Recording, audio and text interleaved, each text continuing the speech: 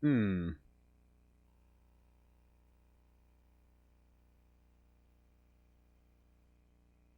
Any bit. There we go. Excellent. Wah. Blue Point. I know Blue Point pretty well, actually. Oh. More of this beautiful stuff. Oh, sorry. Burpee a little bit. Oh, jeez. That was loud. Ow. My brain. He has big horns. Oh, that kid. that kid looks a bit strange. Oh, he has horns too. Wait, what?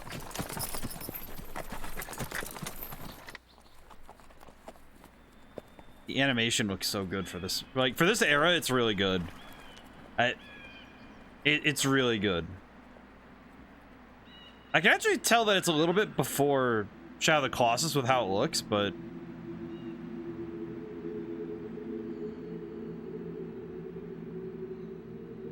I haven't adjusted the brightness of this game, have I? Oh my goodness, everything is so bright. I can't see crap. I can't see a thing. That is bright. I think that's supposed to be... I know it's similar to the buildings that... Oh, never mind. Now it's not so bright. Echo. Similar to the architecture in Shadow of the Colossus, so... That does tell me something. Sort of. Oh, it just goes. Whoops. Alright. I see how it is.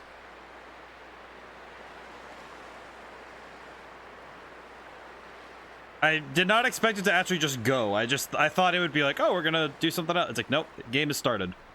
I see. Welcome to Ico. Or Eco. I think it's Eco, as I've heard people pronounce it that. Jeez, that's bright. I've been staring at a lot of white screen the last couple of weeks, so this hurts. My current work on the game has been a lot of white screen, so it's been a bit painful. Right. It's amazing to me how many games don't do brightness. Like, they don't make games this bright anymore. At least in my opinion, it seems like everything, like, they've toned down the brightness some. But it's like, see, it makes the darkness there feel genuinely dark rather than... It's that contrast, right? Where darkness, it can only be dark if you have brightness to contrast it. And these caves feel rightfully ominous because of how dark they are. That said, man, that might be a little too dark. I cannot... Alright, well, maybe I'm not supposed to see much here. Rightfully so, I suppose. What are we doing here? What is happening? I'm curious now. Get the sword. Okay. I can do that. Sounds pretty... Am I meant to be able to see anything now? Oh.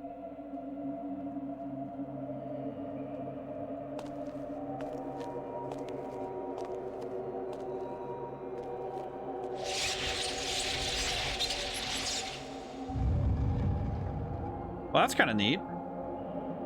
I didn't know that swords worked as door openers, so that's pretty cool. Cool. And this is this kind of camera work kind of reminds me of Eternal Darkness a tiny bit, but it's like those really unique and interesting angles. We didn't have. I really like that arrow where they were like, oh, we're gonna start experimenting with camera angles instead of having. Because there are some games now that don't experiment that much anymore with it. They're just like, oh yeah, we know how camera angles work, and they just use what's safe. And some of these some of that, like that straight down shot, not many games do that kind of like artistic movement. I don't know, just, oh, I like it. It's cool. All right, what are we dealing with? Oh, the child gets to get into his into a pod. That's cool. It's for the good of the village. Oh, I see. We're just shoving all the kids in the forever pod. Wow, it's actually the forever box this time. All right, put the kid in the forever box. Leave him there. So, as I recall, this is a... In the chronology, this comes after Shadow of the Colossus. So after Wander is reborn as the first of the horned children. Apparently they just propagated everywhere. So now they're just a ton of kids with little horns. Just everywhere, I suppose. Ah, poor kid. I was about to say, is that water? But no, that's just the thing's rising. I see. I feel like I'd be scared too if I was just in a place like this. Yeah, it's pretty creepy.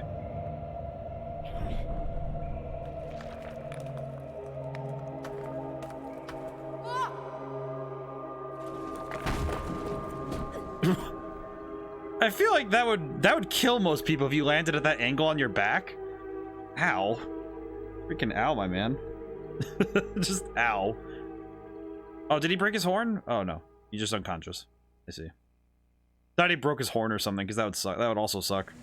Because I imagine breaking a horn would be like breaking a bone, where it's just agony. Because you have nerve endings in bones, so cool.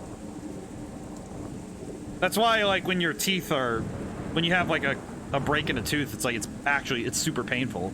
Because you have nerve endings in all your bones too, so it's like, I can only imagine. But what is happening right now? Ugh. Oh yeah, the symbiote. I actually, is that supposed to be like the primordial black? What is that? It's very dark though. Whatever that fluid is, that is... Oh, it's the sleep paralysis demons. Oh, I see, they're back. I guess Dornir is not as dead and sealed as we thought. That's good. Then again, he was also in the reborn spooky baby. I didn't read what the... Oh, I should go get the instruction manual, because I don't remember this kid's name. I know the other girl... I know that there's a girl in this game, and her name is Yorda. But I don't remember... I think his name is Eco. It's Eco and Yorda? Oh. Oh, cool. Ah, yes. Options. Question. Full pixel mode. What does that mean? Oh. I think that makes the screen bigger. Button configuration. Jump, attack, action, release. Hold hand / call zoom. I'm gonna leave that as is. Brightness. I don't know if I should adjust this. Back.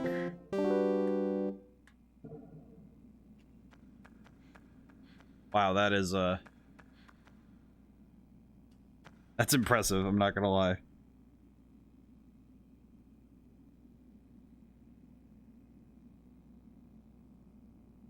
Don't think that's a human.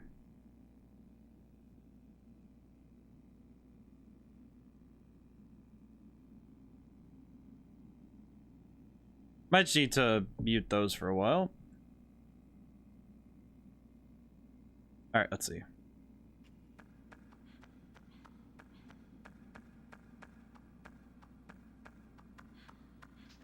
Oh, that's not a bad jump. I should have probably grabbed the instruction manual before I started stream, but I just didn't think about it. I should probably go grab that while I have a moment so I can actually do stuff in the game. I'm not confused out of my mind. Probably should go grab that. Yeah, it's right there. Hang on. Let me grab that real quick. Just so I'm not floundering too hard. Hey, Nintendo, grab first.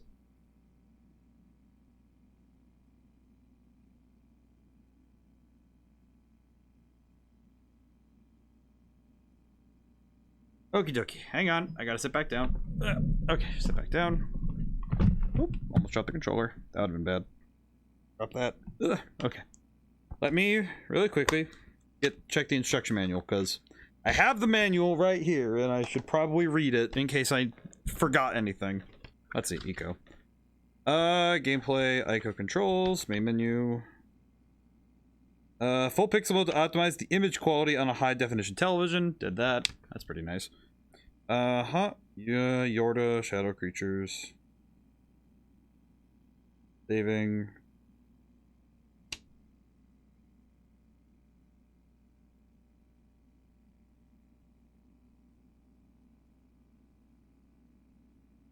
Okay, that's the instruction manual, by the way, for eco is a full 2 pages. That is it. That is all it has. So that tells me that I should just be mindful of my surroundings. I see. Also, how's it going today? All right. I think I'm good. It just said, here's the controls. Here's what you need to do. Go. How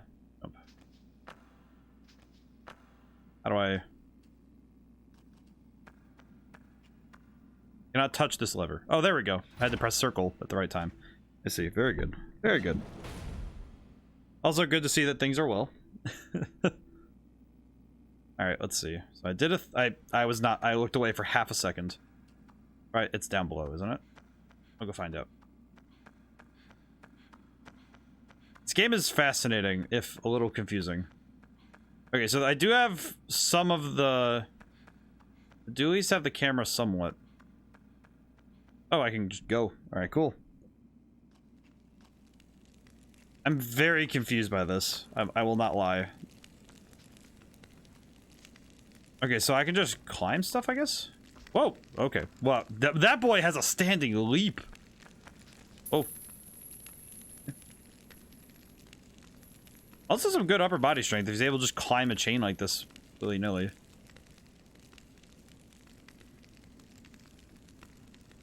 Okay.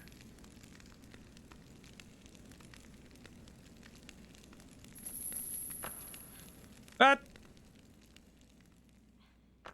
Oh. Jeez, where am I?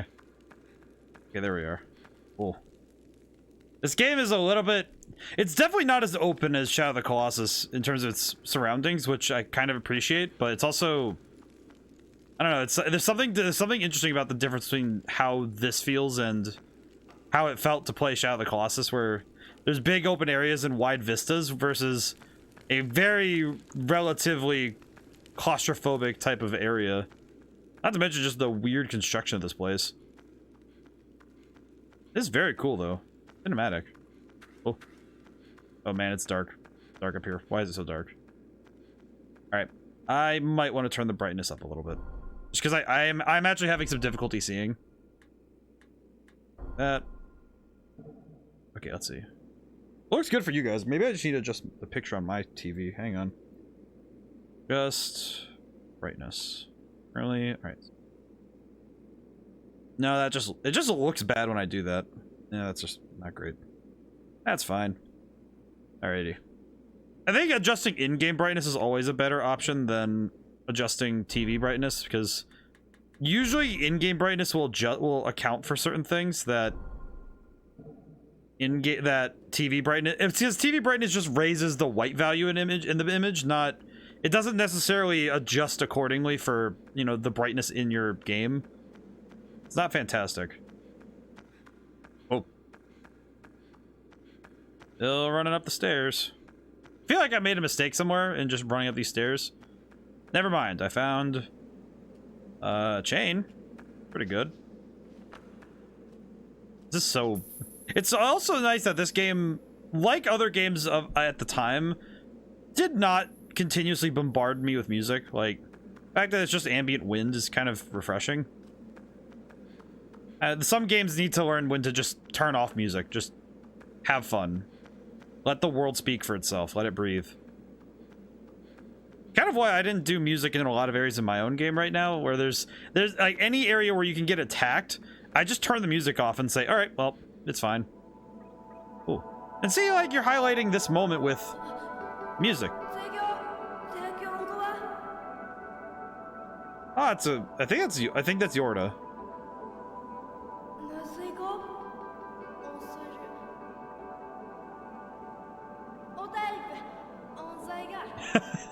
he doesn't even question it. He's just like, I'm gonna get you down. Oh. I think there's an open window here. Oh. Back. Oh. Just looking around this place is really gorgeous. Oh. Also very, very strange. It's also strange to look at because it's just very curious design choices, you know? The architecture is fascinating. It's one of those things where I like looking at how fictional worlds organize themselves, because it's really cool to see how people imagine other civilizations. Alrighty, what do I do? Thing? Not that. Circle. There we go. I do know this game is far more a puzzle game than anything, so...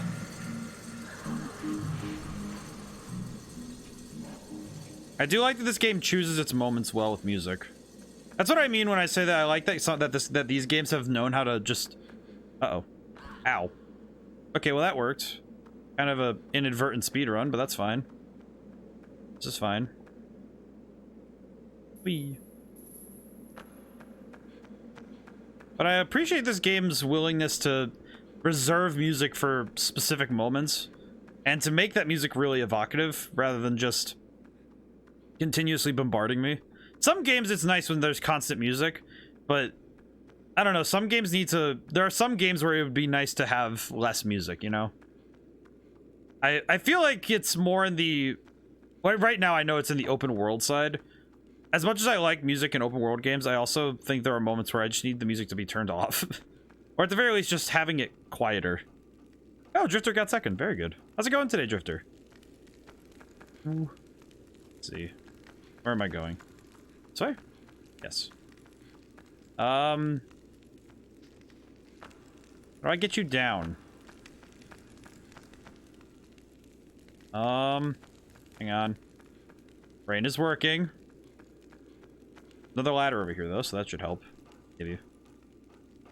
Perhaps. Run, child. Let's go quickly. Whee.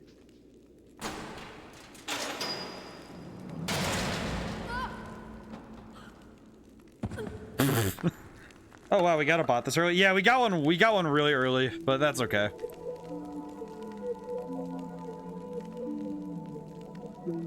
Yeah, see, this is where it's like... Oh, so this is Yorda. Look at her.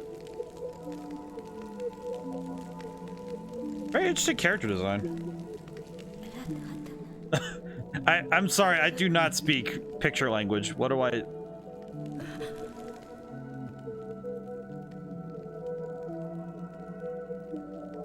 Oh, that's neat.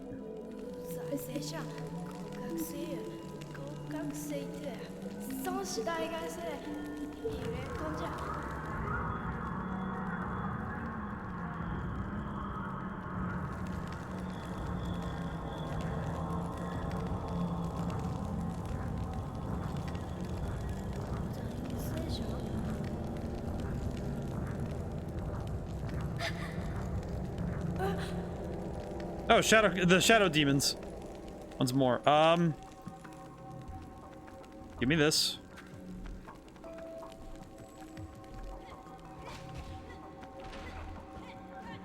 I'm gonna hit this thing. Yeah. Back off. Be gone with you, demon. Wingdings. She actually was speaking wingdings.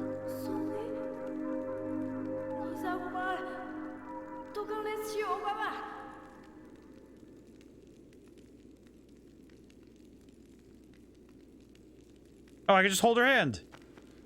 We can go. Wee, come on, let's go. We can go on an adventure. We're gonna go on an adventure. Let's go. Wee. Whoa. Hey, oh, hey, sweetie, how's it going today?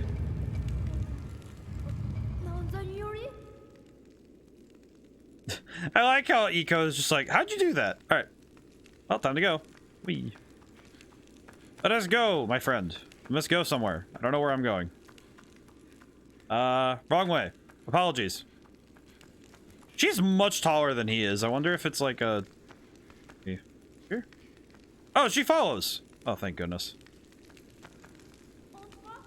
Okay, so I can call her around and she follows me. That's very good. Love her noodly arm if she tries to follow you. Doing well, hope you all are. I'm doing pretty good. I had some coffee today before stream. Maybe a bit not my best decision, but how do I do this?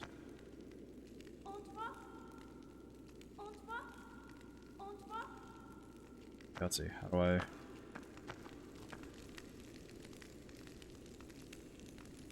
do I... Gonna come up here? It's... Cool, I can zoom. Child. Hey Nama, how's it going today? I... Just... What? What? What?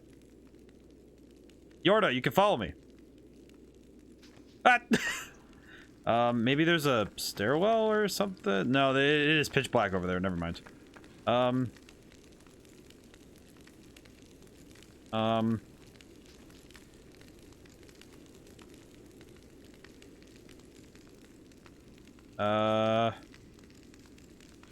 do I... Okay, swinging at it does nothing. Good. I'm doing good. I'm doing good. I feel good. Let me... Maybe if I go inside, maybe I can... Can I call her up here? Oh, there she goes. Okay, I had to just back away far enough, I guess. She has a... It is a lot of the noodly arm thing.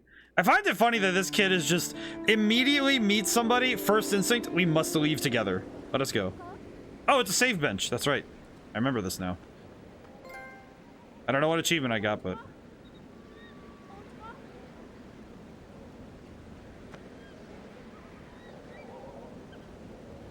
What do I did on this?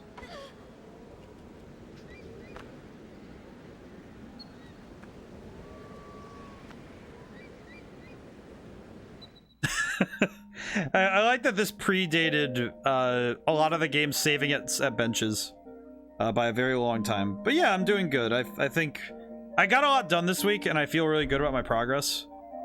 I am also just kind of feeling generally better. I had a little bit of a weird start to the week, and then over the course of the last 2 nights of streaming, I've felt a lot better. I think especially playing Persona 5 has been very like stress relieving. I did get Stella Glow working, by the way, which that's pretty cool.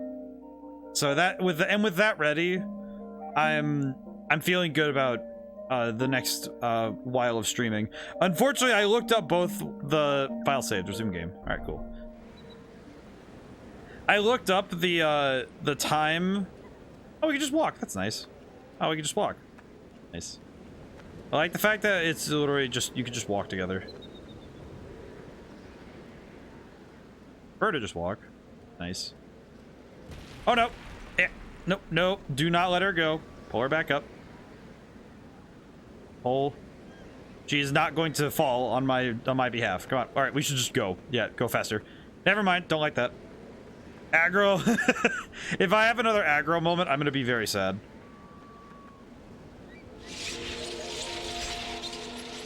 So she can open these doodads, which is important. Okay.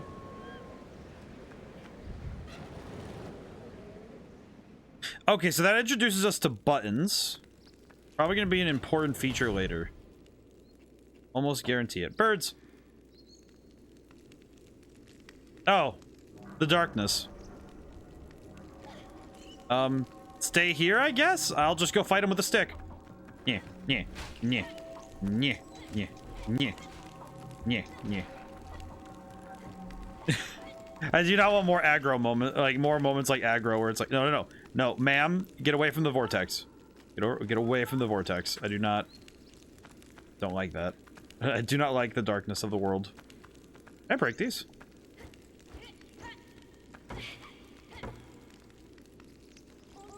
Actually, can I put these? Might just be the light on them that looks weird, but I don't know. All right, let's just let's see about let's see going door. Can we just leave through the door? Okay, we can. Okay, never mind. Unfortunately, I've looked up. She's almost like a companion key for Portal. Almost. She kind of... I know that she can serve like that, but she's at least more useful than just opening doors. Okay, so I think we need to go back inside and raise that, I guess? Yeah. Unfortunately, I've looked up. How long, what have you looked up, actually? Alright, you stay there. Hang on. What am I looking at? It's not locked out, is she? Oh, there she is. Let's say, where are you? Let's see. See if I can't figure this out. I have looked up how long Stella Glow is, and I looked up how Persona 5 is. Yeah, those are gonna be two games that I am just gonna be playing for a very long time. So I have accepted my fate on that one. That is not a like bad thing. It's just an observation. Because man, between Stella Glow and Persona 5, I will be busy with those two for a while. According to the timing of them, at least. Which is both funny and concerning. Because it also has two endings. Yes. Which I have no idea what that means. I just know that there is two endings. Not that I know what they are, just that there are two. Which also makes me think, man, that is going to be agony. Because if the first ending I get... If it's like triangle strategy where I'm like, oh, you were one decision away from from the best ending, it'd be like, oh, I see. That's pain. I know Persona 5 is much the same, where I have to put in some extra legwork to get what's considered the true ending. Which is concerning. Do we just go through this?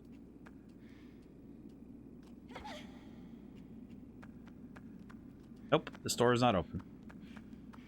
Let's see.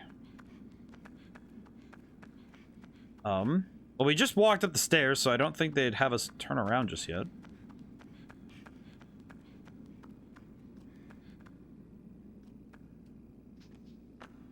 I don't think so. Oh, there's a chain here, I see. Ow. At least I thought so. I just fell down. That's not great. Go see about getting on the other side. There's a bench here, so I imagine I can get over here. We'll get a noodly tether arm. I like the noodly tether arm. It's kind of funny.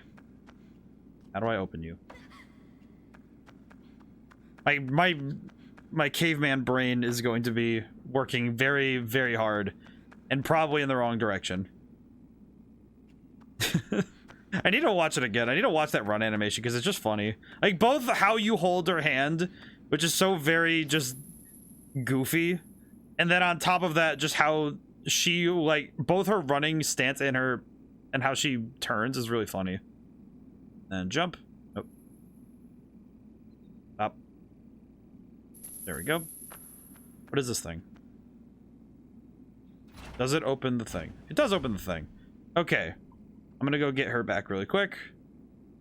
Oh, dope. Of course there's more of you guys. Hello.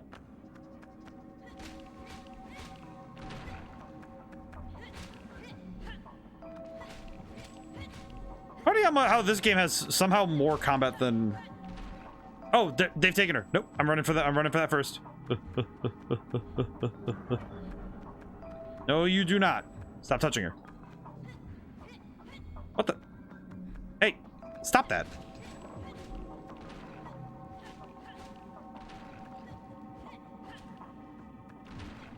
The amount of things I have to fight right now. Stop it. The shadow demons. My sleep paralysis demon. This is Yoshi's Island PTSD all over again. I'm grateful I never played those. I never have played those games yet because, man, I have heard nothing good about Yoshi's Island. I have heard that basically it just makes you hate Baby Mario at all times. Yeah, see. Oh, yeah, the noodle tether arm just pulling her along. All right, let's go save really quick because, man, fear. I'm just gonna sit. I'm gonna sit for a moment. Yeah, just having to constantly protect a companion character is really scary. Because you're constantly in fear of, yeah, this is going to suck because we're going to end up having issues with having to keep her safe all the time. Oh, it has no highlighted right away. I see.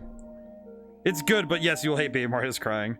That's the thing that always makes me fearful is when a companion character just feels annoying. But so far, I have not seen... It does not seem like she's annoying. In fact, I'm kind of just appreciative of the fact that that so far she's still like, mechanically, she is still very important because she opens doors and also serves as an actual companion for the young lad. Because the two of them are kind of alone in a very scary place, but the very minimum, she also offers, like, It's one thing if a character is just there for emotional support, but the fact that she actually does things as well is kind of important. Whole game is basically one huge escort mission. Yeah, basically. Which is a little bit sad, but it's also like, it's not the worst thing ever. I will definitely say it's not the best thing ever, but it's not the worst. Okay, I think I have to push that box over. Oh, whoops. Jump. Okay. Push the box. Push the box. Okay, that did not do much, did it? Okay, let me see. Okay, wait. Oh, I see what I have to do. I just have to line up. There we go. Come on.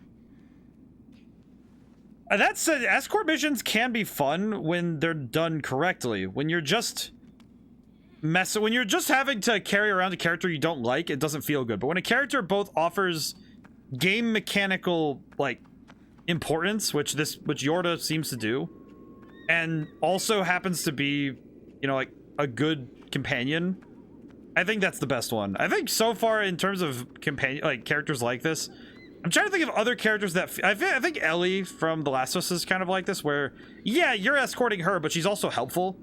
I know Elizabeth Comstock is also very good. BioShock Infinite. She's also very good in this role, where it's, oh, it's your escort, but also they also help. Even if it's in small ways that aren't combat specific, even supporting you is good enough.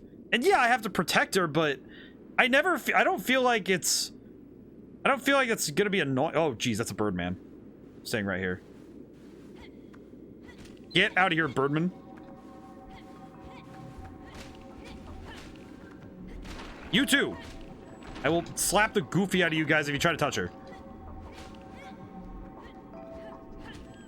No, you do not. Stop touching. No touchy. No touch. You wanna try again? Come here, you fool. I also just noticed something that's kind of helpful. She gets out of the way when you're fighting somebody. Like specifically, she will get it so that she will consistently try to move so that you're always between her and them, which is super helpful. Because man, it would be really annoying if she just was always if she wasn't moving out of the way. Like with this, she didn't do it, but it seems to me like she's always consistently trying to stay close to you, but also not in the way. Maybe not. Maybe she's just being. Maybe that was a one-time fluke. Who knows? Okay. Fight over. Okay, good. Fighting is scary to me a little bit. It's a little bit worrying to me because man, that is scary. Because yeah, it's so. Oh geez, hi. Get out of here. Can I get something better than this dinky stick, please? Every time I hear someone slap the goofy at you, imagine you hit them and then you go flying. They scream. Ow! Whoa, whoa, whoa, whoa. These guys are smart though. They keep dodging. Fly. Wait, I need to go check on her. Alright, let's go. We gotta leave. I don't even think I need to fight all of them. I just need to fight them so they go away. Alrighty. Let's get out of here. Every time I send them flying too, I'm just thinking, man, this kid got some arms though. I'm actually kind of impressed by this kid's striking strength, because it's not like it's easy to smack something, even if it is just your sleep paralysis demon. It's still not easy, it's just... can I walk on these tracks? I can.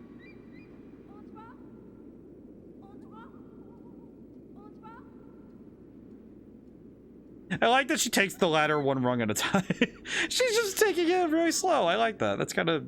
I don't know. There's something I find very just like... It's both cute and kind of... It's interesting how... It's like she's delicate in combat, but she's actually very helpful. Also, I find that traveling alone is really sad, so this is nice. Do you think there's always more than one enemy? Because her AI did not recognize that they're all there. Yeah, maybe that's what it is. Maybe that is what it is, that she... It's really hard for her to put... Because what I think it is that she's probably taking the position of the enemy and the position of you and trying to get you in between them. Which is easy math with one thing, but having two things would cause her to go like, oh, we'll stay here, because with both of these things, I'm still behind you. Which in theory makes sense, but it's also a little bit flimsy. But okay, I went the wrong way. I need to go the other way. Whoops. Okay. And that's something that's in AI programming that is, it's something where there's like when you make an AI, you have a lot of states. I imagine when she's in, oh, whoops, I'm back up. Why did I walk off like that? That's surprising. But when you program something like that, it is pretty easy to have a shortfall like that where, oh, the AI is trying to take the enemy and take all the enemies and calculate a position to be behind you, which would generally put her behind you, but there's more than 2 enemies. Actually, even more than 1 enemy like that, it can cause a problem. Not necessarily a bad thing, just a curious observation, which is cool. How on earth do you ride this thing? Okay, let's see. Can you climb up here?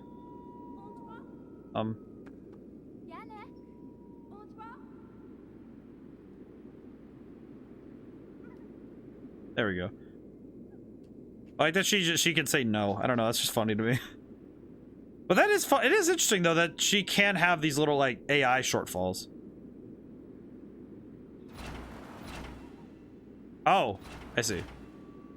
Whee! This is nice. We can just ride around on a little go-kart. We have a tiny minecart. This is nice. Should probably slow down before we reach the end there. I want to hit that full speed. Nice that they have this whole area that you can just kind of ride around on. Very cool. Yeah. Right. I appreciate the sereneness of this. I appreciate the serene nature of this game. Because it kind of feels like a little bit like Journey as well.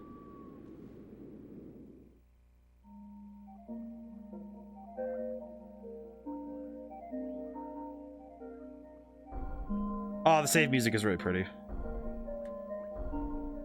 I didn't really get to sit and listen to that. That's nice. The menu music also has been very... I feel like the last couple of games I've played, all of the menu music has been very serene. Just really welcome, because it's really cool to sit... Because I liked last year where I would just consistently sit and get to listen to menu music for minutes on end. Because usually before stream, I have the game open and I listen to the menu music for at least 5 to 10 minutes, which, you know, can be kind of awkward if the game's music is not, you know... Can we jump? Let's see.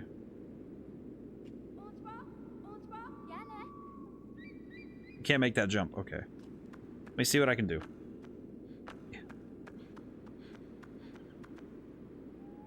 Okay, well, there's the rail, so why can't I... I feel like she's supposed to be able to make this jump. Okay.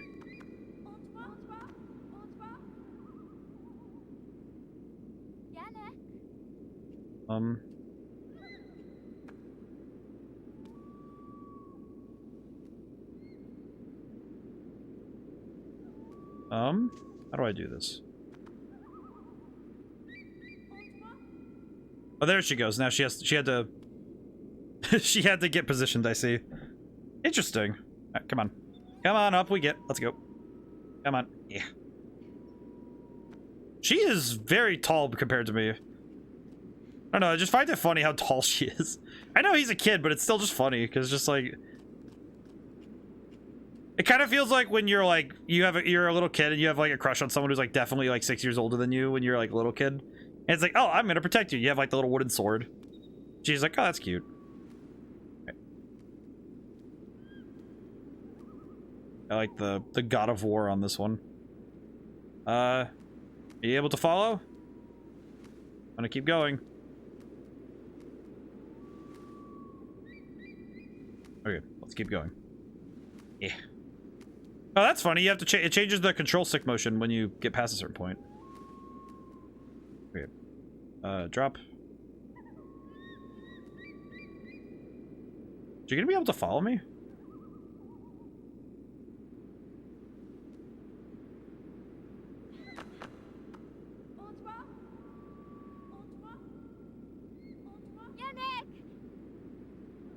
Alright, why is she not following? I have to figure out why she's not following. Yeah. Oh, I see. Maybe I need to pull that thing. Maybe it is. Maybe it is pulling that thing. She does not have the upper arm strength, I guess, which is weird given that she's able to pull herself up fully. But I'll just, you know, nothing for nothing. I'll just lift this up then.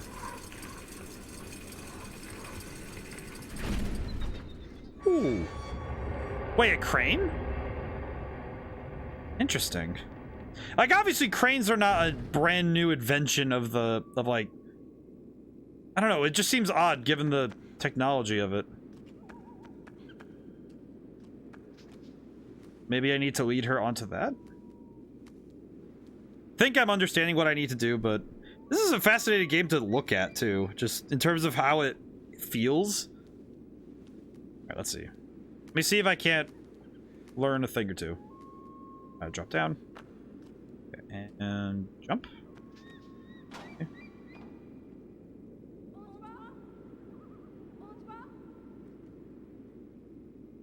There you go. Now the question is, can I climb you?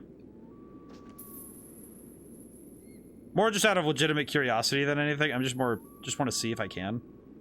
Okay, no you can't. Okay. Oh wait, no you can. Interesting. I was not thinking that that was going to be possible. Let's see. Okay, it's up here. Oh, just it's actually just a shortcut to go down. Oh, it's funny. He has the same animation as Wander does in the. There's the same animation as Wander. Funny. Because that animation's from Shadow of the Colossus. It's the same one. Oh, Yorda, be careful. I feel scared swinging that around because I'm just like, oh yeah, she's gonna go flying or something.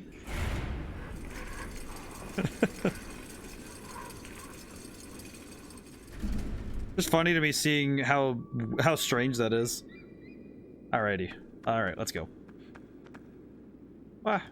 I also forgot to add the rule in. I should have added it into the chat rules earlier for the like if somebody joins, then I need to that they should send a message. So I feel like that bot paranoia is gonna have us under that spell for like a couple months. Oh, whoops. Oh, okay, we're good. You're good, Eco. You're good. Okay, let's go down. Whee. This is a very smooth animation for going down a chain. And there we are. Yorda. How you doing? I just want to hold your hand. Alright, let's go. Okay. Whoops. Sorry. I fell. That's my bad.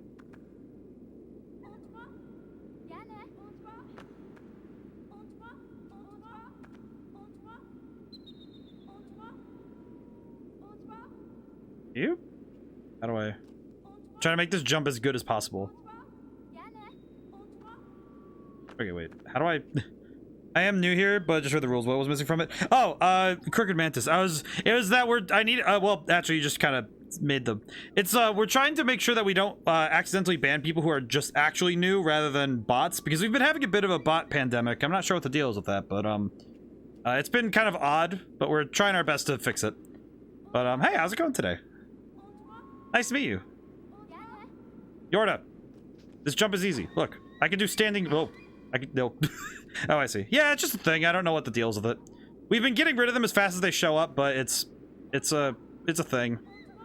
Come on, Yorda, you can make the jump. Make the jump.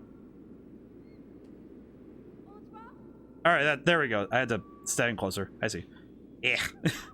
Yeah, but it's nothing to worry about. I'm sure I can fix it at some point.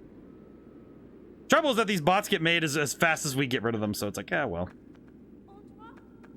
But it's Twitch, what are you gonna do? Let's see, let's go save really quick before we have any more issues. Do you want to save, Yorda?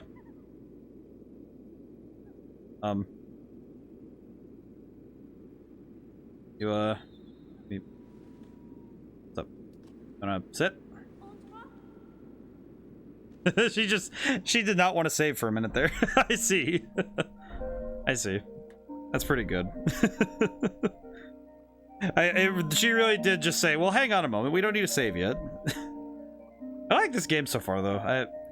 Like, obviously, we're not even an hour in, but I feel like this is really nice. I'm sure it's going to get more complex later, and I'm going to be in pain, but that's fine. I'm more than okay with that. I was able to get through Shadow of the Colossus, so it is okay. Now, what does this do? Oh, it raises the bridge from earlier. Okay, that's... Oh. Wait, is that the... Oh, that is the bridge. Okay, so now we can go back that way. Okay. I'm trying to figure out what that does for us in the interim, but we'll see, we'll see. Crooked Mantis, do you know this game very well? This is my first time ever seeing it.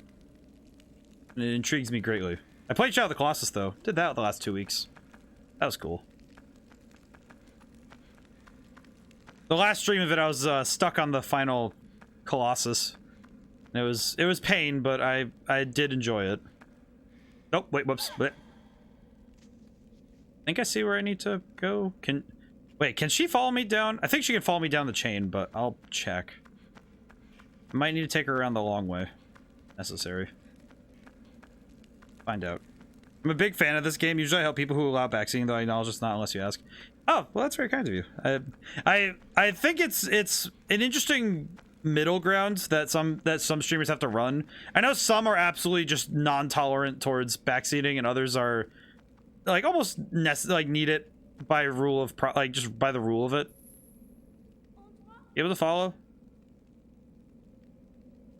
Can follow, can't you? You able to climb?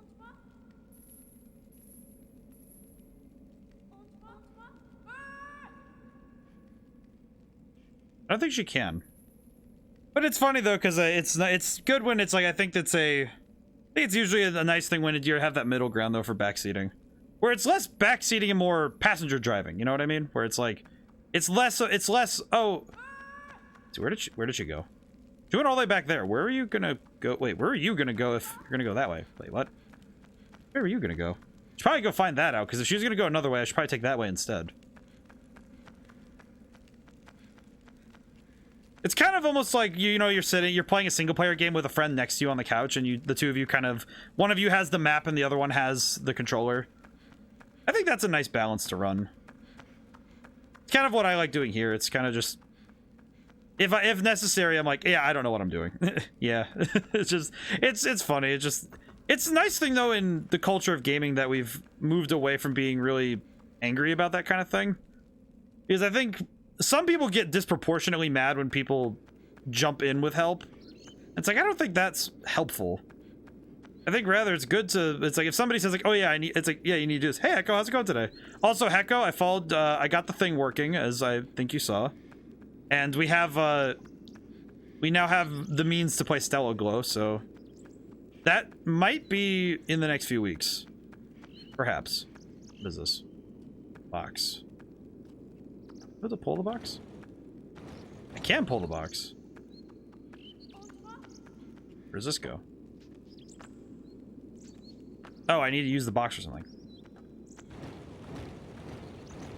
Where can I use this box? I can pull it along to somewhere.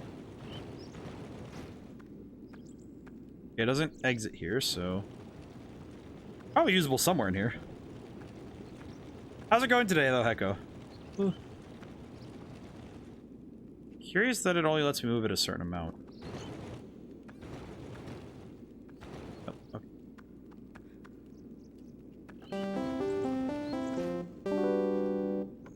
I think that's a great example of, yep, that's the one. That's another one. Intriguing. Glad you're able to get the thing working to no help from me. Yeah, I was able to get it working though, so it's very good. And I'm happy that it works. That it works very well though, because it's kind of cool to get to try out something like that. Let's see. How does this work? The mechanism of this perturbs me. Let's see. Up. Up. Let's see. Okay, so I can clearly go up more if I wish. Think. Round. Yeah. Just, I was not able to climb that though, so that, oh, wait, wait, I was able to jump onto it from there. What? Wait, what? Why? Now, why did that work?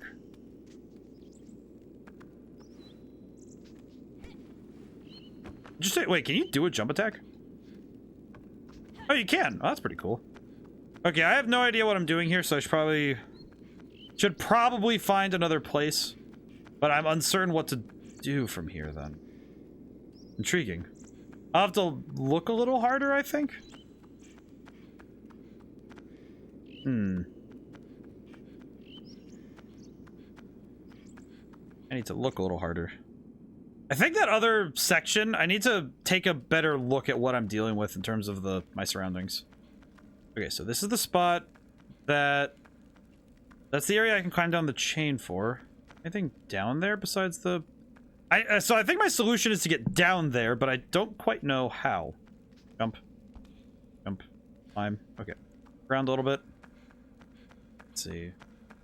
No other way to climb. Not to my knowledge. Don't see anything else here. There was that broken ladder over there. I'm gonna go check that next. I like this. I like this game, though. I imagine Drifter on point. Drifter's always on point.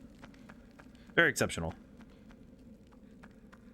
Other thing I do like, though, is... I think I've been liking playing these kind of games because it's been an interesting experiment in seeing what these kind of games have to offer. I'm up. Oh, I see. I can scale this. Okay. Now the question, can she follow me? Not yet. Okay.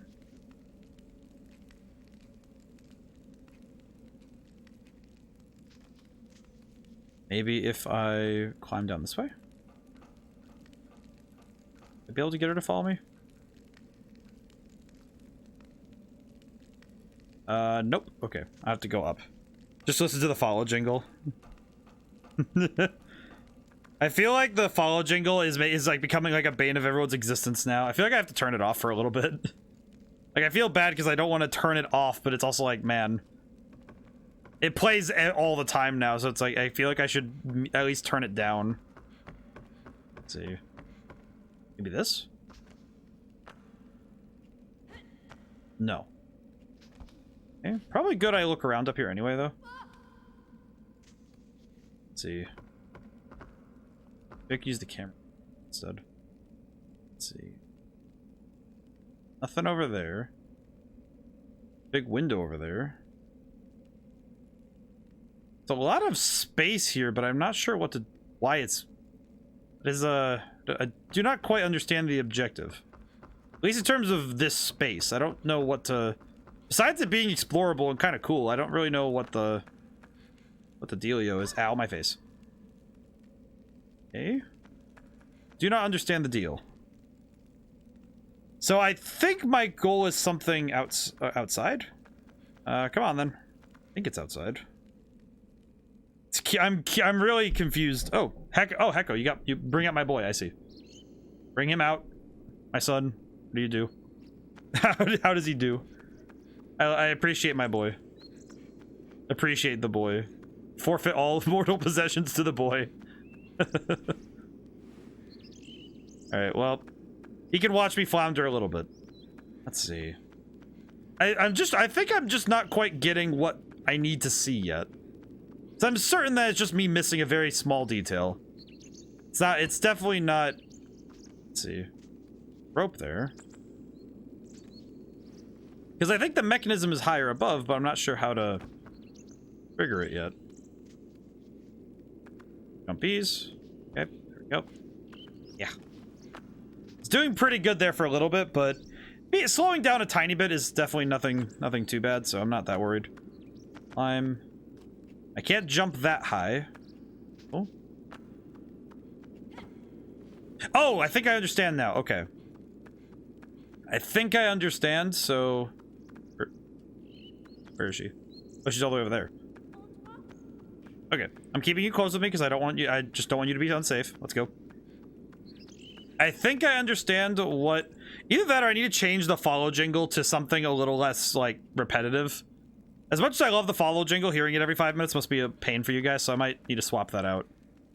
Okay, I think I know what I need to do. So if I can find where the rope is on the inside, I should be able to break it from here. Nah, it's fine. Okay. I say that and then again. I say that and then again. Help! It's again. Speaking of which, maybe it serves as a good call for the moderators. That feels sad. Let's see. Speaking on the game though, I'm thoroughly impressed by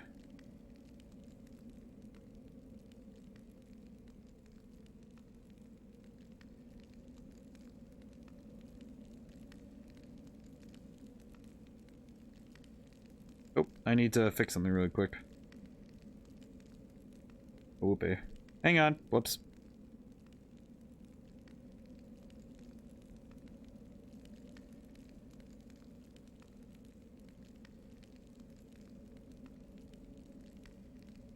Hang on. Wait, need to fix one thing.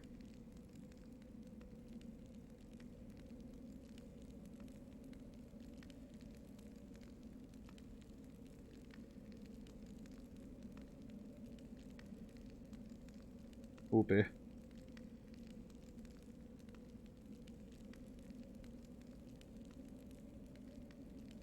Yeah, it's one of those things where now I've kind of like, it feels weird, right? That's like, I think I've noticed that what is so confusing about the whole botting thing, because we've talked about it a few times where, I pressed triangle on accident and now I am dead. Okay, we're back here. Oh, we fell asleep together. Oh, that's cute. Okay, so we're just right here after that whole debacle. Can I pull this in? Well, actually, wait. What does opening this do for us, actually? Also, I didn't go down that stairwell, which I probably should. Rip. It's fine, it's fine. You know what? It's funny, though, when you fail in a game and you just kind of like, why did I do that for? Just, it's funnier when you die in a way that just doesn't make any sense, where it's like, oh yeah, whoops. Oh, whoops, I see. Well, let's go down this time, because maybe the answer might be further down. Perhaps. Let's go.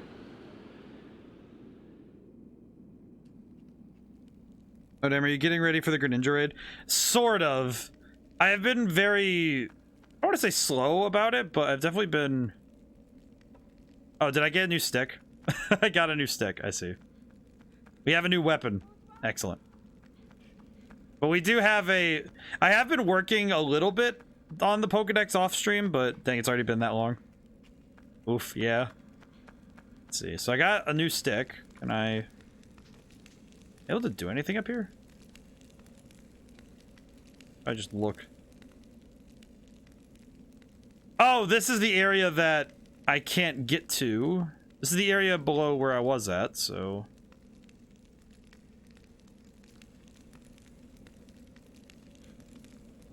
Okay, curious. Good to know. Got a shiny Wooper, so I'm hoping that will come in handy for the raid.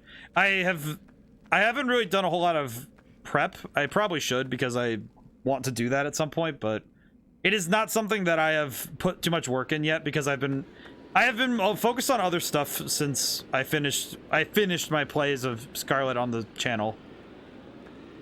I still have to finish the Pokedex and do some other things, but it's not a whole lot left in terms of what's left in the game, so I should probably go... Oh, whoops.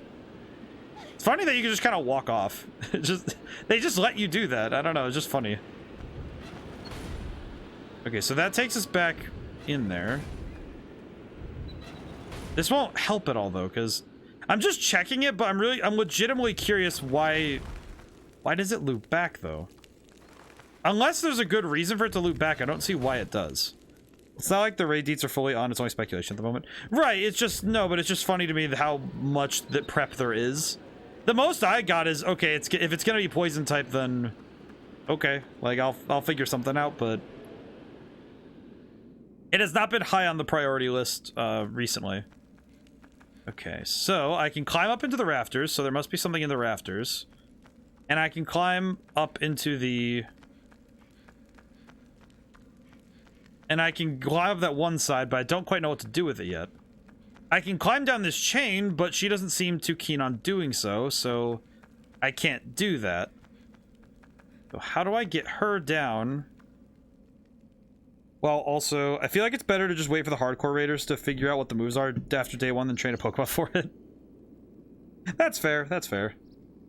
I feel like the culture around it is curious, because Pokemon is one of those games that's an oxymoron, where it is a game made for the most casual of fans.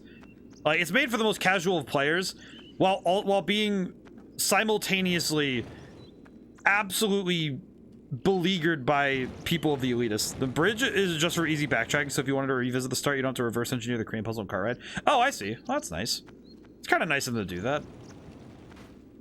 Wonder why they would do that, though, because a lot of a game is moving forward, so having the ability to go backwards isn't always necessary. It's more just like almost like a nice gesture to be able to go back. Can I wait from here? Can I jump onto the rope? Don't know if that'll even help at all, but I want to see it if it's possible. Thank you, Crooked Mantis, though. This is intriguing, though. Smash? Sentimental, I suppose. Curious. Oh, and more Kirby Sunday. This week, no, it's Pokemon Snap this week. That's because I took Drifter's idea and I thought that'd be fun. I could do more Kirby. I could probably do more Kirby the next Sunday, though. That'd probably be fun. Wah. Okay, so what can I do with you? Maybe some sort of jump attack, maybe. New Snapper Classic. Classic. I got the N64 thing, so. Let's see.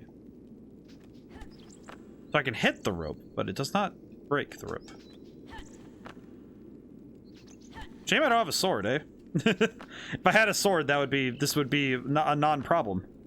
It will be classic Snap, because I have the new Snap, and I might play that later just to make the comparison between the two, but maybe. Let's see. I'm curious.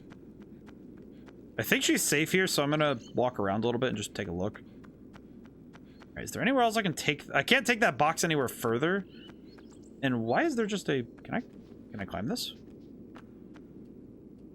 I cannot climb you. Okay. Be right back. Pupper needs food badly. Ah, I see. Very good. All right, I'm gonna send my boy back for now.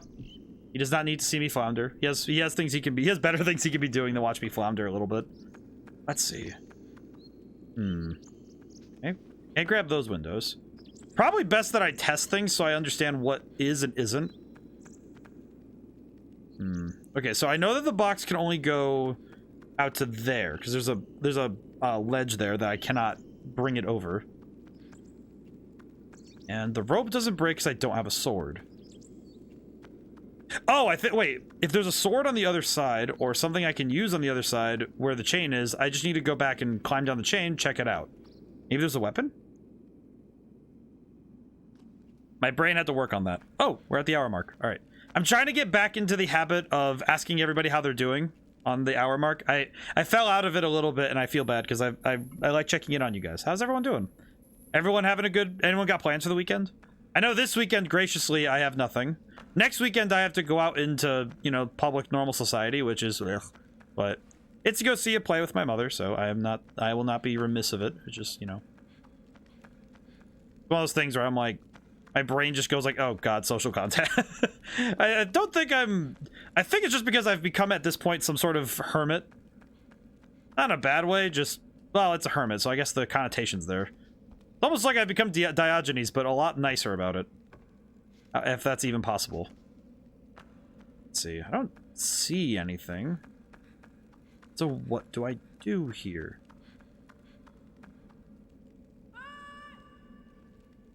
Are you able to come down here, or... Where are you going? Where is she attempting to go? I wish I understood her AI logic, because she just took off. Where is she going? Where is she going?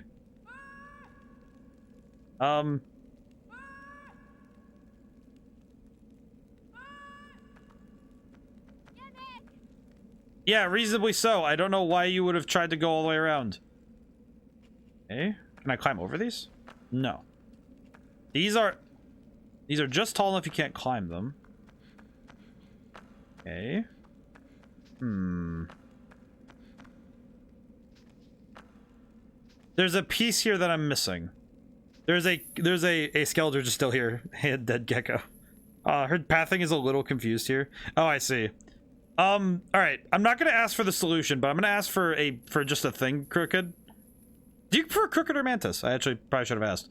Oh, I can swing on these? I did not know this. Good to know, actually. Probably good to know that I can swing on those. Crooked is fine? Okay. Crooked, do you... Alright, so... Am I going about this wrong to call her down here? I don't think she can come down here. Okay. Yannick! Okay. I guess I don't want to... It's like I'm... At this point, I'm just more... I think I must not be seeing the crucial piece. I think that's what it is, all it is. I don't think it's that I'm fully lost yet. It's more that I'm missing the crucial piece that would click it.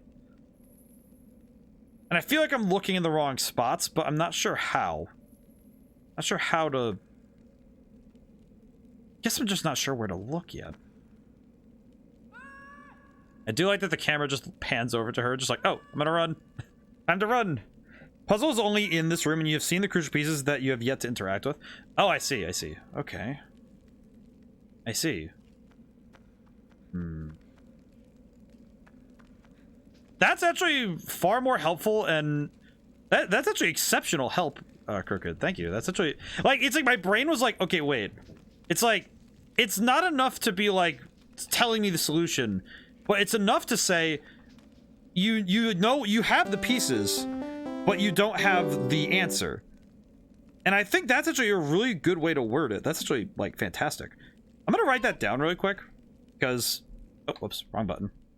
I'm writing down what you said really quick, just because, honestly, that's like that's like really good wording for how to describe, like, that state of a puzzle, you know what I mean?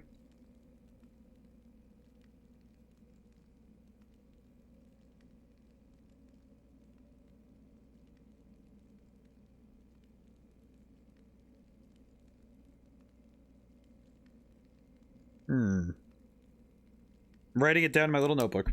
I have a little notebook on hand at all times when I'm streaming. So oh, the gecko's still there. Yeah. Oh, and also, yeah, the bot. Yeah. At some point, I just need to bite the bullet, and there's a device that that's available on... it's Devil Flory showed me it, actually, that there is a... it's a bot that lets me auto-block all known bots on Twitch. That said, it takes forever to run, and is kind of annoying. So it's one of those things where it's like, well, okay, I think this is what I need. This is what I need. Now there must be a lever somewhere that activates it, because I see the chain. See the chain. Chains that bind. I'll be cut loose. Maybe it's this way. This is very nice. This is a very nice aesthetic. Slappies. No. I'm close. I'm so close I can taste it. I know I'm close and I can taste it. I know I'm close. I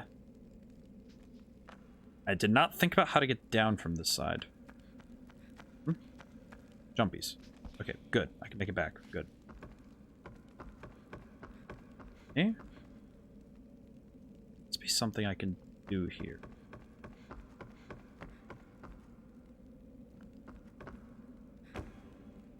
Okay, I need to think. I need to think. Brain, work with me here. Every now and then, I feel like this is one of those bits where I know that I could probably solve the solution if my brain was... Oh. Well.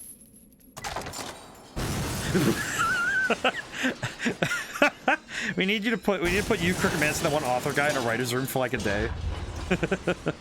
I feel like if I locked myself in a stream for 12 hours trying to write something, like working collaboratively with chat, we'd end up with probably the most... It'd be either the finest piece of literature I ever sat on, or But I also want to point out the devs actually have some hinting programmed in the game. It's just difficult to discover. Yorda has a hint timer. If you wait in a puzzle area, she'll eventually point to a key object. Really? That's actually really fascinating because okay, as I recall, the order of the games is that Eco came out. Did Eco come out before or after Shadow of the Colossus, as I recall? Because it's curious to me if it's actually really cool. Yeah, see, it's really cool because I'm thinking about how the differences between these two games. So this game came out in 2001, and because Shadow of the Colossus is like, the thing I remember about it was that if you're stuck in a fight long enough, Dormir gives you hints, which are super helpful. Okay, wait. So that knocked it down, but what did it do with it? Yeah, I did the thing. Okay. So, and that's actually a very non-intrusive Jod. Yeah, I called him Jod a bunch of times because I was getting miffed with him constantly butting in. Because sometimes I would be really close to the answer, and then he would pipe up, and I would just be like, Jod, please stop. I would yell at him. Only a man of excessive hubris could ever yell at God and think that he'd get an answer. Every now and then, I gotta throw jokes at my own expense, but truly, it's just funny thinking about how often I yell at God. As if he'll answer. Oh, those are on fire now. Okay, so those sticks can be used... something. I just realized what I need to do. Okay, I had to... It went through, like, the... No, you're fine. You're fine. You're fine, Yorda. I'm coming back.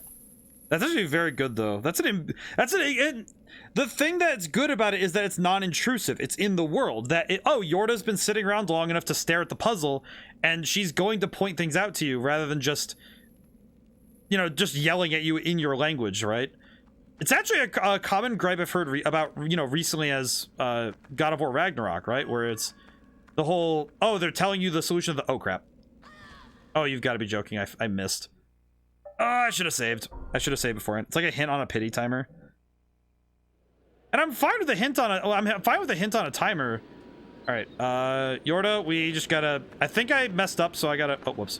Okay. I need to do that again really quick. Hang on. All right, stay here. Stay here. Okay. All right. The no mistake run. Go. Dang it. But that's something that's really hard to do as a game dev thing. Like, as a designer, it's so hard to tell. Genuinely, for developers of their own game, it's really hard to tell when a player needs a hint and how often you should dispense any hints. Even for me, I think that I like working on my own game. Cricket, just to catch you up on context, I make a lot of things right now. I'm working on my first game, and the thing I've had the most trouble with is deciding how much guidance I should give players. Please do not miss. And that's actually really hard to grasp, to get that balance right, where you want to give your players some guidance, but you don't want to just give your players so much guidance that you're just sitting there telling them how to play, because that's really boring. And it's very annoying for the players. So the best thing you can do is find a healthy balance. But the best way to do it is to work it into your storytelling and your world. I think this game's example is great, like with she'll just point at things, because you don't have a verbal understanding of each other. You have a emotional understanding. It seems the two of them understand each other, at least on an emotional way. And that's important, because I think the fact that the two of them understand each other in this way that's nonverbal, so they can't communicate in an obvious manner. They have to communicate in this way of, we're going to talk to each other through motion, and that's really well done. But some games do it because a lot of video games will use visual language in their environment setting in order to do this kind of stuff. Oh, I see. Oh, there's a big text. Let me see. I'm glad you understand how cool that is. There's a problem with the order hint system, though. I tested each area, and the hint timer seems to work on fractions of 10. For instance, a short wait is 5, a normal wait is 10 minutes, but a long wait is 20. Keep in mind, leaving the room resets the timer. Many of the hints were undiscovered for so long because of the 20-minute timers. Oh, that makes a lot of sense, though, because every room you enter would, in theory, have a different... It would probably, upon load in... It would reset the timer to 0 as part of loading in the new area. Because they probably want to reinitialize a lot of values because they don't want to worry about certain values being, you know, like, overdone, as it were. Alright. Can I use this fire? Hickeys? Oh, I can. Okay, cool. We gotta go. Come on, Yorda. I'm gonna take this with me. Also taking you with me because I'm not leaving you alone. But it's something curious, though, of how well they do it. But it is that's a programming thing where, okay, we're going to program this to have, you know, X amount of life. I feel like holding your hand is going to slow me down just enough where I can't actually get there. Yep, I can't get there in time. Okay. I think. Okay. Stay. Oh, whoops. Fell over. I keep doing that. It's kind of weird. Okay, do I... Alright, I don't think I need to hold her hand to do this, so I'm gonna go run really quick and be right back. Okay. Go. Get him. Got him. But it is something that would be on the programming side, right? Where you have something where you have to say, okay, this thing is built in such a way that you have to reinitialize certain things on loads. Because on the programming side, you want your game to be optimized so you don't have intrusive loading times, and among other things, you also don't want the game to run really bad. You don't want it to... And you also don't want hints to just come out randomly, because if the timer doesn't reset, the game might interpolate and say, oh, well, you've been in the same area for 10 minutes, so we're going to give you this new hint. Which isn't necessarily true. Okay. What the... Huh. Okay, maybe I need to... I'm going to set her up somewhere else, but... Okay, so that fire is dying relatively quickly. How do I... Okay, stay here. I'll be right back. I'm noticing that fire's dying long before I can get it back up to where I'm going. So... I need to go... Let me inspect the fire. I need to understand. Because there's a lot of things that go into designing the code hierarchy of a game, where you have where you write up the code of a game in a way that's efficient, and also really you want something that's gonna work well, but is also organized in a way that makes logical sense. Okay, let's see. Can I use this more than once? No. Okay. Can I take this candle with me? No. I think it would make some sense if I could take the candle with me. Yeah, there are a lot of difficulties in the programming there. I'm just surprised the long waits weren't programmed to the more reasonable 15. I think that what it might be is it's the rule of multiples. Where, so this is one where knowing your binary is important. What they probably did was chose a number. Fun fact, Herminic was the 120th ban on this channels. I see. Maybe it'd burn longer if I walked? Seems kind of like a dumb thought, but maybe it'll burn longer if I don't run so much. No, it burns out anyway. But I think that's because of how base numbers work in binary. Because binary goes up 1, 2, and 1, 2, 4, 8. So what I'm guessing is they took a multiple of 5 and multiplied it by your bases of 2. So 5 times 1, 5 times 2, 5 times 4. And that's probably what they did, so that they only had to use 3. So 3 numbers, and those numbers, you know, it's like 5, 10, and 20. That's pretty easy. Weird, but it does work. Can I take... Ooh, what does this thing do? What does this do?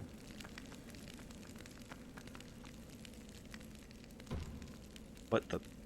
What does this do?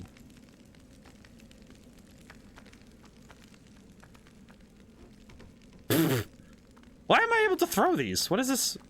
What is the implication of this? And I... Yeet!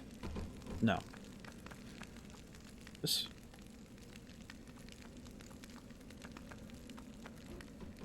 I'm curious why I have this. Oh, I see. Yeah, and that might be why they did it, but it's an odd reasoning, but it is also, in terms of number saving, if you're considering the numbers you're working with in a computer, sometimes people go through that stuff because it might save bits because of the organization, where you have so in computers, since everything is saved in base 2 with binary, generally when you're saving numbers, you want things that fit into the bits that are there.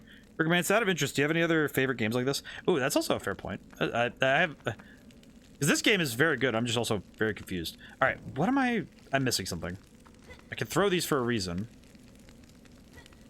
Move you. Can I move you? No. Why am I able to throw these? I'm gonna bring one of these with me. I don't know what to do with it, but I have it.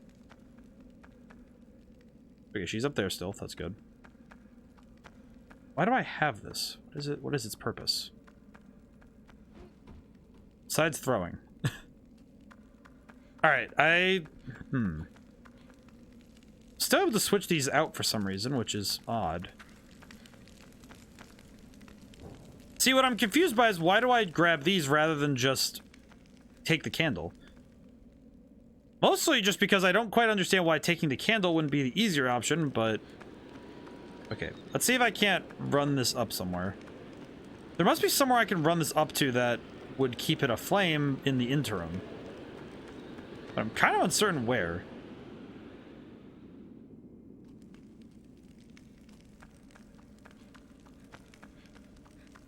Across.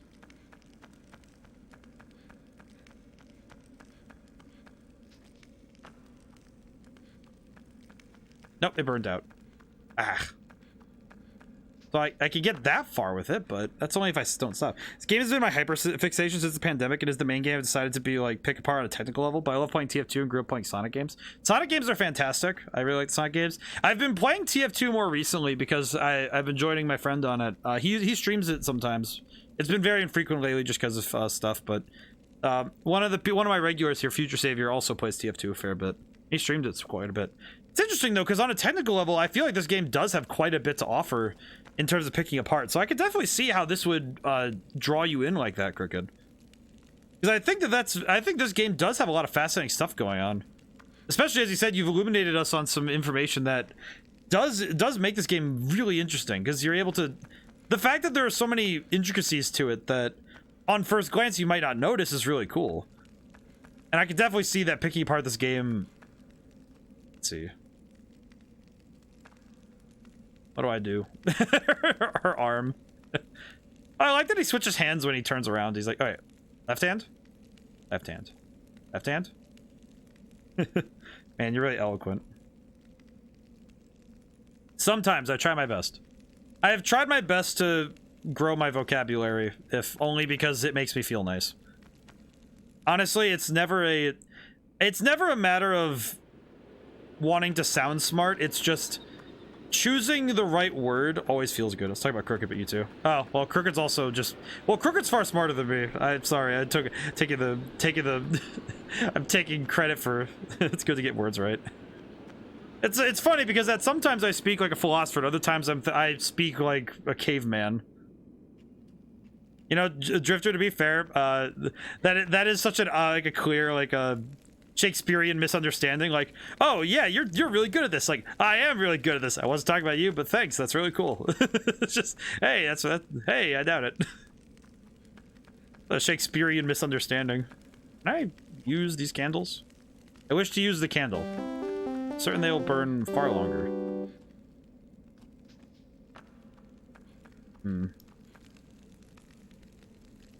Okay, kind of worrying that they're out in force today, but whatever. They happen. Not that much smarter. No, but you have more knowledge, so therefore you have the place of the expert here, which I deeply appreciate. Also, I think that it's not really a matter of comparative intelligence, more about qualitative intelligence, because sometimes we find that there are things that we just simply do not know. And that is something that is respectable. For example, I remember I had a really illuminating conversation with...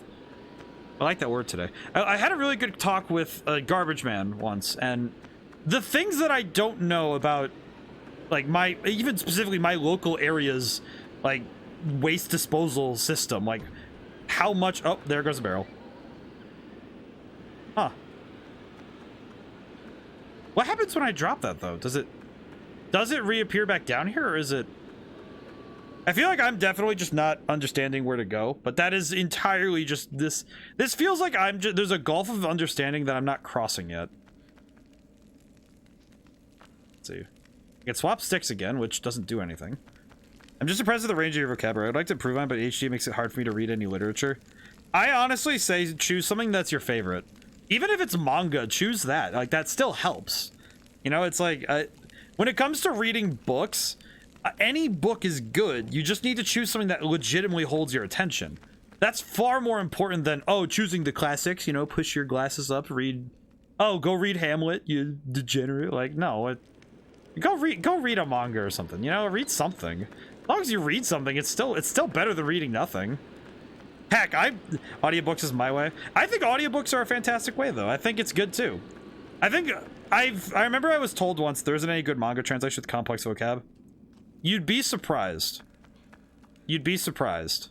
At the very minimum, starting with something like getting used to reading a book is the more important piece of it, where it's like, okay, I'm getting used to reading books now, rather than it being about reading a complex book.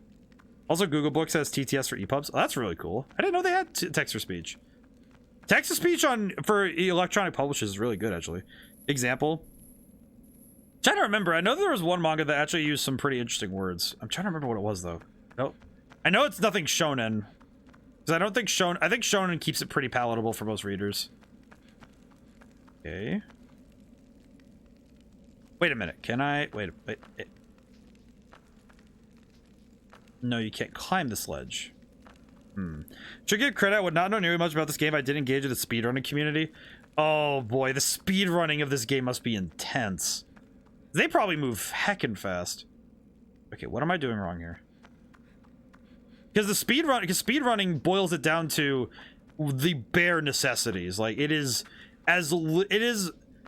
taking a game and devoting so much time to it to specifically figure out how to finish it, as like to cut it down to its maximum amount of time. And I say maximum as in like because yeah, you're going for a lower time, but you're making it so that you're cutting it to what is absolutely the maximum amount of time saving. Just my brain mixed it up, my bad. But just you're cutting the game down to what is necessary, which is wild to me. Yorda, I know I've been running around a lot. I don't think I understand what I'm doing. Alright, yeah, I think I'm lost at this point. I think I need...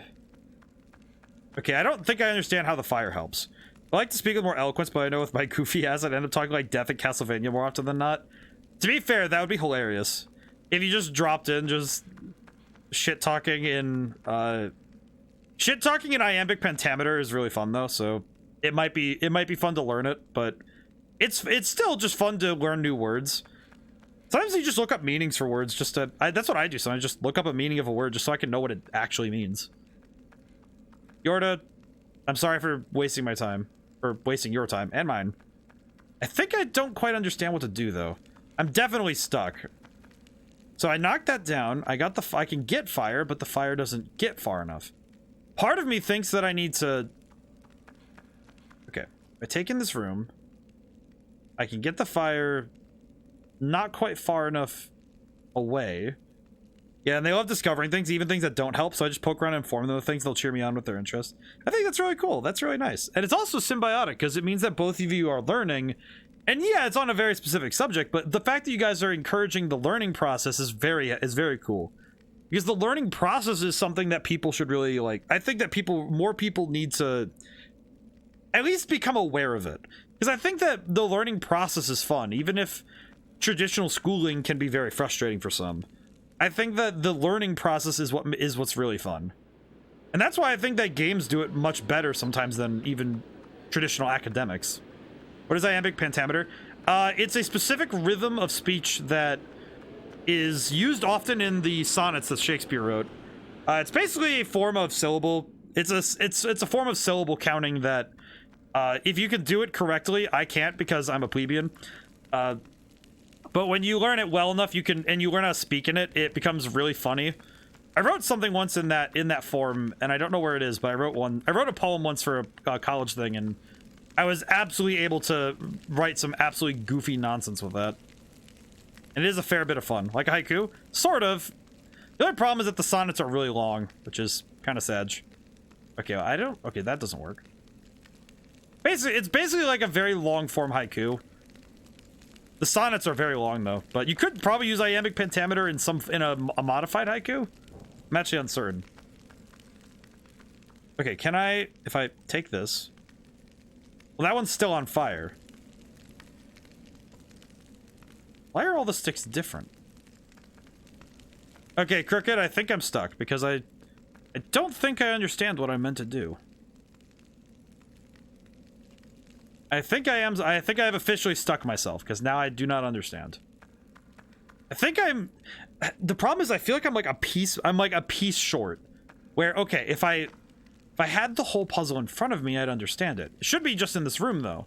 Because I need this fire for something. My thought is burning that rope over there. Do you want a vague hint or direct?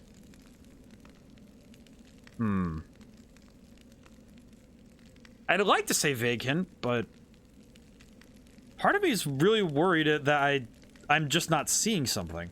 I know I need this fire for the rope on the other side. That I am aware of.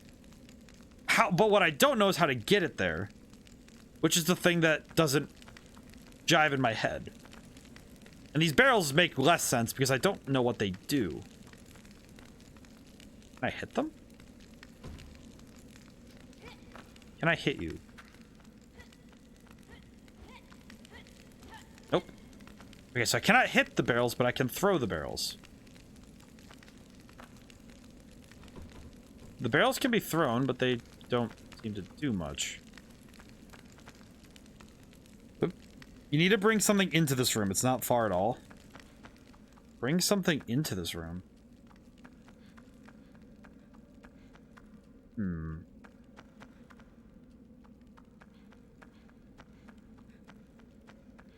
Oh, I am an idiot.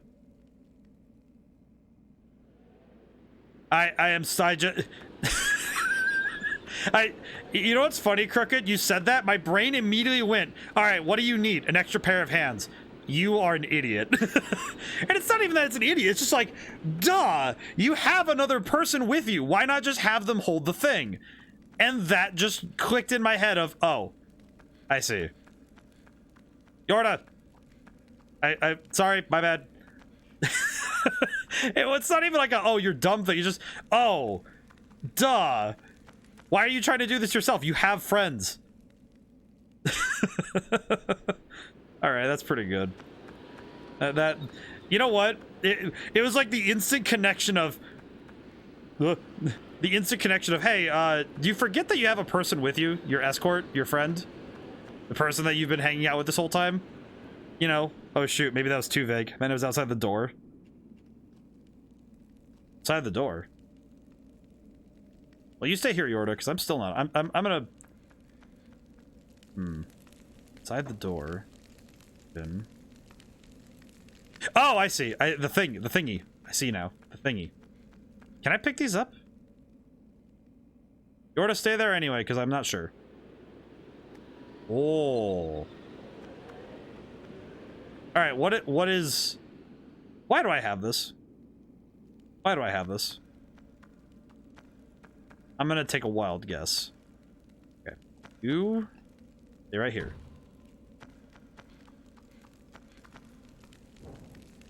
Okay. Oh, jeez. Oh, run away! Run away! Yorda! Yorda! They kind of blend in. No, I think I didn't recognize mentally that those were, I feel like I just didn't take in mentally that those are bombs. It was like my brain said, those can't be explosives. That's not a thing. And then it's like, passing by it, I was like, wait a minute. And now I understand. That is not too bad. That is not too bad. No, don't worry about it, Crooked. Also, the fact that it was like, you know what? That is honestly one of those like, I kept not seeing those because they weren't part of my cognition because I think sometimes when it comes to problem solving, I do recognize pretty well that sometimes my problem solving is way too complex. And I think it's because my brain's always working on end of game level logic, right? Where every puzzle must have 3 or 4 pieces.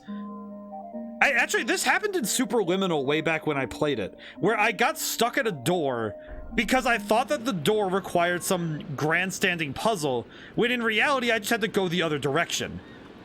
Which was both very frustrating and also hilarious, because I think it's my greatest weakness, is that my brain always takes in a puzzle as its whole side. Like, I take in the problem in a very, like, huge, and I take it in, like, on a very large scale, which doesn't work when you're dealing with the beginning of the game puzzles. Okay, Yorda, we're gonna go this way. Come on. Come on. Okay. Owie.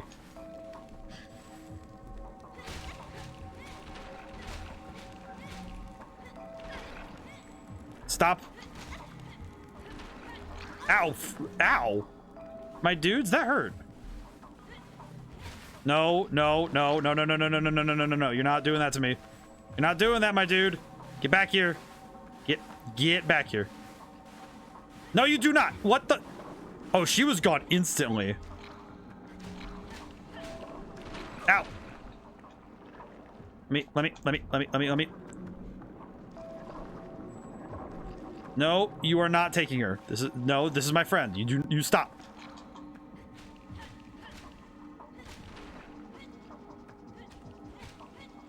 I will do not care how many of you guys I have to beat up. I will get out of here.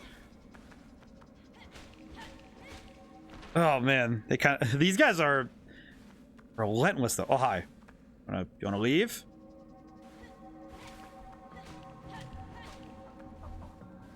Funny that they can catch themselves though. That's funny. Just the way that they catch themselves is interesting, because they are flying entities, but what also catches me as interesting is that this game is far more combat focused than Shadow of the Colossus, which is funny given that that game also had a lot of fighting. But no, it's not puzzle, but I could also get insight for combat if you need it. What I am more curious about is I'm curious to your extent of knowledge on I'm curious to how it is with how the combat, what the intricacies are, because there's clearly more than just the 3-hit combo. Like, I imagine that jump hit thing, because I am aware that there's a jump attack in the game. Oh, there's more bombs here, I see.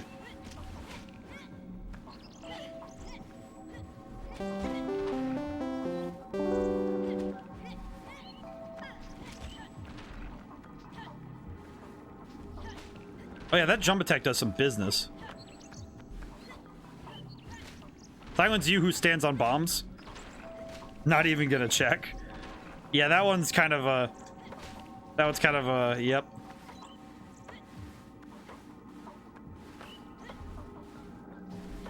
Can I even hit these guys now?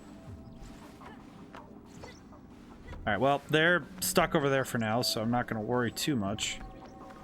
There's more bombs here, though, so I'm guessing I need them for something. Ugh. Probably keep running. Oh, crap. All I did was bring them closer to a portal. Yeah. At the very least, these closer quarters mean that I can...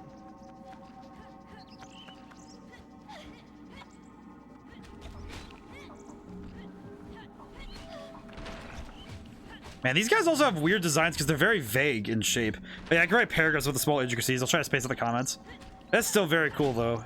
It's just cool, though, because when you clearly know something very well, it's like... And also, for me, it's fascinating, because seeing someone who knows this game that well is interesting, because... As a, you know, like, this is my very first time seeing the game, let alone playing it. So it is fascinating to me to see someone with, like, knowledge who's like, oh yeah, this is how this game works. It's really cool, because... seeing how the game works as well as understanding it, you know, tangibly by playing it, it's fascinating for me because I get to come to a really good understanding of it. I like that. That's really cool. Owie. Get up, my dude. Oh my goodness, let me over there. Nope, you're not getting away from me. Come back. Nope, you're not. Ow. Yeah. Me up.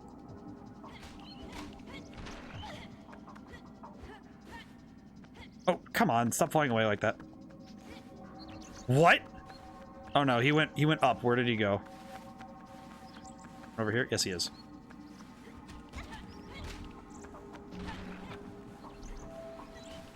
Oh my goodness. The number of enemies, too, is just a little bit nerve-wracking because there's a lot of them. Second condition needs to be set up by the player since shadows won't attack you from behind in a set when they sense you're about to parry.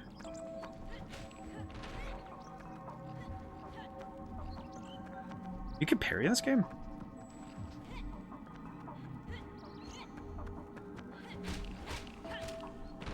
It's funny though that these shadows can be blocked basically by you can hit them with a stick. I don't know, there's just something really funny about the fact that you can beat these incorporeal demons with a stick.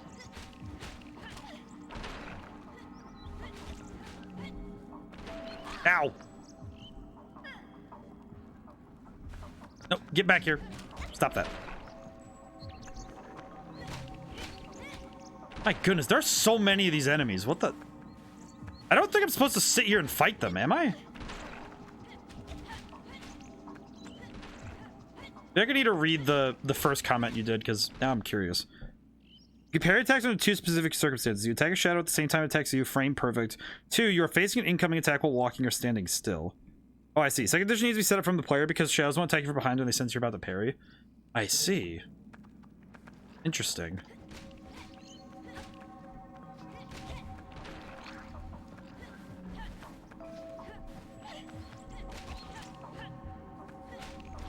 The fact there are so many of these guys, though, is really worrying me, though. Stop that.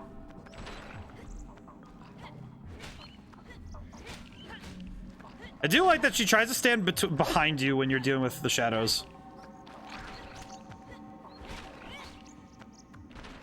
Okay. Good. Jump attack always knocks shadow on their back, but attack shadow while they're down helps them get up faster. Interesting. Okay. Probably good to... Oh, there's more. Hello. Also, the like fighting music is really... It's weirdly creepy. I'm not gonna lie. I think some of it just because it's a combination of the dissonance and the lack of a real melody. But usually a melody can help ground somebody sometimes, so... For more? Nope, they're gone. Okay, thank goodness. Yeah, the jump attacks needs to be pretty good. There's a trick this if you don't want to fight every shadow here. I imagine that there's a way to get around them without having to worry about too much, but... Gravestones. Whoa. I feel like jumping down here might have been a minor mistake, but... Oh, never mind. I can figure out a way up. Let's see. Let's go back upstairs. See about figuring out where we're going next. Let's see. I just want to go back up here because I want to probably just go this way. Oh, never mind. Somehow I actually beat all of them. I don't know how, but I did. But it feels like it feels like that was a bit of a... I imagine in a speed run that you wouldn't be doing that, which is very true. But thankfully I am not as capable, so I will not be attempting the speed run. If possible, I'd like to finish the game tonight, even if it means I have to stay up a little later, but... We'll see. We'll see. I think definitely with Crooked with you here, I definitely think that at the very minimum, I shouldn't get lost too much. It's okay to get lost, though. I think that'll be fine if I get lost a little bit. Okay. There were those bombs earlier, so we have those. I'm not sure how to light them from here, though, because we do have the... You have the... oh, you probably won't finish tonight. Oh, probably not. Okay. So it'll probably be a 2-nighter. That's fair because it took me two nights to do Shadow of the Colossus, so two nights for this would probably be fine. Seems to be the running goal with these games, so that's good. I felt like that was pretty accurate. Was because I was thinking about it. I'm like, well, I'm probably not going to do it in 4-hour stream. It's like, no, it's going to be probably going to be 2 streams, and that's totally fine. It's not like I'm like. It's not like I'm really trying to rush anything. It's just like, oh, well, if I can, that'd be nice, but it's not really required at all. Time is not really of the essence. It's more about just like, oh, cool. Let's see. What am I doing here? Let's look. You think? Yeah, these bombs here. Did I see anything that was particularly looks like I could turn it into that bridge? Look up. That one.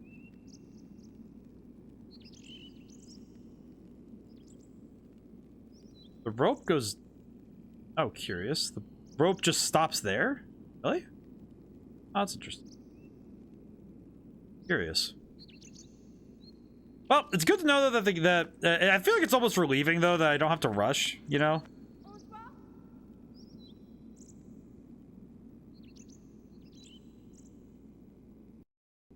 Aiko, any percent. 60 hertz in 1 hour 32 minutes by Sancho Panda. Interesting that there's a frame rate category. Yes, I know, Sancho.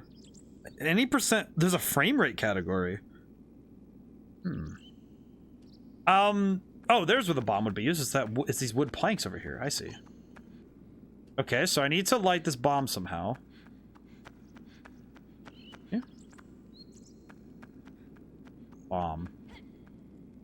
Alright, lift you up. Take you over there. 50 hertz has a big glitch. Oh, I see. So probably based on the frame rate, you're able to... Oh, okay. I think I get it. Oh, whoops. It's not helpful. But you hear. If I'm guessing crooked, if I were to take a guess as to what that glitch is, it's probably taking advantage of the fact that if your frame rate determines what, like, checking collision, it's probably taking advantage of the fact that those missing 10 frames let you kind of cheese something that you're not supposed to be able to cheese. If I had to take a wild guess. Okay, okay, so I need to light that bomb. In 50 hertz, the jump attack can be utilized against specific collision to launch Aiko across the map. Yeah, so, okay, so you can use a frame perfect, like, I would assume it's got a very tight window. Maybe not frame perfect, but, okay, so that's not lit anymore. So there's probably a fire source out here, I guess? Probably have to guess there's a fire source, because I don't think they'd give you a bomb without being able to light it. Go check. So, and those missing 10 frames are probably the key to doing so.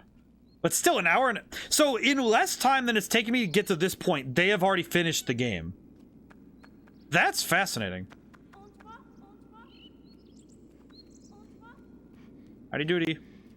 Let's see. It's pretty tight. Yeah, you have to practice those jumps. I can only imagine, like, that... An hour and a half is not exactly something to scoff at, you know? It's not like... That's not exactly something you just sit and say, oh yeah, it's just an hour and a half. It's like, this game on average, I looked up how long it takes. It said on average it's 6.5 to 7 hours, 8 if you're going for like everything. Which I don't know what everything means in this game, so that might be tenuous. But the fact that the game is like, you know, a 6 to 8 hour game, and you cut it down to an hour and a half, 90 minutes. That is insanely fast. And also to me, just deeply fascinating. Because, to me, speedrunning is just interesting. Oh, she ran off somewhere. Gorda. Like, the fact that... I've held on to this... To me, it's this... Oh, wait. Actual cutscene?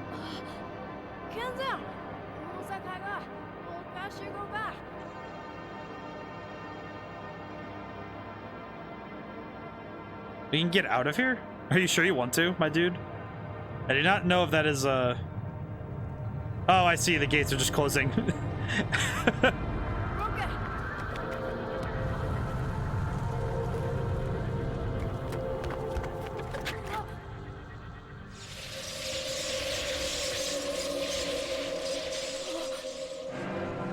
Whoa. Whoa.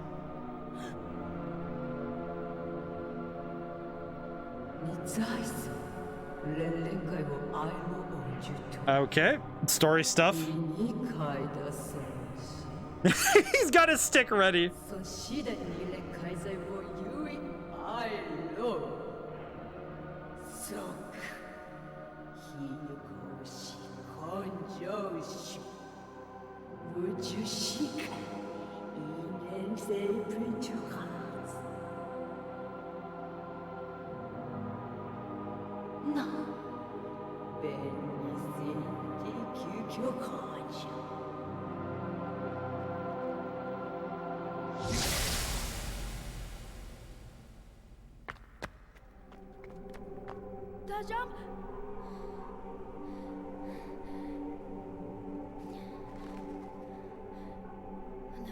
Aw. Actually, you know, story-wise, I like that despite that, he's still just like, no, no, no. I will help you. Jame, I can't understand wingdings. I'm curious, Crooked, has the community ever, like, is it just knowledge of what they say? Because I imagine that that's something you learn later, but it's also... Let's see. I just want to see. Can this open? No. Alright, cool. We'll go figure it out. Oh, what's this thing do? Ooh. Pulleys. I don't know what this does, but I'm gonna do it anyway because I want to see what it does. Pulleys. Just pull them over. I imagine that language, either the language has been translated, or there's just like, oh yeah, there's a way to translate it yourself, but also New Game Plus translates all the text. Oh, that's gonna make my brain just go, you need to go play it again to see it, because now I'm gonna be really curious. Oh, that's actually really sick. That's actually really cool though, because that does incentivize playing it again, because it lets you see what they're actually saying. Which is a mystery, I imagine, that would be very hard to do on your own. The fact that they make it part of playing the game again is just really cool. That's really cool, actually.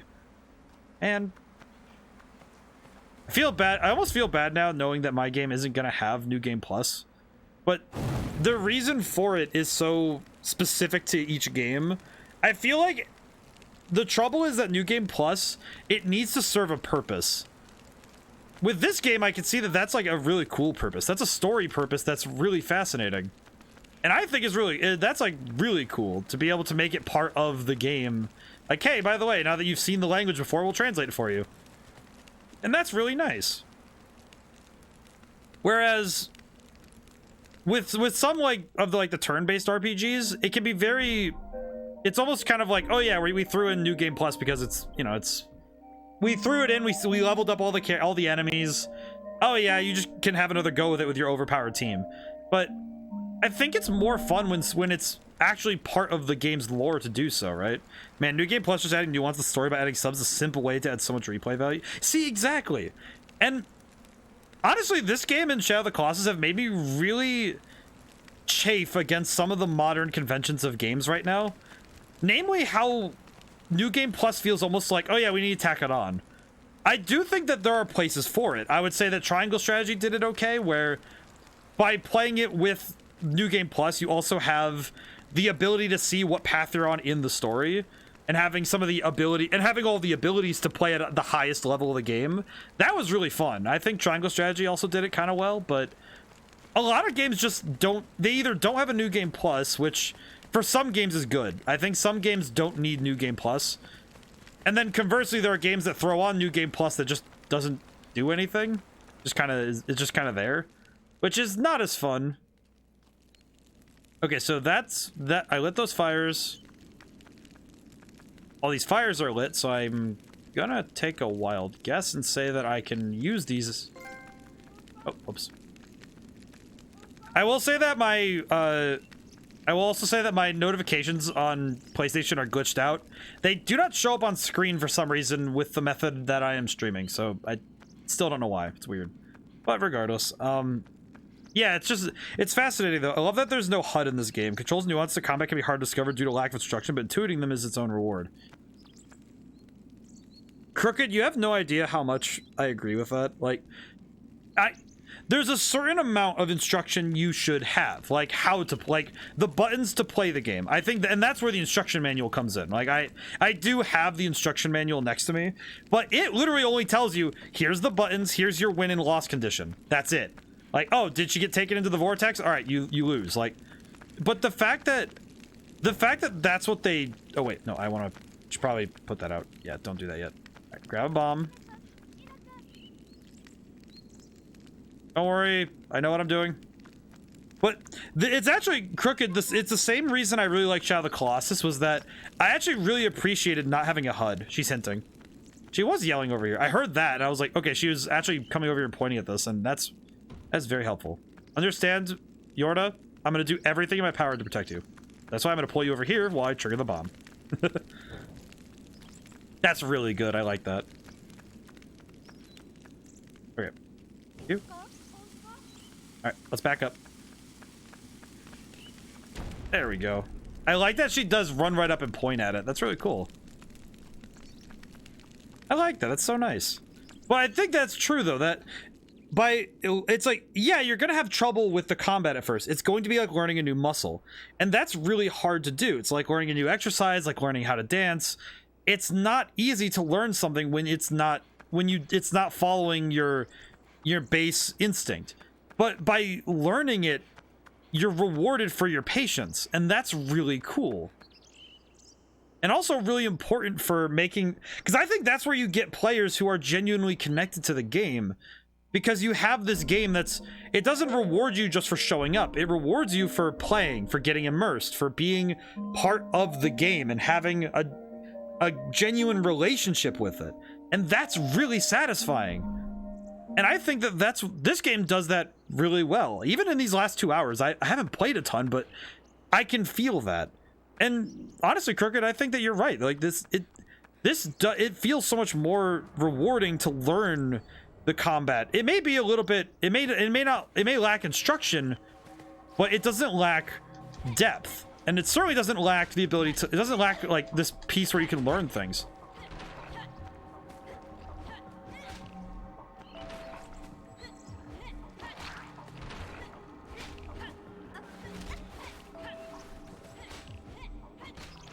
Owie.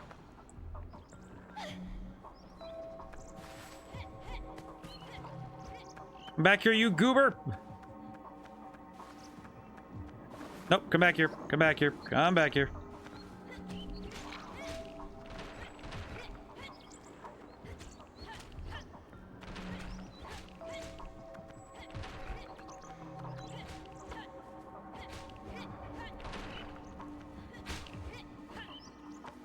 Be gone with you small ones. I'll not deal with you any further.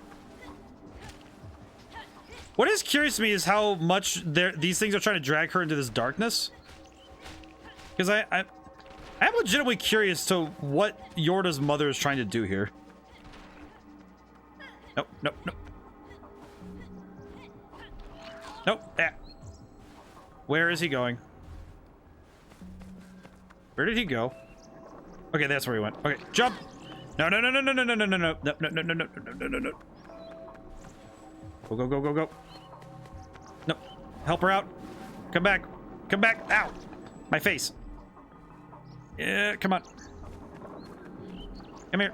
We're good. We're good. We're good. Come on. Ow!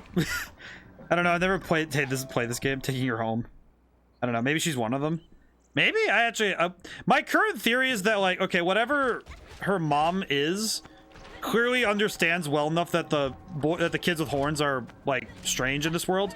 Because I know this comes after Shadow of the Colossus and all that weirdness. Stop that. Owie. Find it interesting that no matter how many times I really get hit, I don't seem to go down, which is good. Yeah.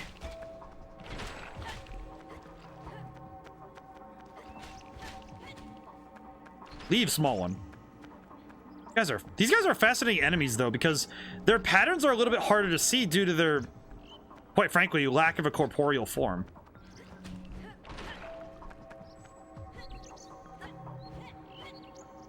Nope. You do not. There's so many of these guys, though, every time. Another nuance of combat that might be helpful to you. If you ever knock down, start mashing all the buttons. You have to get up faster, and it's not a myth like Pokemon. You know what? That's 100% fair. Also interesting, because it's kind of funny that of all the things, though, that you can really easily mash out of it. Let's see. Box. I'm guessing box goes this way. Ooh, button. At least I think it's a button. It's what I perceive to be a button. That's it. That's pretty good, though. It's also just interesting that it is true. Because some games have like a mashing thing where you can mash your buttons, but whether it helps or not is almost dubious.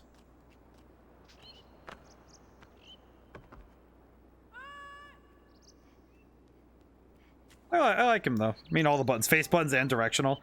Yeah, just spin the control sticks and just have a fun time. Okay, so this just sunk in.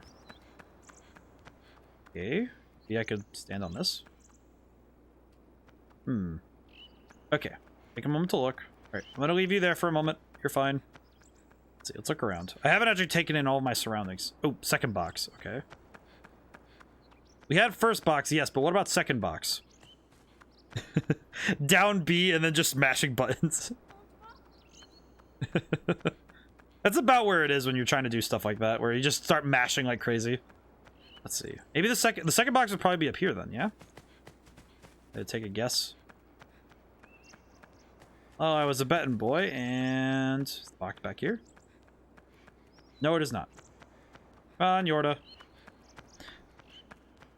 This is also why I like Shadow of the Colossus, where there's no instruction per se. It's just, yeah, keep an eye out, and Dormir just kind of sits there going, hey man, you're gonna call me Jod for 8 hours, and I just said, yeah, you're right.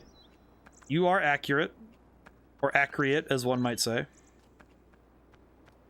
Which I thought was funny. Just, these two games I think are exemplary of what games frankly can be and what they, sometimes I think what they should be.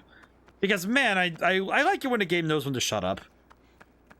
Like, it sounds like a really, like, mean thing to say, but it's genuinely true that sometimes a game, you know, it's like, when a game talks too much, I almost find it frustrating now. Like, it's nice when a game is genuinely, like, leading you in a way that's good. Like, okay, yeah, we're gonna, like, it's not like the character's talking. That's not what it is. It's more like, when the game stops and says, you can do this, you're fine, go figure it out. You know what I mean? Like, that's really what I mean. It's just, it doesn't necessarily mean that I need to, it doesn't necessarily mean that I don't want assistance when the game is teaching me something new, but I do want the game to let me learn in a way, right? Just let me figure things out. But I do appreciate it when the game gives me guidance when I need it. Basically a very weird tightrope that I think too many games err on the side of being too gratuitous with their hint systems, where it's just, hey man, we're gonna tell you everything. We're gonna make sure that you understand very well what you're supposed to be doing and how you're supposed to do it. And that's fine. It doesn't like, it's not like I'm gonna sit there and just scream at the game because it's being too helpful, but I am gonna be a little bit like, okay, dude, I get it. I understand. You know, it's like, I understand the prompt. Clearly not yet with this one, but I think it's just because I don't know where the second box is.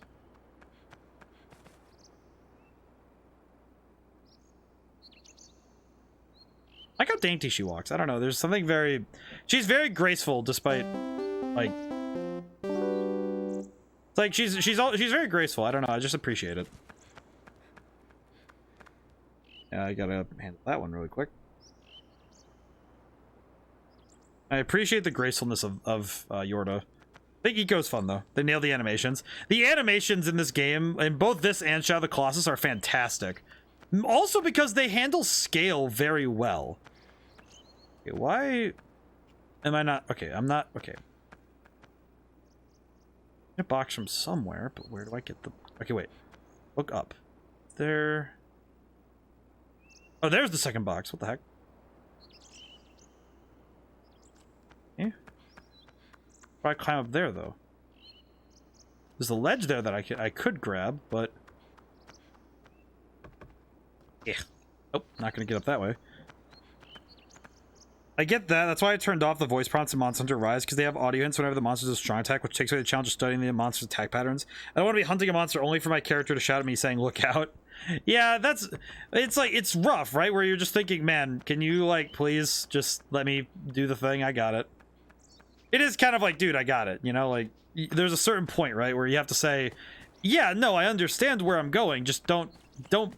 There's a difference between guiding the player and babying the player. And I feel like a lot of game developers are almost like overprotective parents at this point, where they're terrified of their players not knowing what to do. And being stuck is, like, horrible. I will say that there is a game that did do this, where they didn't direct me, that I did find to frustrate me very quickly, and that was Scorn. As much as I've come around on that game in terms of what it meant... What about it? What about this? Yes, how do I go up there? How do... Thank you, Yorda. I'm trying to... Let me see. Also, your voice is amazing. Thank you. Let's see. How do approach? Yeah, I can grab it, but I can't do anything. It's also a disconnect because it feels less like I'm the one hunting and feels more like my characters tell me how to hunt. Yeah, no, I can see that. And that's... And it can be disruptive, right? What? What are you saying? Yes. I just need to figure out how to get up there. Now I have the hint and I understand what I need to do. I just don't know how to do it yet. Okay. Sure.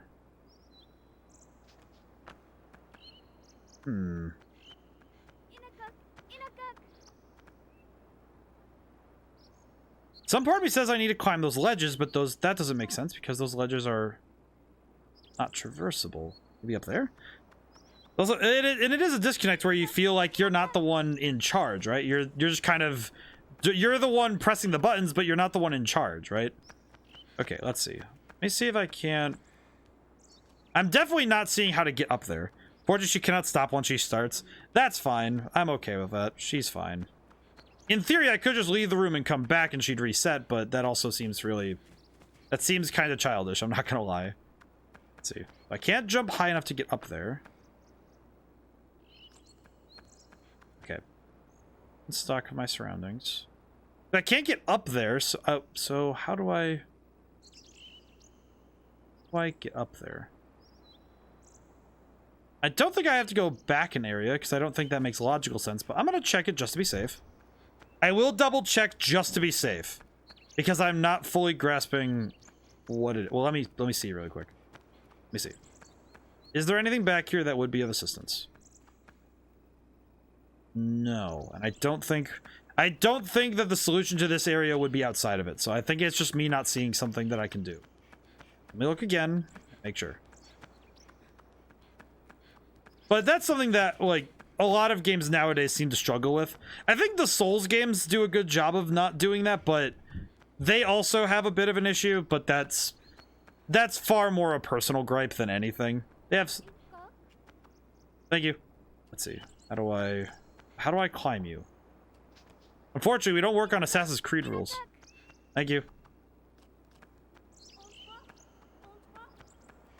Let's see. Is the ladder there? Which would help me drop back down.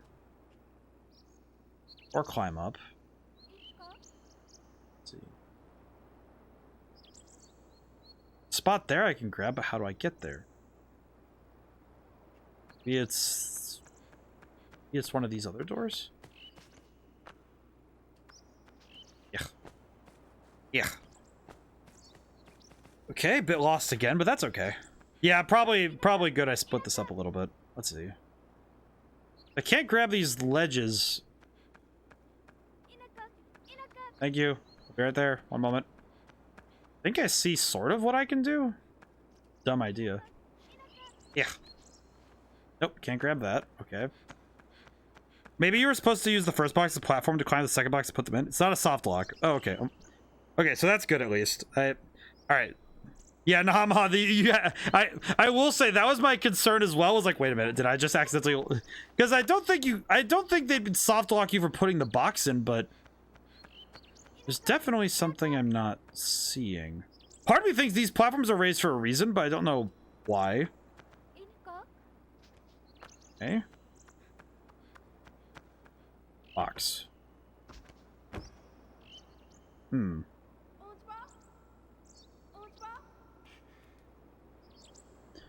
Can we stand... Okay, so I need to get up to the box. If you did, I would not be cruel enough to let that slide. That is very kind of you. And, oh, I'm...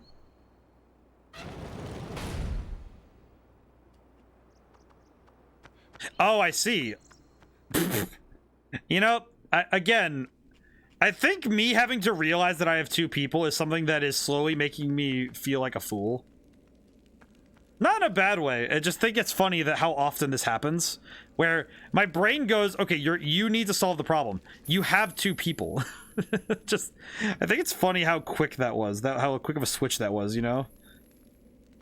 Thankfully, it was not a soft lock though, but Hamaha, thank you for your concern though, because I feel like I feel like I almost wouldn't have gone back to double check like mentally, because I feel like that wouldn't have been something I thought of.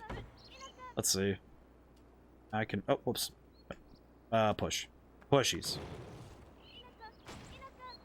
Ow. Okay. Now I can push this over. Also, Namaha, I hope, oh, jeez. Hi. Do not take my friend. Get out of here. Get out of here. Do you guys have any idea how good I am with fighting with a stick?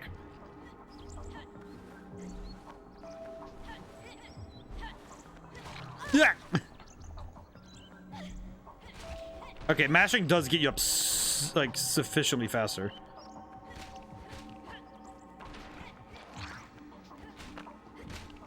Yeah. I'm mastering the stick foo. Okay, we should probably leave. Let's go. What the? Box. Oh, I didn't push it in yet. Whoops. That would explain part of... I see. Would recommend saving your progress after this fight. That is fair. I should probably do that. Especially with all the stuff I just did. I probably... What the... Why does it... Wait, why does it push out when I do that? Okay. Very good. Interesting that I was able to push that out twice. Okay. Let's go really quickly back up to that bench up top. No sense in losing this progress. You are accurate. Let's see. It's funny though how much this game makes me cognizant and aware of how quickly I could lose progress and just also get slapped by the game if I'm not being like careful. Which Shadow of the Colossus sort of did it at times, but their checkpoint system was pretty generous. Of all the things that this game has definitely showed me is that the teams working on this were absolutely goated when it came to making their animations and their aesthetic. I also think their world building is very cool because their world building is what would be considered Namaha, I hope. No, stop talking, my friend. No, stop talking. Stop taking my friends. Namaha, I hope. No, stop taking my friend. Just I get cut off so quickly. Hope things hope I don't give you a lot of heart attacks like that.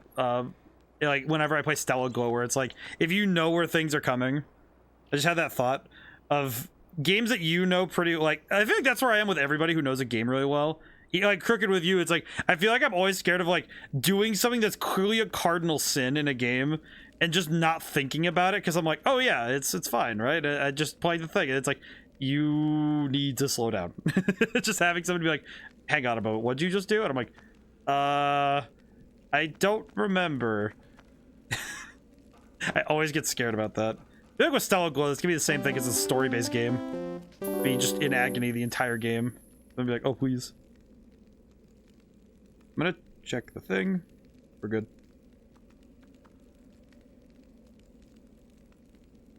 I feel like at this point I'm doing the only card sin would be mocking Yorda. I don't think I could really mock Yorda. I think she's too nice. There's a chain over there. That's right.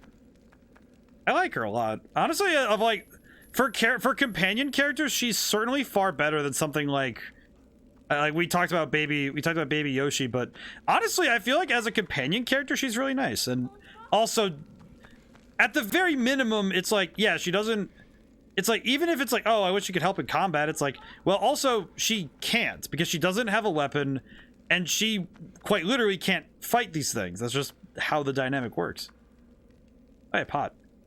What do I do with you? What happens when I throw and break? Oh, it breaks. Who would have thought? Okay. Crazy ears, a crazy looking door. Okay, now where's that Alright, wait, I should probably go find that. Probably go find that chain, actually. I go see that chain, actually. See, people fail to even sympathize with her, and it upsets me. Well, it's like, I don't quite know how you couldn't, because it's kind of like, it's almost like a very quaint version of the Princess in the Tower. You know, where it's like, this is somebody who's been stuck in here for a long time. Anyway, my point is, you can't do worse than some people I've seen. I can imagine some people are very mean to her, and I don't really understand how. Because to me, it's like, well, wouldn't it make... It's like, yeah, she might not be, like, the most powerful character ever, like... But the fact that she does do something really legitimate... Okay, wait, I should go back up. I can jump that. Get up. Jump! Oh, no, you can't jump from there. Okay. Good to know. No. Yeah. Chain's over there, though. Okay, let's see. Or could look this way. Over there.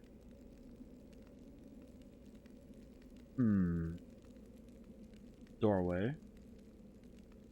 Oh, maybe the door's from the outside? Maybe. Yeah, I feel like, though, that's something that... Because when you look at stories like that, right? Like the idea of the Princess of the Tower, it's dated by today's standards, but it's not like it's a bad system. It's just a matter that you can't make the characters two-dimensional for the sake of a trope, right? Like, oh, we're gonna have the guy saving the princess, or like something of that ilk, right? Where, you know, they're like, oh, this is a kid, this young boy is gonna go save the thing and go save the princess. Like, all right, we're gonna go talk to this character. It's like, but it's not about, you know, it's not like it's about. It's not. That's not the point. It's not like. It's more about the characters and their, you know, journey together. And yeah, he's trying to save her.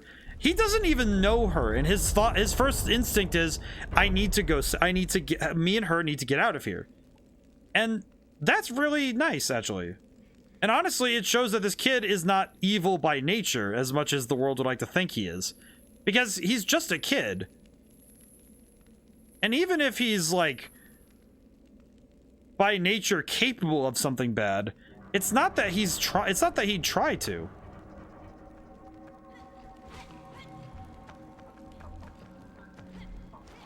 Ow.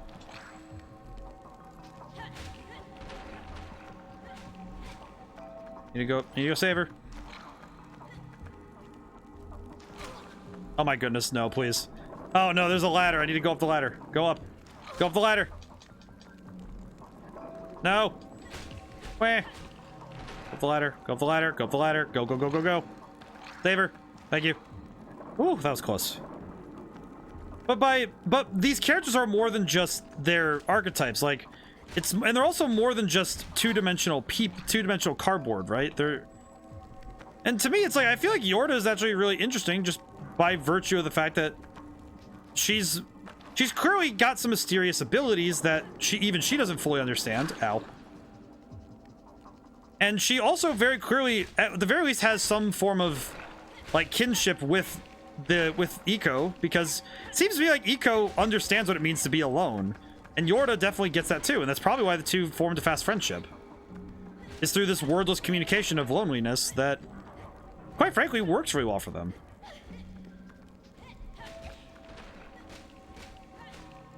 There are so many of these guys, though. This is a little bit scary.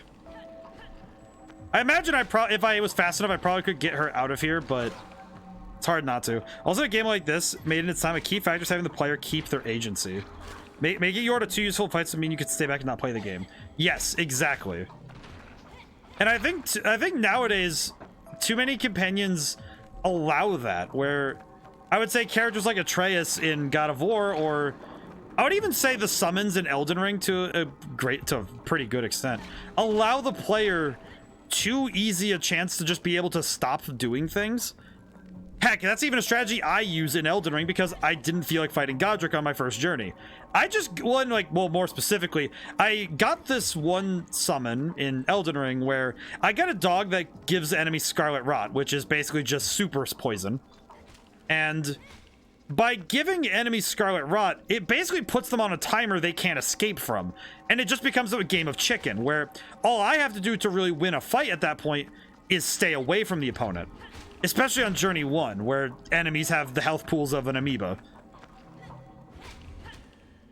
because it means that I can basically win a fight without actually fighting, which in a game about fighting is really lame. But I think that also by giving Yorda this very clear strength in that she is strong in puzzle solving, she's strong in the non-combat part of the game, that also lets the player have to worry about her in those sections, but not because she's 100% helpless, because she is at least trying to stay out of the way and being good about that stuff. But I think it's good that these games let players do the thing themselves. That is also very good. I think agency is something that modern games are starting to try and, not that they're trying to take it away, but just that I think that they're forgetting that players are smarter than they think. And it's something I'm dealing with my own work, is that I do worry at times, like, hey, are the players going to know where to go? But I also think that I've done enough to give the players what they need, especially in comparison to some games. Like I'm going to throw the shoe at Scorn one more time. That game does nothing to tell you where to go, because even this game is following game design tenets that, quite frankly, weren't written down yet. That they give you things like giving you monuments, things to remember, and interesting landmarks, because landmarks are far more memorable than a waypoint.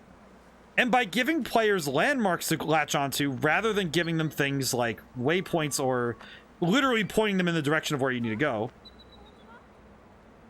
it is far better for the game. And of course, some games, you do kind of need some of this. Okay, I'm gonna adjust the brightness again, because I think it's too bright. I think this is right.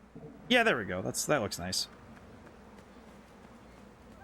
Okay, there's a windmill here. That's pretty cool.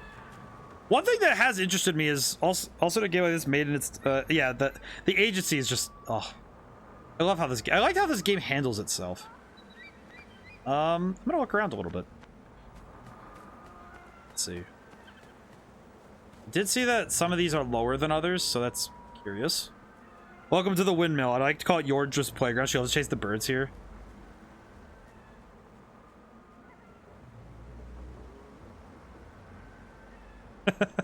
I like that she's just like, you know what's funny? In writing, in my experience of writing, it's those little things that make a character a human. Because I think every good character ever written in storytelling has a moment when they went from being a character to a person in your mind, you know? Where there's that moment where they suddenly move away from being a character in your game or a you know, the protagonist of your book, and they became a real living person right before you. I feel like that's the moment.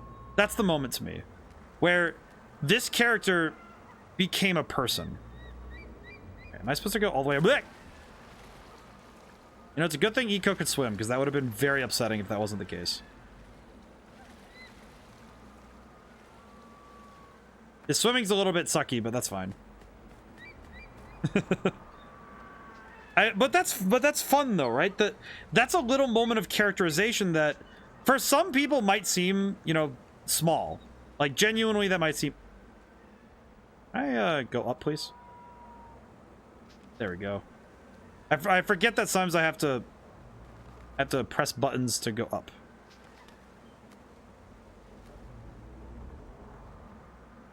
Okay. So remember that I can go downward. Up.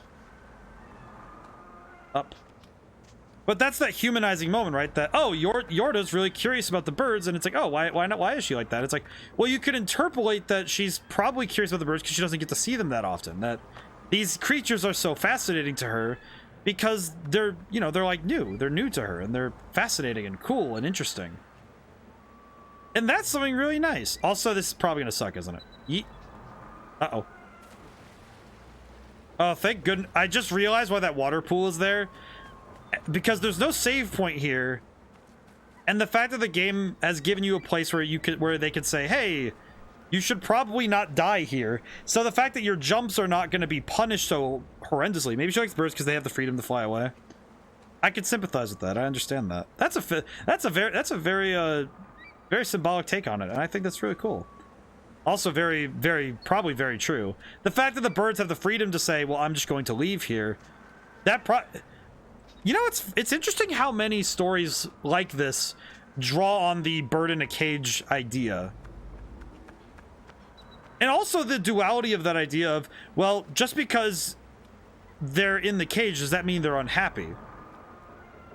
And that's a curious thought when you think about, well, are they unhappy with this, with their situation in life? Oh, geez, this is oh,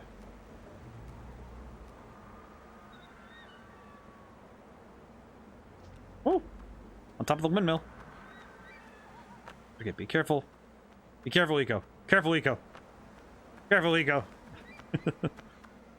Alrighty, so there's a bench here, so I know I can save up here, but I need to get up here somehow. I can definitely sympathize with her a lot, because it's like, you were stuck up here by your really cool fairy godmother thing. And how sad is it that you never get to leave? Like, even if the world outside isn't that much better, the fact that she never gets to see it is really sad, because she hasn't gotten to see what that world is.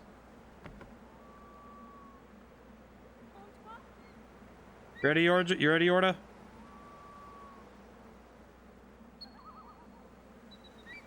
Got you. There we go.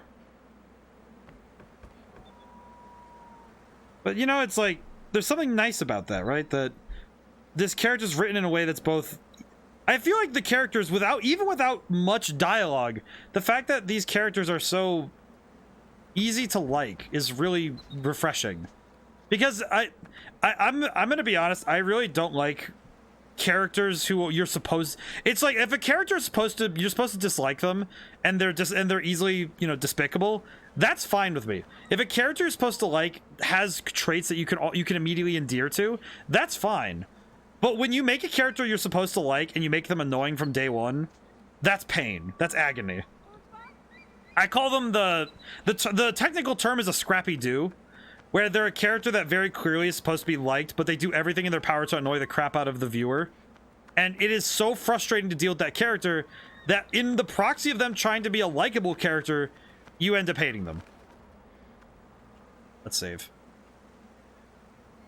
I like calling them a Scrappy Doo, because Scrappy Doo is kind of like the poster child of that sort of character archetype.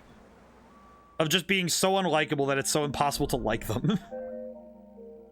I think the best example of that was from Borderlands 3. Maya from Borderlands 3 that's the best modern example of the Scrappy Doo.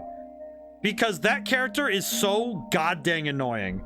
Like, that is one of those ones that it is the reason why Borderlands 3, I played it once, realized that it ripped off Sonic Adventure 2 for its finale, and then just said, yeah, I'm done playing this. I can't. This is too painful. And I just decided not to. I just didn't want to deal with that anymore.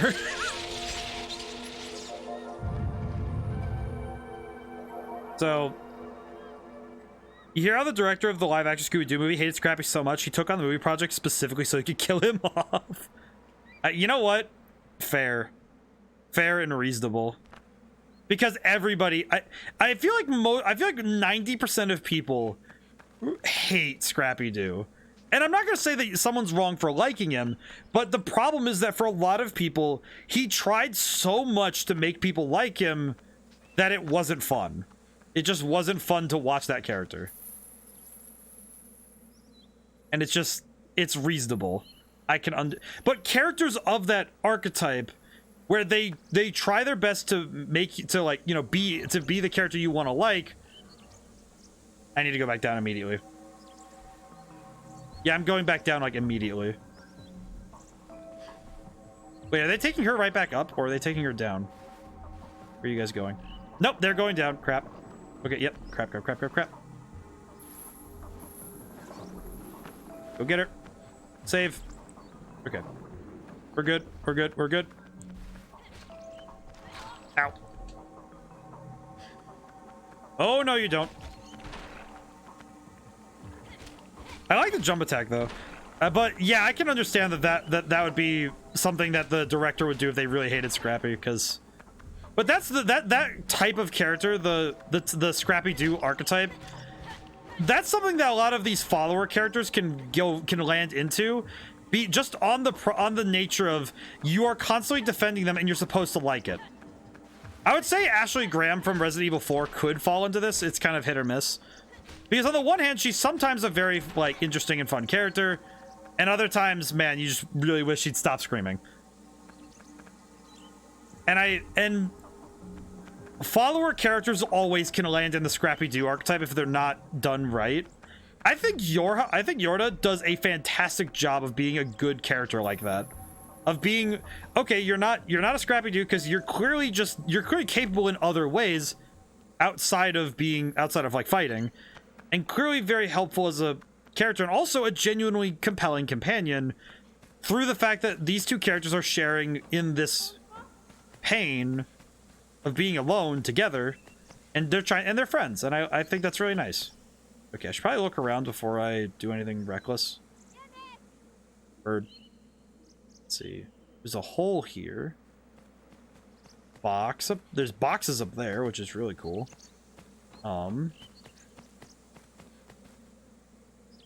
Gate with a thing. I can climb, so I could probably get back up. Okay. What is in the hole? Hole. Ooh.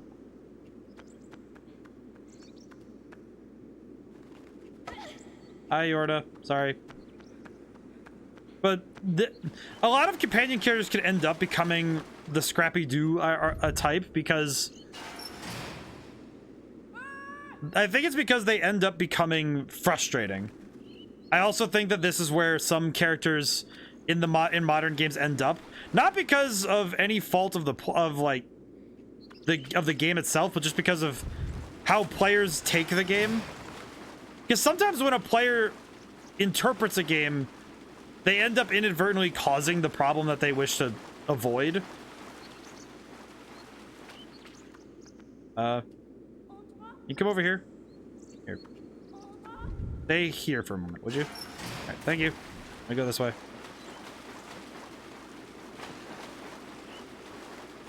Oh, so that keeps it open. Okay. Stay here a moment. I'll be right back. This place kind of sucks, but okay. So with character writing and in games, it's weird because it's both a mechanical thing and a writing thing. Because mechanically, characters have to be used, right? In a sense of they have a purpose in game. So in this game, it's like Yorda's purpose is to open doors and do other non-combat things. That's her mechanical purpose. Her story purpose also has weight. And both things, and it's like her character, her mechanical purpose, and her story purpose, her plot purpose, I would say plot, I guess. Those three things really lend into how much a character can be liked, and also by extension, how much a character can be hated. Because frankly, all characters are products of how much you can like or dislike them. And I think this game does a good job of making Yorda likable. I think that's something that Yorda does pretty well. Because not only is she plot relevant, she's also mechanically helpful. Alright, well this is... Oh, wait, there's a valve here. Oh, and I can climb that anyway. Can I use this valve? No. It's like a ladder, I just have to walk into it. I don't know why I was jumping on it. Just thinking, oh, jump on it, it's fine. Okay, let's see. What just happened?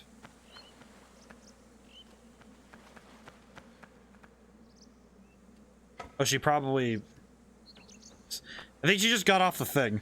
Want to know a cool feature that has like no effect on the game but nevertheless exists? I'm really curious now because that sounds funny. That sounds like an interesting feature now, Crooked. Let's see. I'm curious what that is. Meh. Okay. What am I missing here?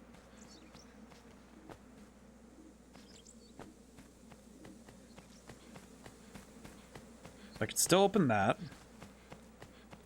Can still go back over if I want to and go climb the fence. How do I reach these boxes?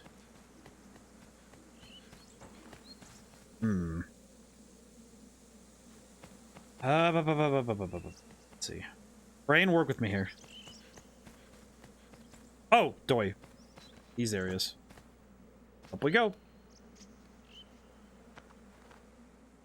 Very few combat areas in the game feature water like the sewer area, but I drew a shadow creature to the waist-high water here, and it dissipated instantly on contact. Really? Wow. So, huh? So they have a weakness. It's a hidden constant. The shadow creatures dissolve in water. Huh? Is that so? Just on the basis of how these shadow creatures seem to work, at least, you know, to my understanding, like obviously it would be easy to have because it probably would be hard to write in case they, because thinking about it, if you have something like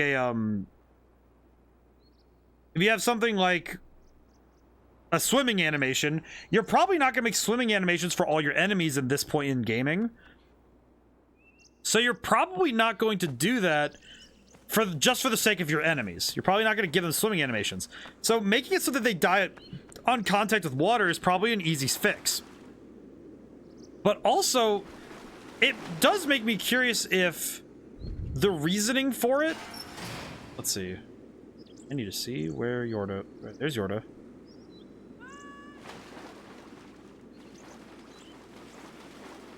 But it makes you wonder if it's also because maybe this is just me reaching a little bit, but maybe because they might dissolve in water. I've been able to do this in other areas too. Like if you leave Yorda and let her get caught, you can test this with any area of standing water. Interesting.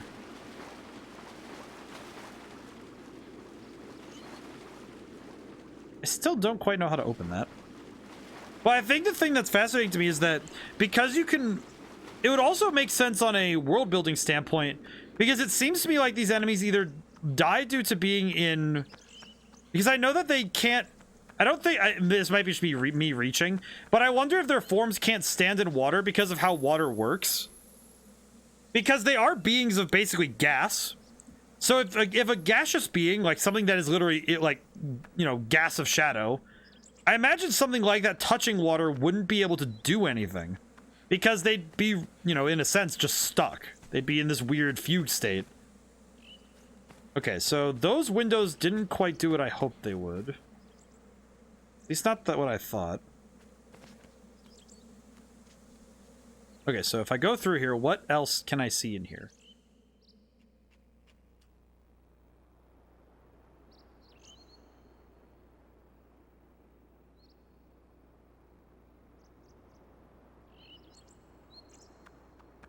I don't think those offer anything besides just neat views of areas from before. But I also need a way around, so... Hey, she split off the thing again. Very cool. Let's see. What does this do?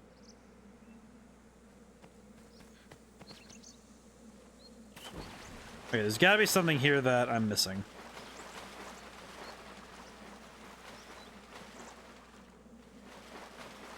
I do think that's cool, though, that you can use water to your advantage, and it also gives you a safe spot, too, right? Because, theoretically, you would be able to just have your...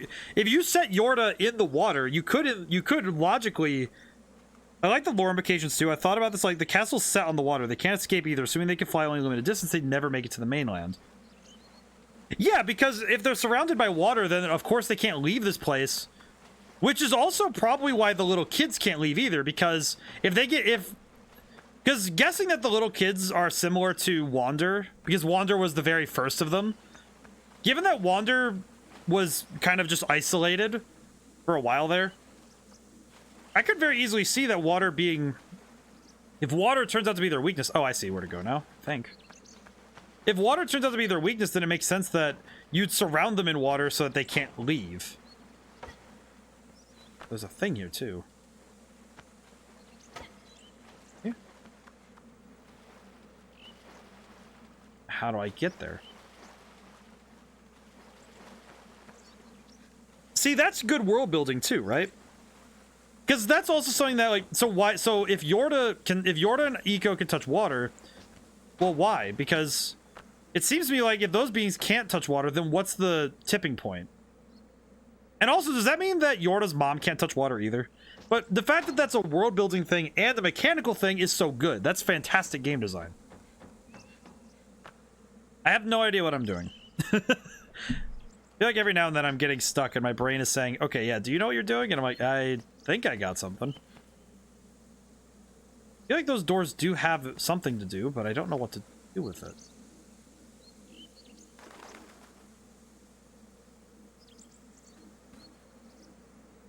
But Yorda's mom still has a body just for Ethan's shadow. Yes, no, you're right. She is just kind of sitting in it. She kind of just has the sauce, not lost in it. Which is a very different perspective. When you're lost in the sauce, you're quite at the mercy of said sauce. Okay, well, that didn't help. Can't climb those either, so what? Bird, tell me your secrets. Alright, let me double check this area to make sure there's no secrets here that I'm missing. It's only the one button, right? What is this? Can't see what this is. Is this just a lip?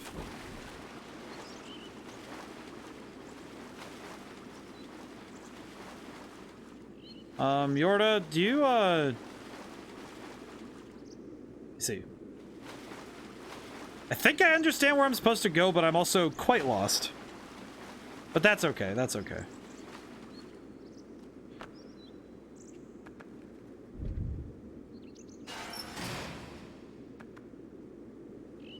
Okay, this part makes total sense to me.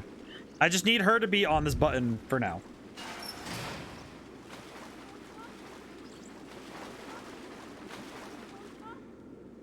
It is also curious to watch her AI try to figure out places, right? Like seeing her figure out what to do, and then also taking time to genuinely figure things out. I don't know, it's cool to watch the I think this is on the 20-minute timer, and I don't know how long we've been here. I keep moving in and out too, because I'm also kind of a goob, so I'm not helping it at all. If I'm looking at this correctly, though, which I think I am, so this is... Okay, that's a solution. Pieces to... Oh. What is it? Probably I should go see what she's pointing at. What's up?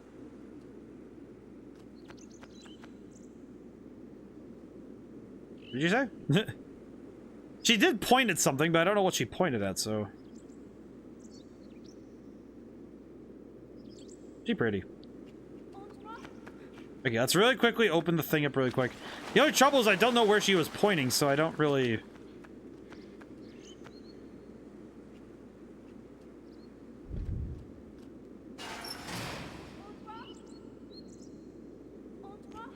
Okay, stay here a moment.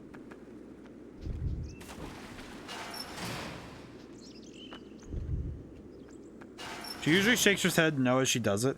The call doesn't say she can't reach you. Oh, I see. I see, okay. I must have pressed R1.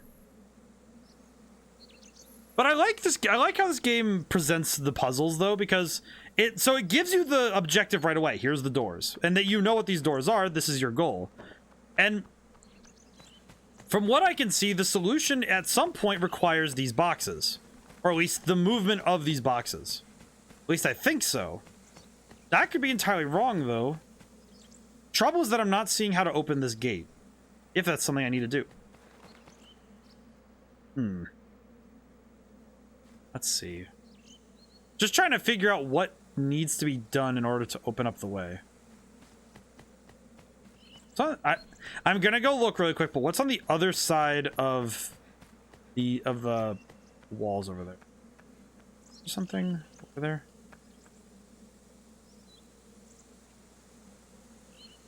Not really anything to climb over there. At least that I don't see. No. Wait. Is that thing I can get up to? Let me check. Oh, also this area is one of the first developed and can be seen in the earliest builds. Oh, that's cool. I wonder why... I guess I'm curious what like how they designed this puzzle first. Because I guess it's my usual... Usually I design my stuff chronologically. So in my own dev experience, I usually work from the beginning of the game forward. I actually don't tend to start in the middle. In fact, the only time I've ever done that was with... There's a book I have the ideas of right now that I really want to work on. I haven't gotten to yet because it's been a little bit, but there's a book I want to work on where I have the end of the book and the middle of it kind of figured out. but it's getting to that point that I haven't figured out yet. So it makes me wonder, it makes me curious that they designed this area in the middle. Because, I don't know, just fascinating to me that that's their design, that they designed it that way. Like, oh yeah, we figured out this puzzle and then we're going to put it in this part of the game. And it's clearly a conscious decision, but it makes me wonder why. Okay, what about this isn't working? Where is... Okay. I'm missing something. I'm absolutely missing something. Curious what it is, though, because it's always like that little piece, right? Like the last two puzzles, it's been the same thing, where there's clearly a piece that I'm not seeing because my brain is just I think I'm overthinking it. Because there's the boxes. Okay, these. Okay. This is something I can go to. There has to be something here that I can do, right?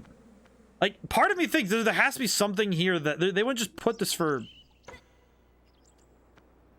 Like, I don't know. Feels bizarre to me that they would just put that there, right? But I also think that it might just be there just to show you where you came from. 3. Oh, the trees don't have hitboxes. That's funny. They have collision for walking, but they don't have hitboxes. Curious. Because I can't move those boxes in their current position, I don't think. And I can't... And there's nothing else down below besides opening this area back up. And that puts Yorda in the water area, which I think is where she's supposed to be at this point. What did she say? Yorda! Wait, what?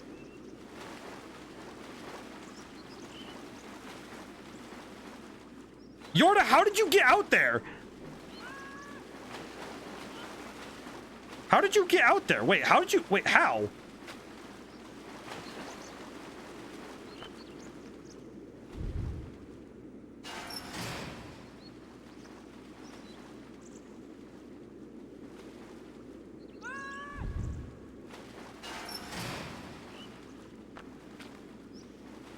Wait, how did she get outside? What? How? Oh, that's rare. What? How did she even do that? That's not even... How did you do that? The door wasn't even open. Yorda, how did you do that? Yorda. Yeah, bring her back in. How? How do I do that? I don't... I haven't grasped what this... how this button works.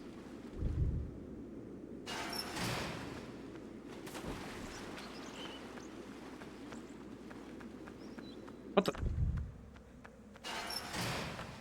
You have to use the other button in the shady corner?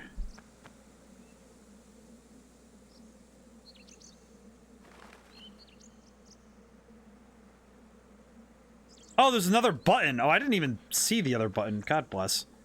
Okay, well, that's special. I didn't even realize there was another button, so that's really... I didn't even realize there was the other button. I couldn't find it because it's so dark in there. Okay, I'm gonna go find her really quick and see what's up. I'm coming. I'm coming. I'm coming. What is it? Hello, what is it?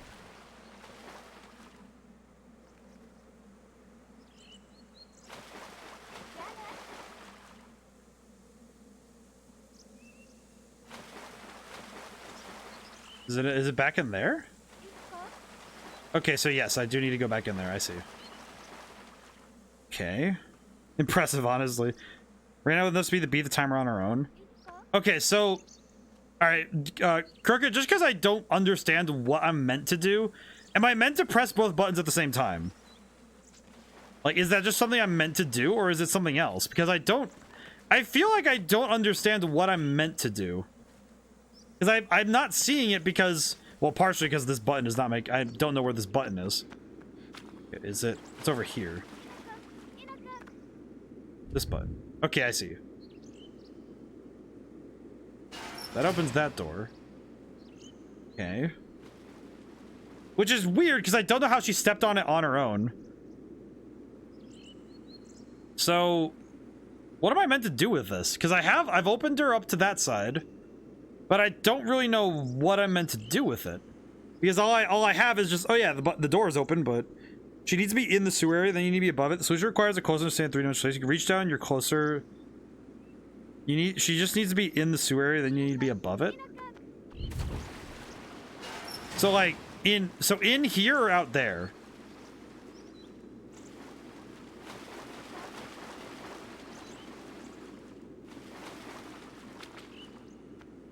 So outside or inside? Because that's the thing I'm not understanding. In here? Okay.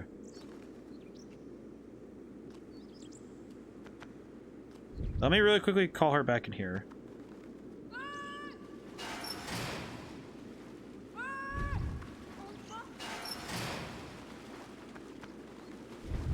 Okay, so she needs to be in here. Solution requires closer, so you reach down, you're closer than you might think. Okay.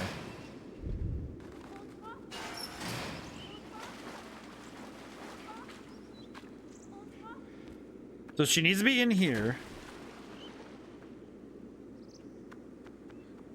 And I need to go back up. So I know she needs to go up, but I'm not sure how to get her up there. And my current guess is that I need to...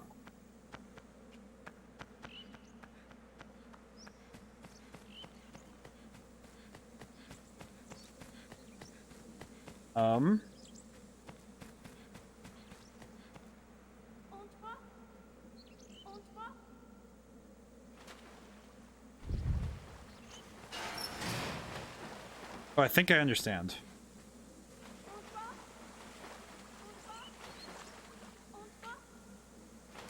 Think I understand?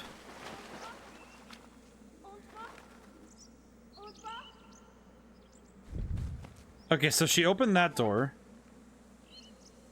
Now that door's open. And she closed it.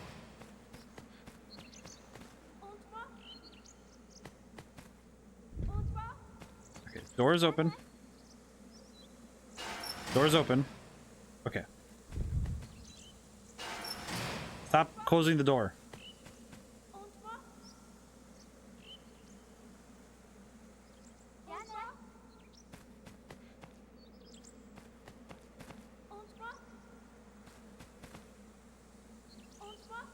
Think I understand what I need to do, because I think I need her to be standing on the button, but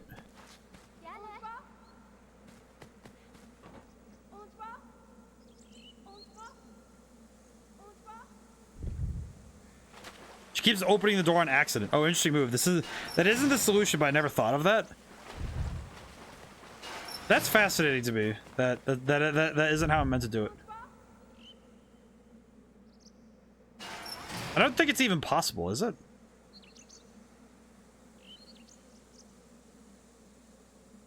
Where is she going?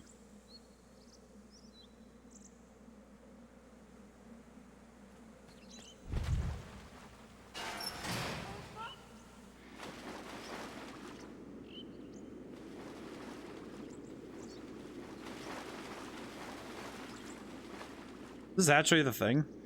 It is the thing. Oh, I see. Oh. You know what's funny is that didn't even occur to me because my brain wasn't thinking that I could reach that. That's actually that is actually a clever move because it wasn't something I thought was possible. Which is just fine because that's good though. I probably should have figured that out a little bit quicker, but honestly, I feel like that's a lot of my... Yeah, if you saw her, the hint, she'd just be pointing up to the hole. Oh, I see. Okay. Guess I wasn't seeing it properly. I've never seen her get to that area, though. That's just kind of funny. Okay.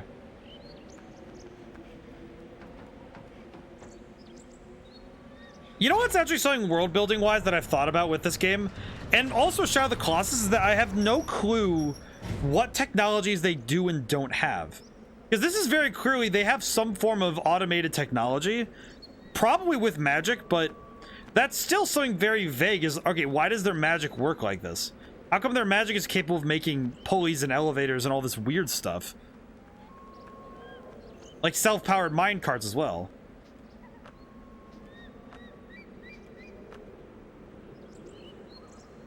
Ugh.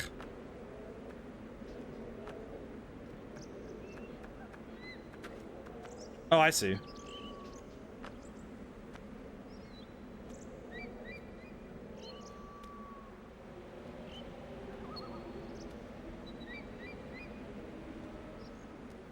Intriguing.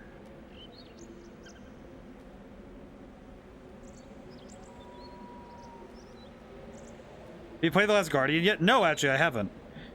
It's interesting because I've never owned a PS4. And I feel bad because that means I won't be able to play all 3 of these games. I only recently got a PS3 again, which big props to my family for doing that, because my brother and his girlfriend got me this, and I really like the PS3. But I have never actually owned a PS4. A friend of mine did when we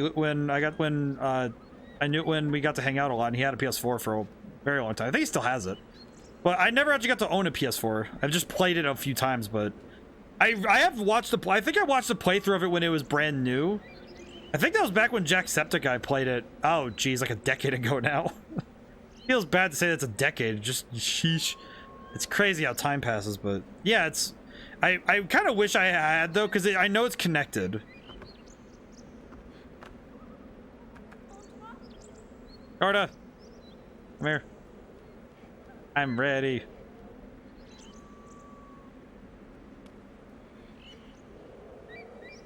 The upper body strength of these kids, though, is insane. Yeah. Oh, crap. That's never easy.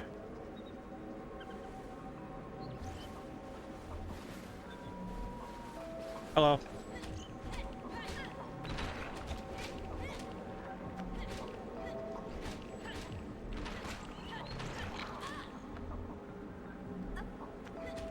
Yeah, I'm getting better. Game's technology magic is even more intriguing. That game's technology is even more intriguing to me. Doesn't even step too far out of bounds of Ueda's ancient ruins, but definitely feels more modern. See, what's fascinating to me is that this game does so much. What would be? I remember that this one YouTuber I watch, Hello Future Me, in their work on writing, and then also in their book that they wrote about writing called On Writing, they talk about what's called hard and soft world building. And the concept is like basically that hard world building is like determined fact in history, right? Like those things that are clearly defined traits of a world in fiction, right?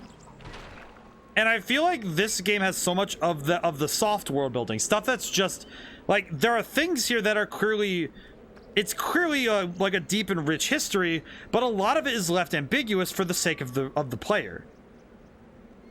Where you're left to interpret and understand. And I think that's really cool. Taking in the game in this way of the world is evolving in that sense that the more you learn and the more you see, the more you start to build your image of this world and your understanding of it deepens. And I think that's really cool. Let's see. Oh, I see what this box is for. I see. Because at first I thought I was going to push it this way, but you can't push it that way. That's right, I have to push it this way so I can...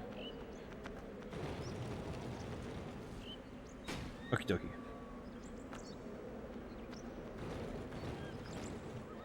I have tried pulling like this. It is insanely painful to do so.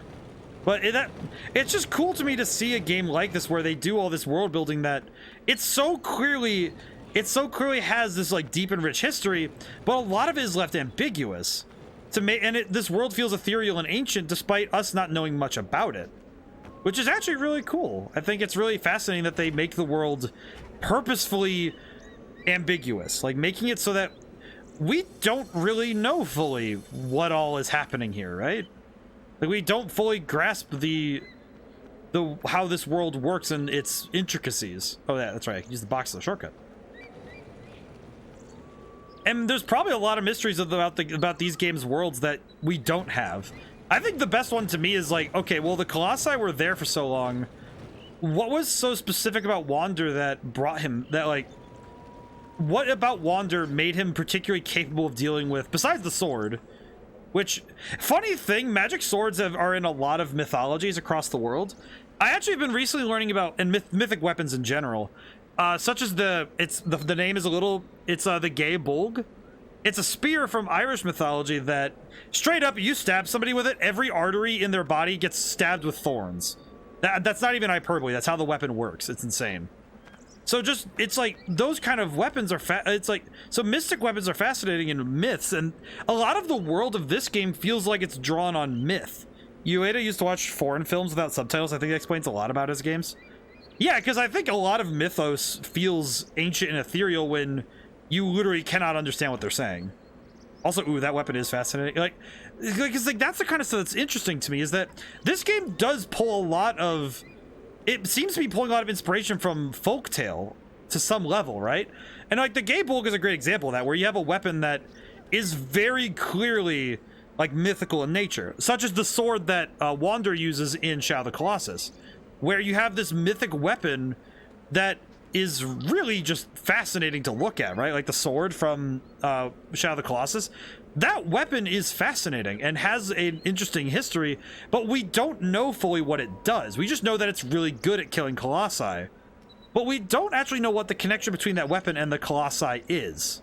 You know what I mean? At least not in like an explicit sense. We definitely understand that the weapon has connection. Oh, please no. Not while I just crossed all that distance. Oh, please no. Okay, is there a lever over here? Please tell me there's a lever. Oh, no. Oh, jeez. Okay. Go down. Ah! Don't worry, they can't fly. Oh, I see, I see. Okay. Well, that's good, at least.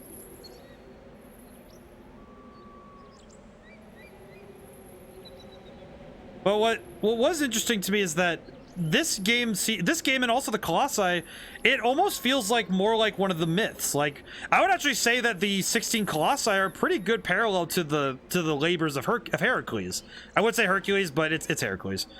In the labors of Heracles, it's interesting because when you think about that, that also ended in tragedy because of the nature of how everything transpired. Because even though they were going for a noble goal, it was always doomed from the start due to the nature of it. Because, you know, everyone loves a tragedy. And a lot of that kind of thing where characters are, frankly, not just humbled, but broken down by by the omniscient gods around them, whether to teach a lesson or because that's just how the stories happened, you end up seeing the exemplars of your society through, right? Like Wander being this cunning, you know, really ruthless warrior hunting down the Colossi. I imagine would serve as a story in this world's mythos of like, yeah, don't do that. Like, don't just hunt monsters or you'll become one. Like, it's a take on He Who Hunts Monsters, right? And as a mythos in this world, as if you took that as a myth, Wander's story did feel very Greek tragedy. Well, and also on top of that, it really does succeed in giving us a look at a character who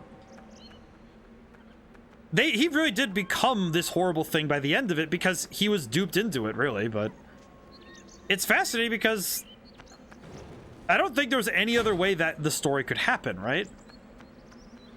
It's very much you knew the tragedy was happening, but you weren't fully aware of it yet. Okay, so now the boxes are pushed over. I'm gonna double check. I don't really need to do anything else here, do I? Okay, so now the boxes are pushed out. I can use them for something. I just need to figure out what.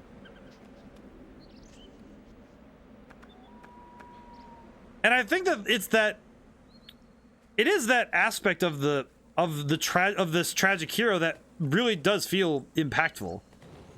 Okay, what do I do with you? Oh, I can go up that way now. I see. Okay, let me go grab the other one actually.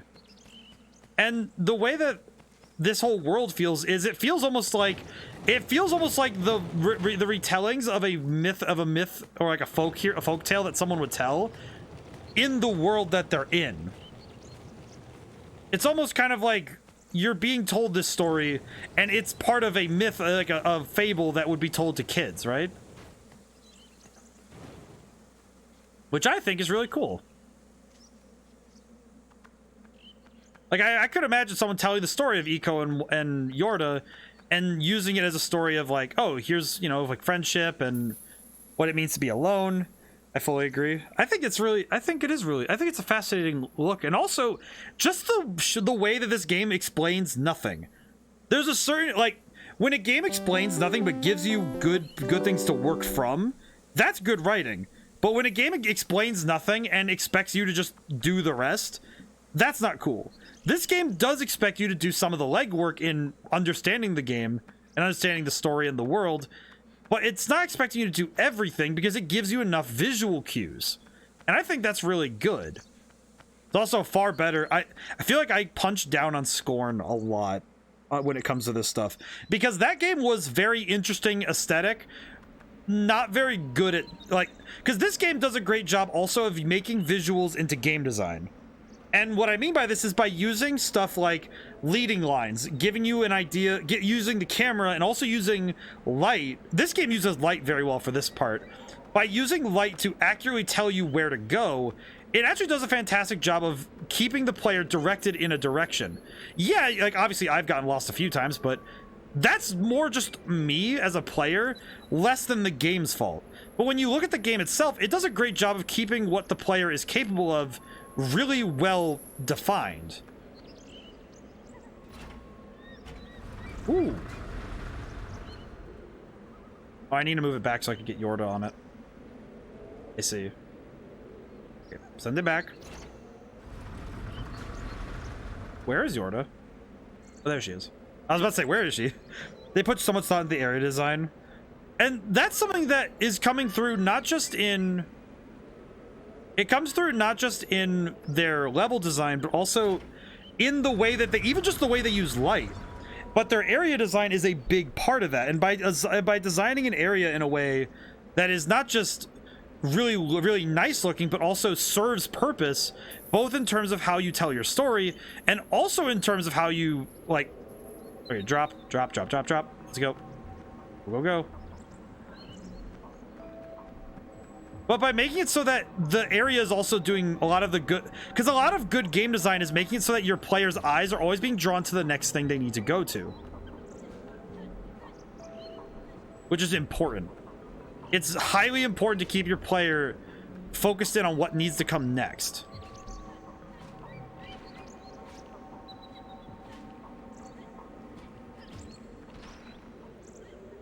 And this game does a great job of doing that, of like letting the player's eyes find these very important features. I will say that one thing that I like is that the doors are clearly made of different metal, and a lot of the things that are like important to your tasks are made of distinct colors, notably distinct from the surroundings, which is really... That is one of those things that a lot of... Hold your hands while you're next to the door. It should end the fight early. Oh, really? Oh, that's cool. I kind of ended it, but... I should have probably done that earlier. I could have just left earlier. That's fine. But I think that's really neat, is that the ability for this game to keep things distinct without it breaking the visual language of the game. Also, this is about the same time that they were figuring out how to do transparent... Wait, is it? Wait. Wait. No, I should be able to check this. Hang on. Is that... Yeah, because that's a... Yeah, because it's like, it's a that's a PNG, I see. Very clever. Smart. Okay, so a little bit of me nerding out about graphics. They did the railings in this game by using they used a texture that has transparency on it, and by doing so, like a two-way texture, they made it so they could make the railings without having to model the whole railing, just the top flat part and the part that they use for the bars. And they didn't have to model all those, they just had to make a flat texture and very few polygons, you know, relatively, which is very efficient spacing. That's very good. That's very efficient use of your memory. That's very good. Definitely not the easiest thing to do either, because remembering that stuff is very hard. Oh, it's bright out here. Oh god, the sun. The unmatched power of the sun, Your Honor.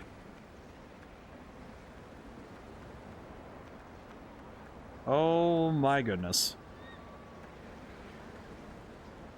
Oh, whoops. This is really nice, actually. I think this game also led the way in terms of animation, because they were one of the first to utilize inverse kinematics, meaning the character's feet automatically level with the stairs. Wait a minute.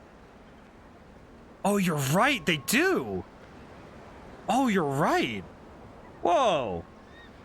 Yeah, because not many games were doing that at the time, because that was a hard thing to do, because you had to figure out, you had to always have the characters in a way programmed to know where they were going to, where their feet were going to be. So wow, that's actually really cool. That's fascinating. God, these games are the more the effects animation in certain cases, like all of the stuff in this game, the more I learn about it, the more fascinated I am by it, just because of how actually like insane some of this is.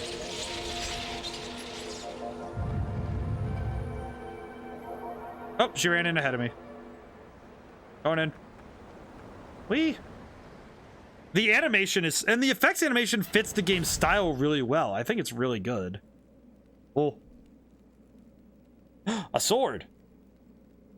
Can I have? I have? Me one?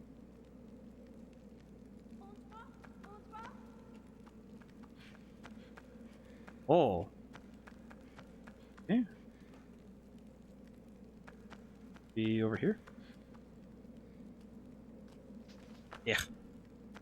Of course, I can't just climb it. I wish I could just climb this, you know? Just go right over. It's fine. Ah, the door can open, so... Here, come here, Yorda. I do not know if I can open this door back up. But the animation, the way this game handles 3D animation is so well done. And a lot of their 3D modeling as well. Of course, the models are necessary to make the game look really good. And a lot of their 3D modeling is absolutely fantastic. Even their basic cloth physics look really nice. Because obviously they're not doing a ton of like crazy things with the cloth, but they're doing really cool stuff with it. I remember learning about, it was some game where you play as a detective. I forget its name exactly, but there was a game, the first game to have cloth physics, your trench coat moved, and that was the first cloth physics. And it was like on a carriage, and it was on a carriage too. It was real-time cloth physics. It was very well done. All right, what am I looking at here? Is she gonna walk at something?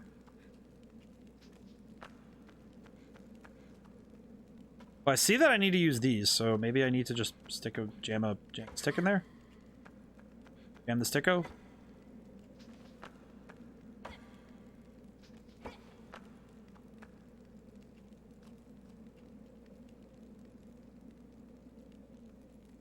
Part of me thinks I should put a stick in that. Because there's a mechanism here, but I can't use it.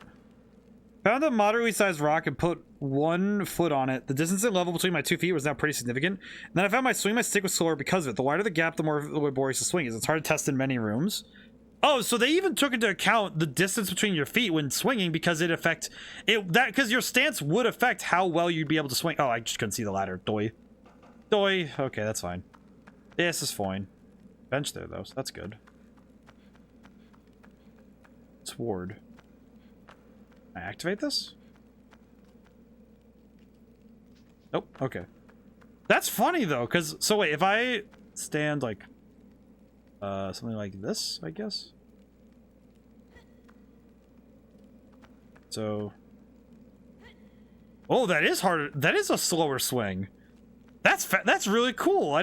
That's such a small detail they did not need to do, but they did it anyway because it made sense. And of course it makes sense, especially if you're a little kid. It literally affects nothing unless you're fighting on stairs, but they did it anyway. Right, and it's such a small detail, but it's also true because when you're an adult, you have better control, right? Like you can, when you're an adult, you have better control. Well, better. I'm not gonna say great, but better. You have better control over your body, so you're able to control your swings better and meter out your movement. Yeah, Jinx, really. I don't know if I owe you a Coke or if I should just like give you like a redeem or something. Give you like the use like the Demimki, or maybe, you know what, actually I should probably hang on. Actually, no points withstanding, I should probably actually, are you following? I don't think you get points unless you follow. Oh, that'd be a shame. Ugh, forgot about that. Forgot that points aren't just a free currency. It's just like they don't exist. Forgot about that. Oh boy, I need a stretch anyway. I need a moment. Ow. Ugh. I just realized I've been sitting for earning points. Oh. I didn't know that. Have you followed before? I feel bad if I got 7 points far. Yeah, I'd feel bad if, I guess I don't know how points work in this. Ah, I see. I should probably drink water. I should probably drink water.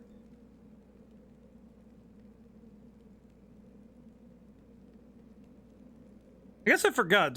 Have you followed before? I guess because I don't remember if points are done by follows. I don't remember. So I remember that was something I always felt was weird. Was like, do you just get points in general, or is it just I don't know what I'm doing? Okay, these stairs don't take me anywhere. Unless I'm mistaken. No. I don't remember. Maybe I feel bad if I don't remember when I meet someone, because that's something I try to at least hold on to. Is like sometimes I do forget, and it's like, but I feel bad because I'm like, well, why isn't that part stuck in my head? I feel like I would have remembered meeting someone with a mantis in their name, because nobody has mantis in their name. I didn't follow yet because I don't like to interrupt streams with it. I usually wait until people aren't live. That's all. It's curious because it's like it's such a weird thing, right? Like I still am not very sure on if like how Twitch even really works, right? I've been streaming for more than a year now. I think it's actually a year now since I started streaming, and it's interesting because I still don't really know the etiquette of it all. I don't know how raids work fully. I still don't quite understand how, like, the culture of it. And it's such a big part of gaming culture because a lot of games are shared and discussed in Twitch streams. A lot of people love using this as their forum. It's almost kind of like the forums in Greece where people will just meet randomly in the and just debate and discuss.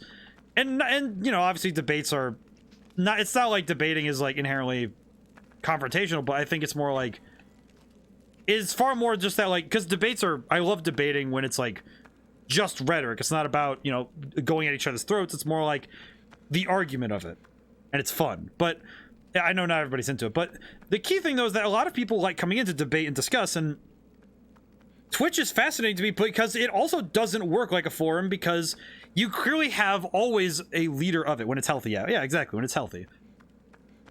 I think a healthy debate is fantastic. I think I got this from a combination of my aunt and my genetics from my grandfather. I have a very healthy thirst for good discussion, and I personally, if somebody gets me started on a debate, I will, even if I'm on the wrong, even if I disagree with the point, I'll argue. I will argue as the opponent just for the sake of having both points represented, even if I personally disagree with the point, because that's more fun, right? To have two sides going against each other and exploring the points. And I like that a lot. It's very fun. Actually, at one point, I think I even took on the point of anti-video games because I thought, well, how do people think like this? Because I love video games. It's my passion, my life, my love, my everything. And I wanted to know, well, how does someone think these are bad? And I, you know, taking the thought of it, it's like, yeah, there are things about it that could end up being detrimental for people. But of course, it's almost like, to me, it was like, well, that was illuminating because I was thinking on a different perspective, and that was fun. Obviously, I don't like taking the opponent all the time, but how do you work? But it's fun to do so now and then. Not all the time, but I like giving someone like a healthy sparring opponent, like, hey, you landed some good hits in there, and I could give it pointers. Oh, right. This is the remaster. Mess with the saturation of some shadows, make it obvious exit harder to see. Oh, let me turn up the brightness then. Brightness. Maybe this will help? Oh. Oh, maybe it's up there. Oh, I think I see it. Yep. Yeah, I will say that the, double check. Nope. I will say that it's one of those things that I feel like I forgot to mention on this one. The game I'm playing is you know that one disc, 2 games, like they did like the collections for this game, where it's like they did it's kind of like the God of War trilogy where they put God of Wars 1 and 2 on one, or God of Wars 1 and 2 on one disc. They did that with Ico and Shadow of the Colossus, and that's the copy I have. I actually got it for Christmas. It was really cool. I got the PS3 with it too. It was really cool. So I've been playing, and I actually have been playing both games on the same disc. It's the PS3 remaster. I know it's the one done by. Oh, I think it's that thing. Is that thing? Turning on the brightness did help, but I think I'm missing what I'm looking at. I'll go look. No, it's not here. around.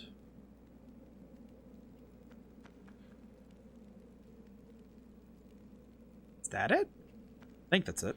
Yeah, and that was a good move. I would have steered you away from the PS2 US version. I feel like that's fair. I feel like there are certain versions of games that are harder to jump onto. There's a story behind that. Really? I imagine it must be either if it's like, because it clearly, if it's a point of contention for you to bring up, I imagine it must be a quality issue of some kind, at least. Let's see. So there's the ladder over there.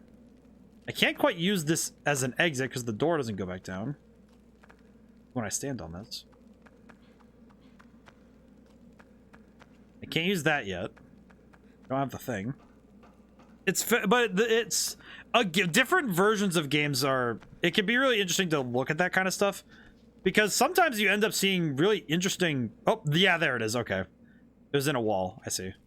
Okay, I'm gonna leave the brightness up. Actually, no, I'm gonna turn it down a little bit just in case I go into a new area that blinds me into oblivion. Okay. Yeah, it's mostly the saturation. I could also look at the, if I need to, I can look at the capture, but I do know that sometimes it is just legitimately hard to see things.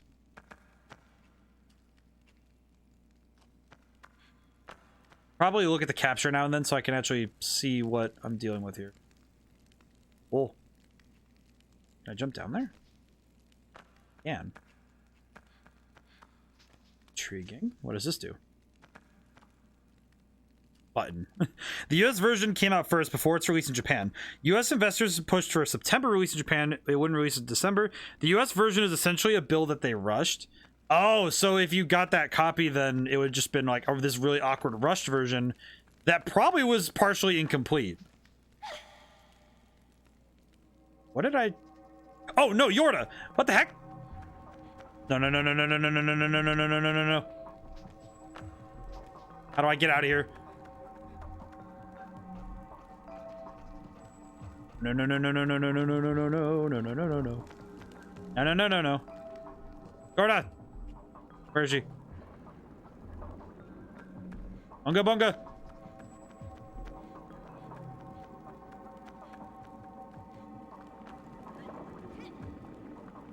Come here. We're good. That's insane, though, that they essentially rushed a release that was early. That would just feel so wrong to me to rush a release like that. Especially just because it's like, oh, we want it in September. It's like, what? Why? Why not wait for December? It's gonna be this like, it's gonna be a selling game, and it'd be really good to sell in December on the holiday season. Unless, well, wait, 2001. What else is coming out in 2001? For the PS2, or in general, what would be coming out at that time? That would have been a major competitor. I'm trying to think because... Oh, she can just come up the ladder, doy. I'm a fool. Here, come with me. We're gonna go... Crap. Just when I wanted it. Just when I was ready to sit on a bench.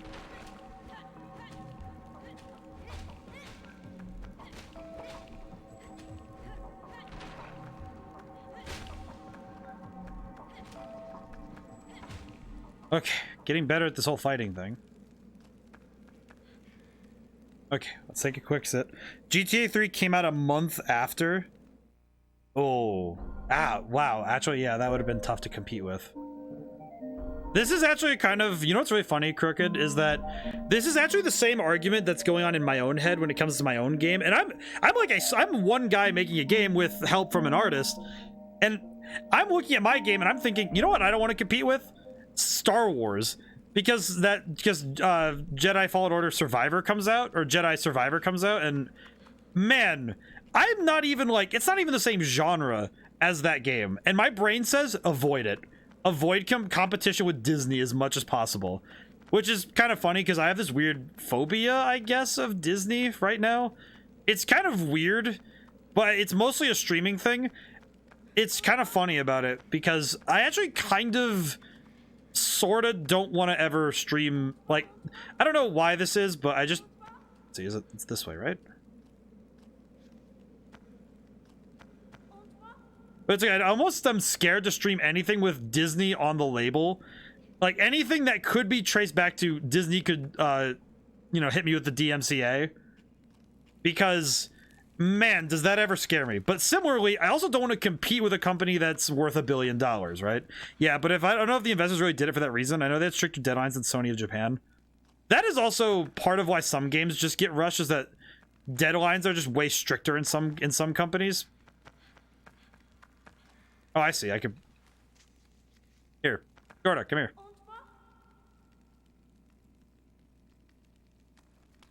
I know that's weird, because I think the US has weirdly strict guidelines to some of that, but I don't know.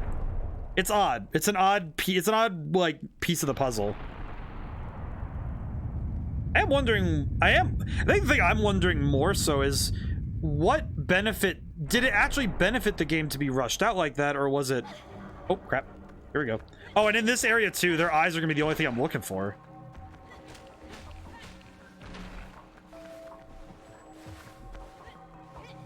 Okay, you know, actually gonna jack the brightness up because I can't see anything.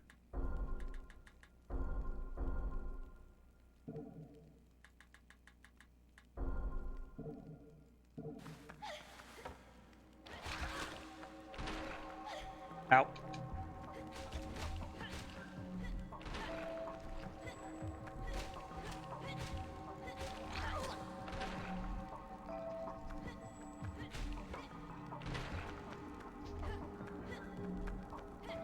Yeah, it's a little bit easier to see in this section because of that.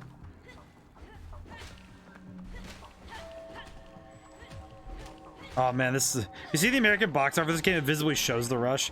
I saw it a little bit when I was looking at the categories for the game. Because interestingly, when you stream this game, if you look at the categories, the game is listed as 2 different categories. One for the PS2 version and one for this version.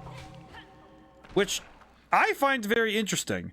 The fact that the game is actually even listed as 2 different versions is enough for me to be like, wait, there's 2 different things of it? Which is curious enough for me to think, well, why would they do that? It seems to be for a very legitimate reason. That's very cool.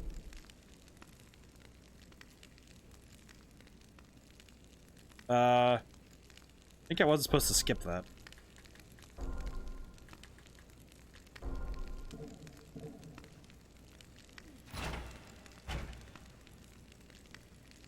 Okay.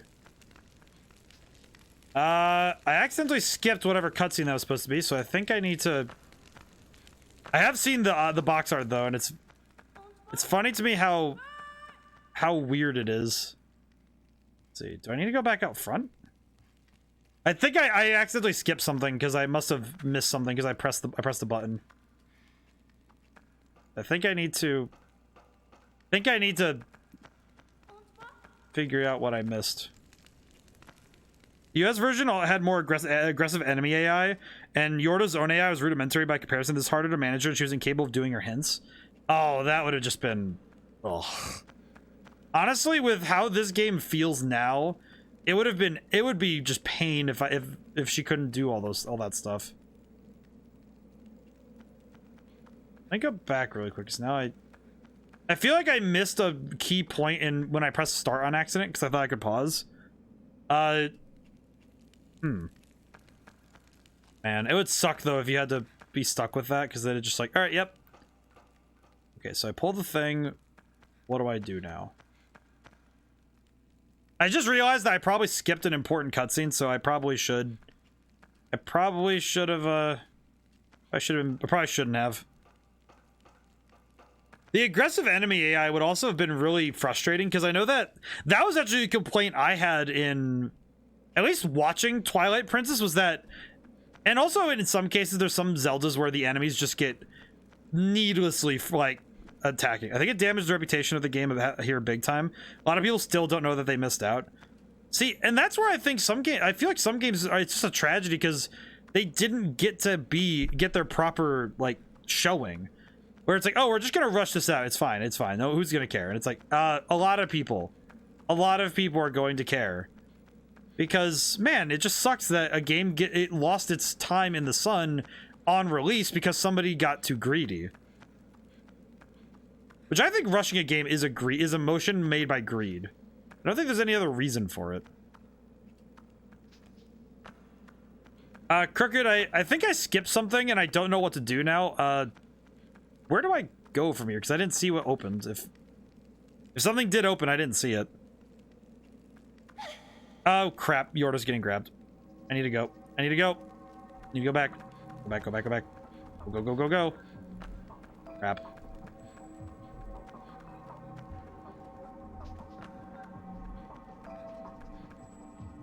Right. Yeah, I think I skipped something. Ah!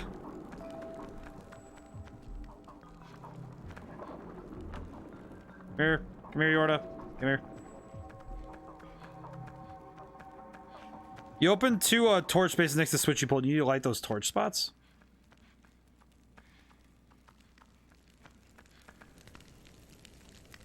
Oh, I see, I see.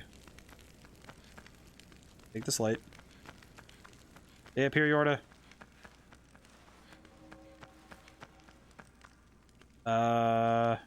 Crap. Next to the switch you pulled.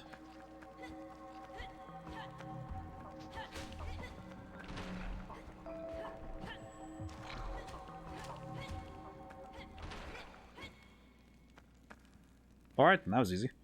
So there's two switches next to the pull. You need to light those torch spots. Okay, so... those things?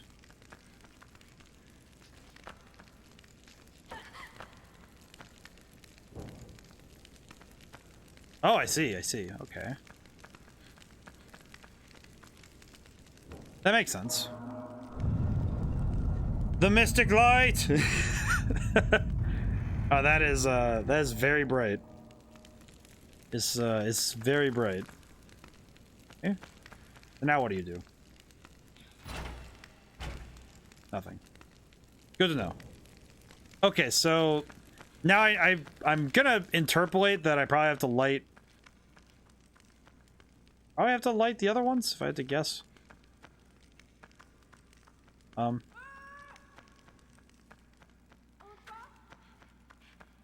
gonna also go back really quick because I feel like I should take her back to the other room really quick so I don't have her get stuck again. I really love the PS2 had bloom lighting. I think the PS2 version probably would have also had a lot of technological advancements that would have been extremely interesting from a perspective of a prospecting game dev. Because a lot of that advanced lighting stuff was really hard to do even, like, and it's really cool to see it at this point too, so it's fascinating. Okay, so I lit those. Going back in here. Ah, I need the fire to light these things, I see. Let's see. These aren't open yet, so I don't quite know. Okay. Oh, by the way, this game started on the PS1. Still, fantastic. They switched consoles mid-development. Interesting. So they had to... so they were probably building as a very rudimentary 3D game and had to make a lot of changes in order to make it into a full 3D game. Certainly not easy. I hear fire crackling now, but... okay, let me actually... I think I'm gonna go save really quick just so I don't lose any extra progress. And so, because we're... regrettably, we also approach time, which is, you know, mild concern. It's fine. Save. Probably good to save anyway. Alrighty. They actually were really ambitious with the PS1 build. It could barely fit on the disc. Oh, okay, so... that... it's funny seeing, though, that, like, when you have a game that's clearly pushing its the limits of its system, that also is, like, really cool, because that's what you see at the end of a system's lifetime, right? Where that system oh, whoops. Well, alright, I'll be right back. Be right back, Yorda. Please do not get grabbed by weird shadow demons. Okay. Really quick. Grab the thing. Can I take this fire up the ladder? Important questions that need to be answered. This and run.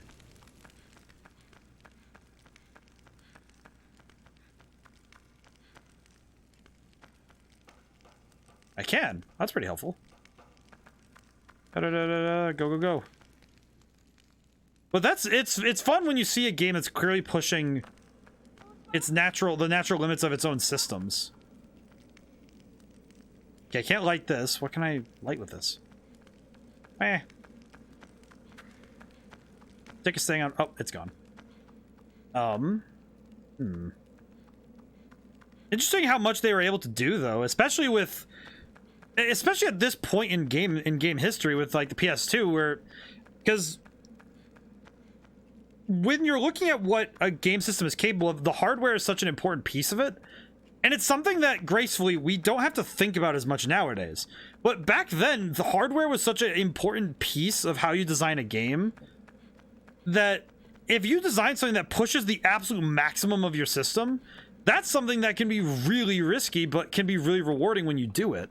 And a lot of games before the end, like the mid to end of a system's era, a lot of times those games, the beginning games, are very, you know, safe about it. They stay really safe. They don't try too many crazy things. But man, are games rewarded for doing crazy stuff. Okay, what am I trying to do? Yorda, I'm sorry for leaving you alone so much. What am I don't know what I'm doing. Well, I like exploring this game. I feel like it's just it evokes that wanderlust that a lot of games don't have anymore. Because there's a lot of games where you don't feel rewarded for just running around or just enjoying the atmosphere of a game. It almost feels like, oh yeah, you just kind of, you're fine, just walk around. It's like, oh, well, I don't know, just, it's like, stop pointing me in a direction and just let me find the direction, you know? And I think this game does that really well, of making adventure part of it. I don't really know what I'm doing. I know well enough that I lit those torch things, I lit the other thing, the thing is open now. Oh, I could crawl through that, I could walk outside. Yorda, come with me. Go. Know where I'm going. I could climb up that. I just realized. I am a fool. Hang on. I just realized that me constantly saying I am a fool is just me trying my best to never forget my favorite, one of my favorite lines from Triangle Strategy. And Triangle Strategy is burned into my memory now. Just, there's too much of that game that's burned into my mind. Mantis, I feel like how you are with this game, I feel like might be, you're probably a little bit further ahead than I am, but I feel like Triangle Strategy is one of those games that, what's the line? The main character, if you get hit by a critical, he says, I am a fool. And it just really makes me laugh every time. Oh, whoops. Just because of like him going like, I am a fool, I'm a fool. And it's funny because he just keeps, like, he says it after he like gets whacked, and it's really funny. Just really funny because of just how he keeps saying it. Ready? Oh, I was supposed to get outside with her. Bench. Might as well save out here. There's actually another line from that game that I say a lot when I'm trying to do stuff. There's a character in that game named Benedict, and I like referencing his it's the line he always says on his first turn in a battle, where he's like, I'll try my level best. And it's like, oh dude, I love Benedict so much. I miss that game, and I feel like I need to do another play of the true ending. Because I actually did, last year I streamed 2 playthroughs of the game. I did, the first one I did, which was just me playing it blind. The second one, I actually straight up said, I'm going to replay the game exactly as I did it, but make the one decision so I can get the true ending. And that was all I changed. And it was probably one of the most fulfilling things I've done in games in a very long time. Of just like, no, I'm going to do this the way I wanted to. And it was funny because there's another viewer who comes by now and then, Gamria. He watched me, and he was hype. He was like you with this game, where he knew the Triangle Strategy through and through. And he actually said it was really not necessary for me to do this one section of the game again, because I could just skip over it. And I said, yes, but my pride demands it. And if that doesn't describe me as a person to a T, just, yes, I could do this the easy way, but my pride demands that I do it the way that I think is right. And man, if that just doesn't... But yeah, the characters have a lot of good lines and stuff, and that game really imprinted on me as a... It's one of my favorite game experiences of all time. And I do not know if there are many other games like it that will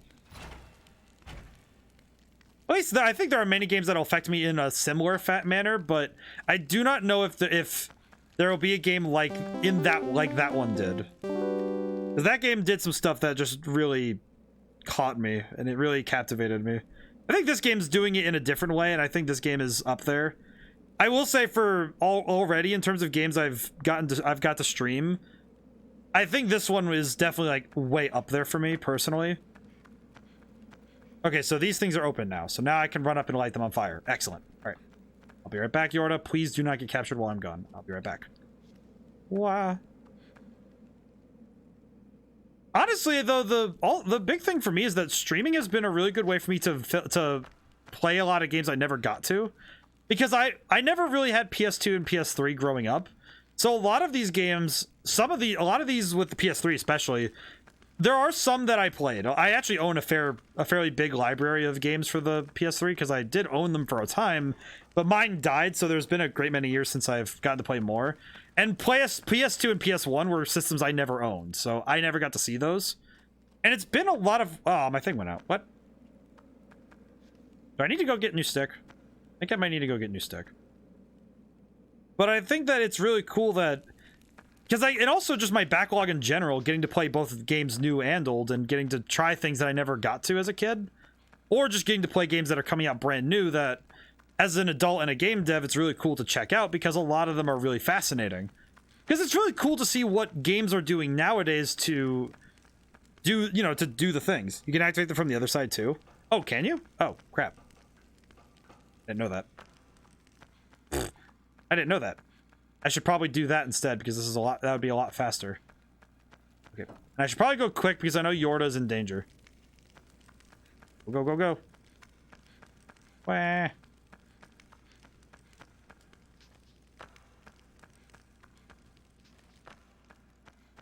Okay, yeah, the stick is starting to run out very quickly.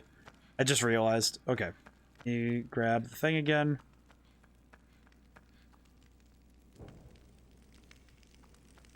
Yep, Yorda got taken. Crap. Well, I need to go get a new stick anyway, so I should probably go do that. Go, go. Ah! Go. Eco. Go. Go. You absolute fool.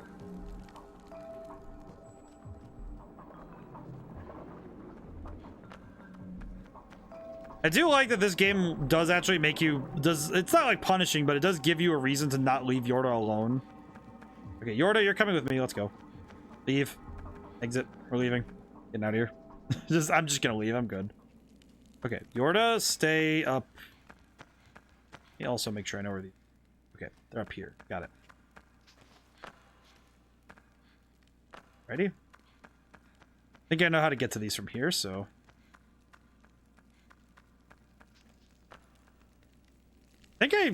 Alright, speedrun trick. I think I understood a speedrun strat. Yeah. Jumpies. Okay. Quick. I think I understood a trick. Maybe. And then I can light the stick and use it to light the other one. For the light of a candle, that lights another the other candle. Neither are reduced by the you know what, whatever. Candle stuff. Fire makes fire. It's easy. It's... But no, it's just really funny. Just be like, candle stuff. Got it. Alright, come on, Yorda. Let's go. Whee. I like that me and Yorda just hang out. We're having fun. Sword. Oh. I have the sword of evil's bow. Well, actually, you can move faster. This game is yelling for Yorda while she's far away. Ego's run rate increases slightly when you do that. Oh, so it's like aggro. Okay, cool. Here it is. Huh.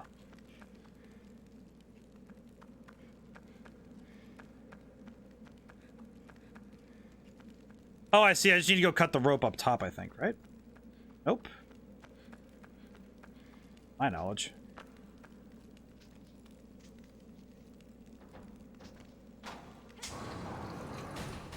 Ah, I see. I just need to cut the rope there. I see. So speedrun is just a lot of screaming. Oh, I see. I mean, that's usually what speedruns are, unless I'm mistaken, is that it's usually a lot of screaming and pain. Which makes sense to me, but it also feels like it can be difficult for some, which is reasonable. Okay, now that we have, okay, so we have the sword, going outside isn't going to do anything for me. Do I need to go back the other way? I think. We'll really quickly save so I can keep my progress. I like Yorda though. I think at this point I've just been endeared to Yorda at this point where it's like, yeah, I'd feel bad for Yorda if people were just telling her she sucks. Like that'd be bad. Also, I have a question, Crooked. Is it Eco or Ico? Because I've heard it pronounced Eco, and I've also but I read it as Ico. What do you think the pronunciation is, like phonetically? Also, I don't think I need to beat. Open to the doodad. I have the sword. I think I just go back down now.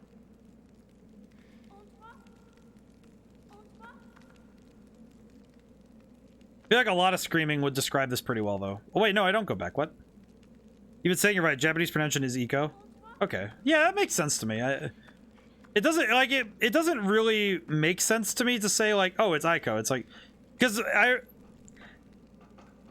think it's just funny to me that my horrifyingly gross collection, my eldritch collection of language at this point is probably enough to give some people a problem, because I have so many different languages kicking around in my head now that I have a menagerie of different heads of things in my head that I can call on, and some of it makes absolutely no sense.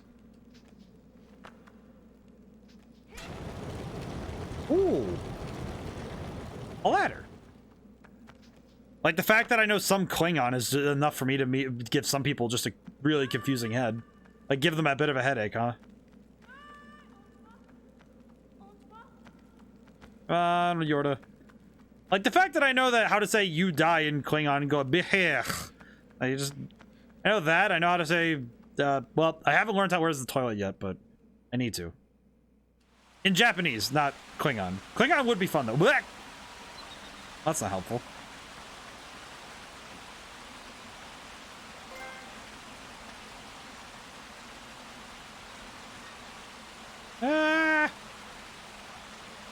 What achievement did I just get?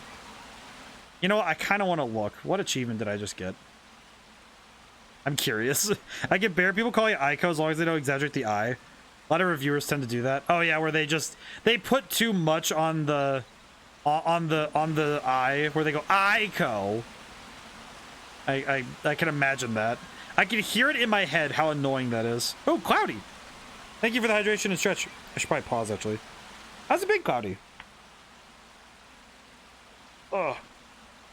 Should probably stretch. Yowdy. Yowdy indeed. Ugh. Just got back home from D&D. Oh, D&D is very good. Very good. How was it? Did you have fun?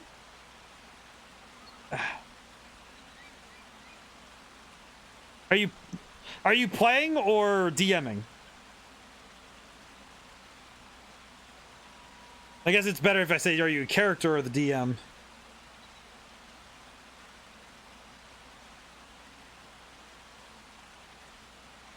And Cloudy's also an exceptional streamer, by the way. They are also a fantastic... They do the PNG tubing as well. Though they're arguably far better than mine. Had a lot of fun. Party members keep trying to murder the people I want to recruit to rebuild my army. Isn't that always the problem? The party members always want to kill, but you just want to have an army of loyal followers. Whap! That's pretty fun, though. What class did you play? My current guess would be something like, perhaps a, we're playing an evil campaign. Oh, okay, well, that makes more sense.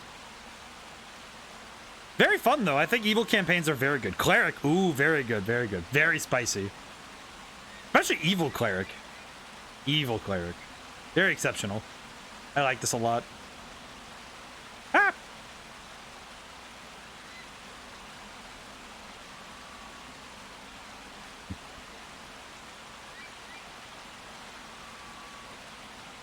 should probably look at what the puzzle is so I know where I'm going.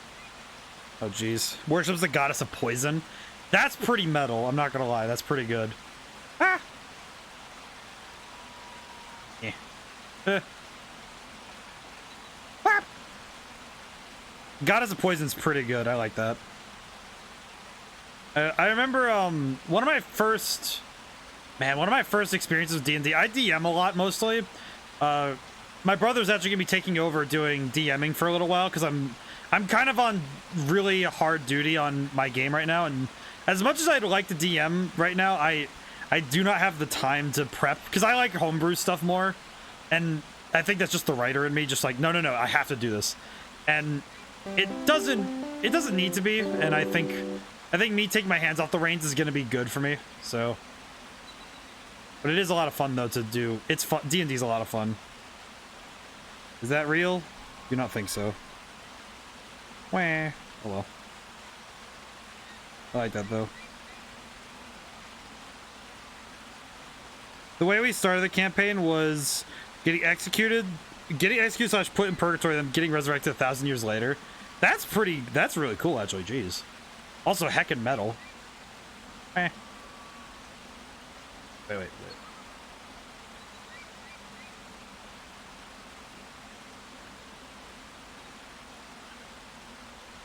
It's also really cool when you get to like try out evil characters, because evil characters are fun.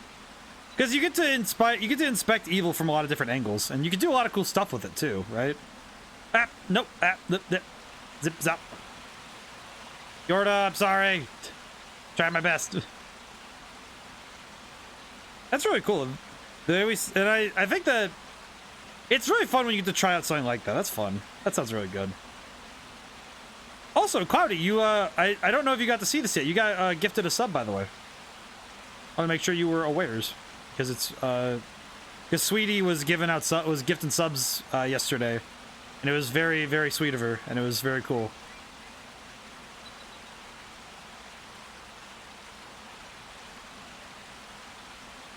Meh. The world has been more or less stasis of good, so we're a balancing force. It's cool. Oh yeah. Oh, that's very good. Also, it's really cool that it's like, oh yeah, we're balancing it out. It's kind of like in my head, I'm thinking it's kind of like how Lobo was made in the DC comics, where his planet was so undeniably good that they needed an equal force of evil so that they had like evil on their planet, because otherwise they just didn't have any like bad guys, and they had one really, really bad guy to balance out the rest. It was really funny because he was just like, yep, I'm gonna be the worst. Why did I wait? What just happened? I slid. Because that'd be fun to mention that I'm playing Yorda in a Wild Beyond the Witchlight campaign that just started. Oh, that's really cool. How would you play Yorda in D&D? I remember I saw once this one YouTuber did Tulak the Barbarian did Wander, but I wonder how you do Yorda, because maybe it's also because I don't know Yorda's abilities fully. How did you do it, Crooked? I'm curious. I'm intrigued by how you would do this character in Dungeons & Dragons. Whee. I pressed the wrong button! Yorda, I'm sorry. This is very awkward to watch. And also, Wild Beyond the Witchlight is very cool. I've read the book a few times and I really like it. It's very cool. Also, it's just really nice because Wild Beyond the Witchlight is one of those modules that I like that one because it's so focused on character and it's so nice. I've just made her a little more capable, but she's a warlock with some lightning spells. That makes a lot of sense actually. Yeah, that's really cool actually. I remember the Tulak made Wander. I really got to look at that build again because that was a really good one. But very cool to see what people come up with for that stuff. You know, the ingenuity of doing that kind of thing. Oh, whoops, wrong button. And drop. Oh nope, I like that though. That's really cool. Oh, yep. Okay, there we go. Okay. Do not go too high. There we go.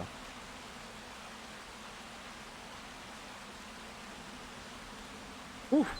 It was a good build. I saw that video too. I like that. I don't know. It's just really cool to see. I think D&D is one of those things that I really love. It's why the Wizards of the Coast thing really just makes me sad. And it's also why I kind of refuse to acknowledge anything beyond 5th edition, but, you know, that's just personal gripes, if I'm being honest. Let's see. What am I looking at? Can I go up there? That is the question. I see how it is. X. Okay. Now I'm here. Excellent. Okay.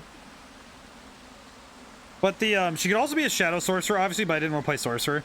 Yeah, I think sorcerer is fun, but it's like it's kind of difficult when you're playing if you want to play like a certain way. I think warlock's really good for that though. I think warlock's really good for her. Especially with some of her abilities and stuff. I think that's really good. And jumpies. Yep. Excellent. Running. Don't worry, kiddo, you got this. Kind of dark, but don't worry about that.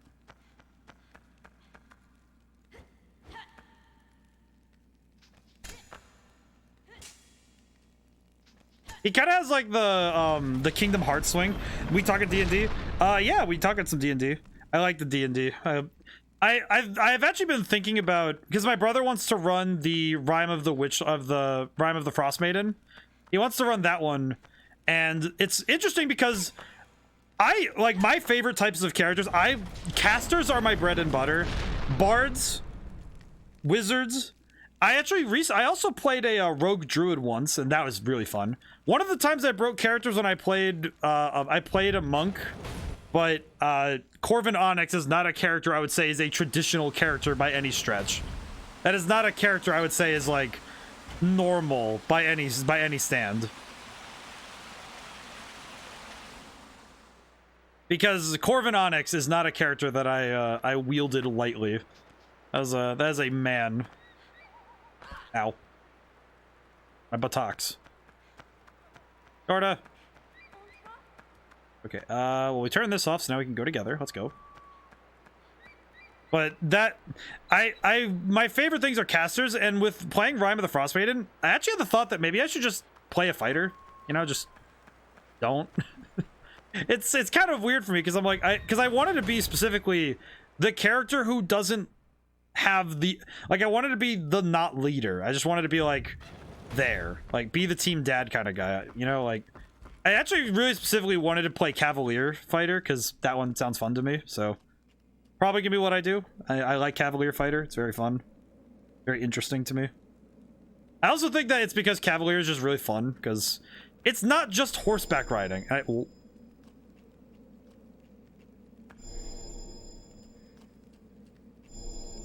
So does this work like Mega Man 2 where one of them's gonna disappear in a little bit, or... well, this isn't ominous. The blue metal scares me. I've never played any actual campaign module except for some of Strahd. I actually have never played in modules either. Currently playing a Draconic Bloodline Sorcerer. Great-great-great-granddad is an actual dragon who hoards knowledge. That's a library guild and acquire knowledge about everything. That sounds like someone familiar. But also very exceptional. I like that. Also, Draconic Bloodline Sorcerer is very fun too.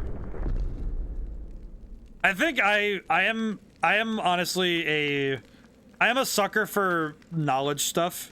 This module is my first, honestly. I think that module is a fantastic start, Crooked. Especially as a DM, like, who's read the book. I love that book. The group playing with has lots of homebrew. I think the homebrew's fun, named Aerith Goal, which is just a Logfire spelled backwards. I like that, it's pretty good. And I think that, well, I think as a module, it's fantastic. Because Witch Beyond the Witchlight, Wild Beyond the Witchlight is a fantastic module, especially given the nature of it, because it's very focused on character development and what the characters will do. And that's a lot of fun. I think that's really good. I need a stick. I need more stick. Stick. Okay, so I need to come back for the sword later, but I need stick. Also, Aerith Goal is fantastic. But modules are a fantastic way for DMs to start. It's a fantastic way for players to get started. Both are fantastic, so I think that it's really fun to get to try modules like that. So I can always deeply encourage playing modules.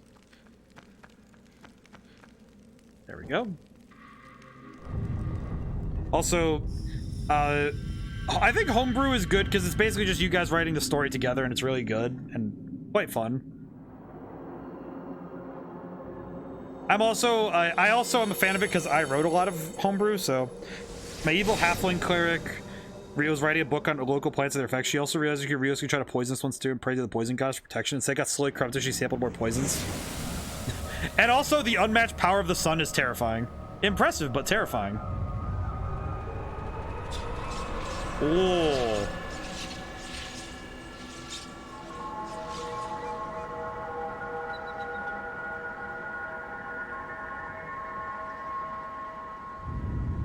Oh, I see. So that door opens now. The unmatched power. What do you have in your temple? What do you have in your temple, Yorda's mom? The unmatched power of the sun. What? And just boom. Okay, let me go grab the sword really quick. Sword. Thank you. Oh. Okay. It is 11, just about. I think it would be wise for me to call it for now because also that is a fantastic character, Claudia. I like this a lot. I'm definitely gonna need a. It's pretty cool. I think, God, hearing about you guys D&D characters makes me excited to play more D&D when I can because I like it a lot.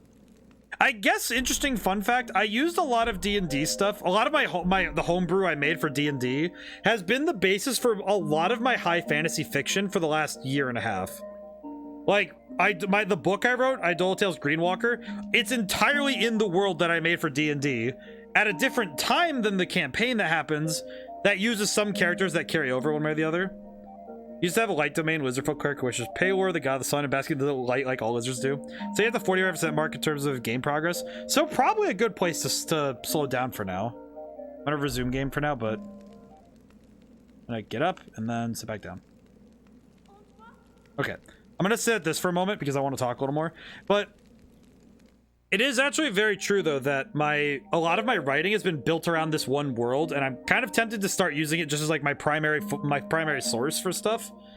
And it's been a really fun time working on that because it's been fun for both D&D purposes and also for my own writing.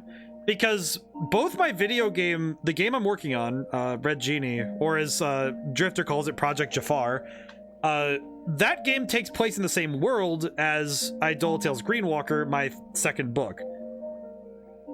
This song is called Heal. I like it. I like the song a lot. It's very good. But yeah, so I've been using the same world for a lot of stuff, and I like the lore I've been working up.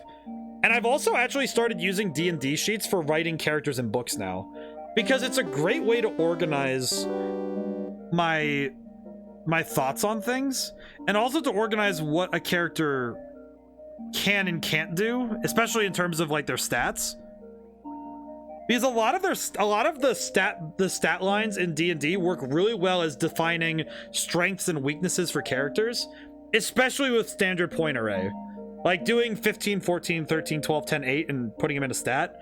That has been so cool for making it so I think about, well, what's this character good at and what are they bad at, and that's really good. It's really fun. If writing longer works, it's really fun because I get to have all this information on characters right there. I actually have the character sheets for all of my characters, for all of my main characters in that book.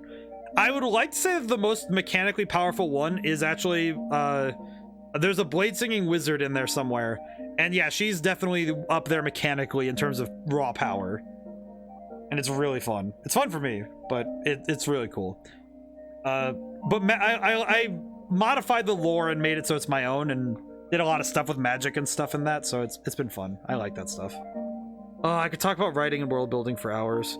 One of these days I gotta do like a writing seminar thing for a stream, just so I could be like, hey, if anyone wants to talk about writing and learn stuff, and I could talk about how I did my books, that'd be fun. But I feel like I need to gauge interest for that. I feel like at least 3 people want to be there, that would be how I do it, but I might do that later.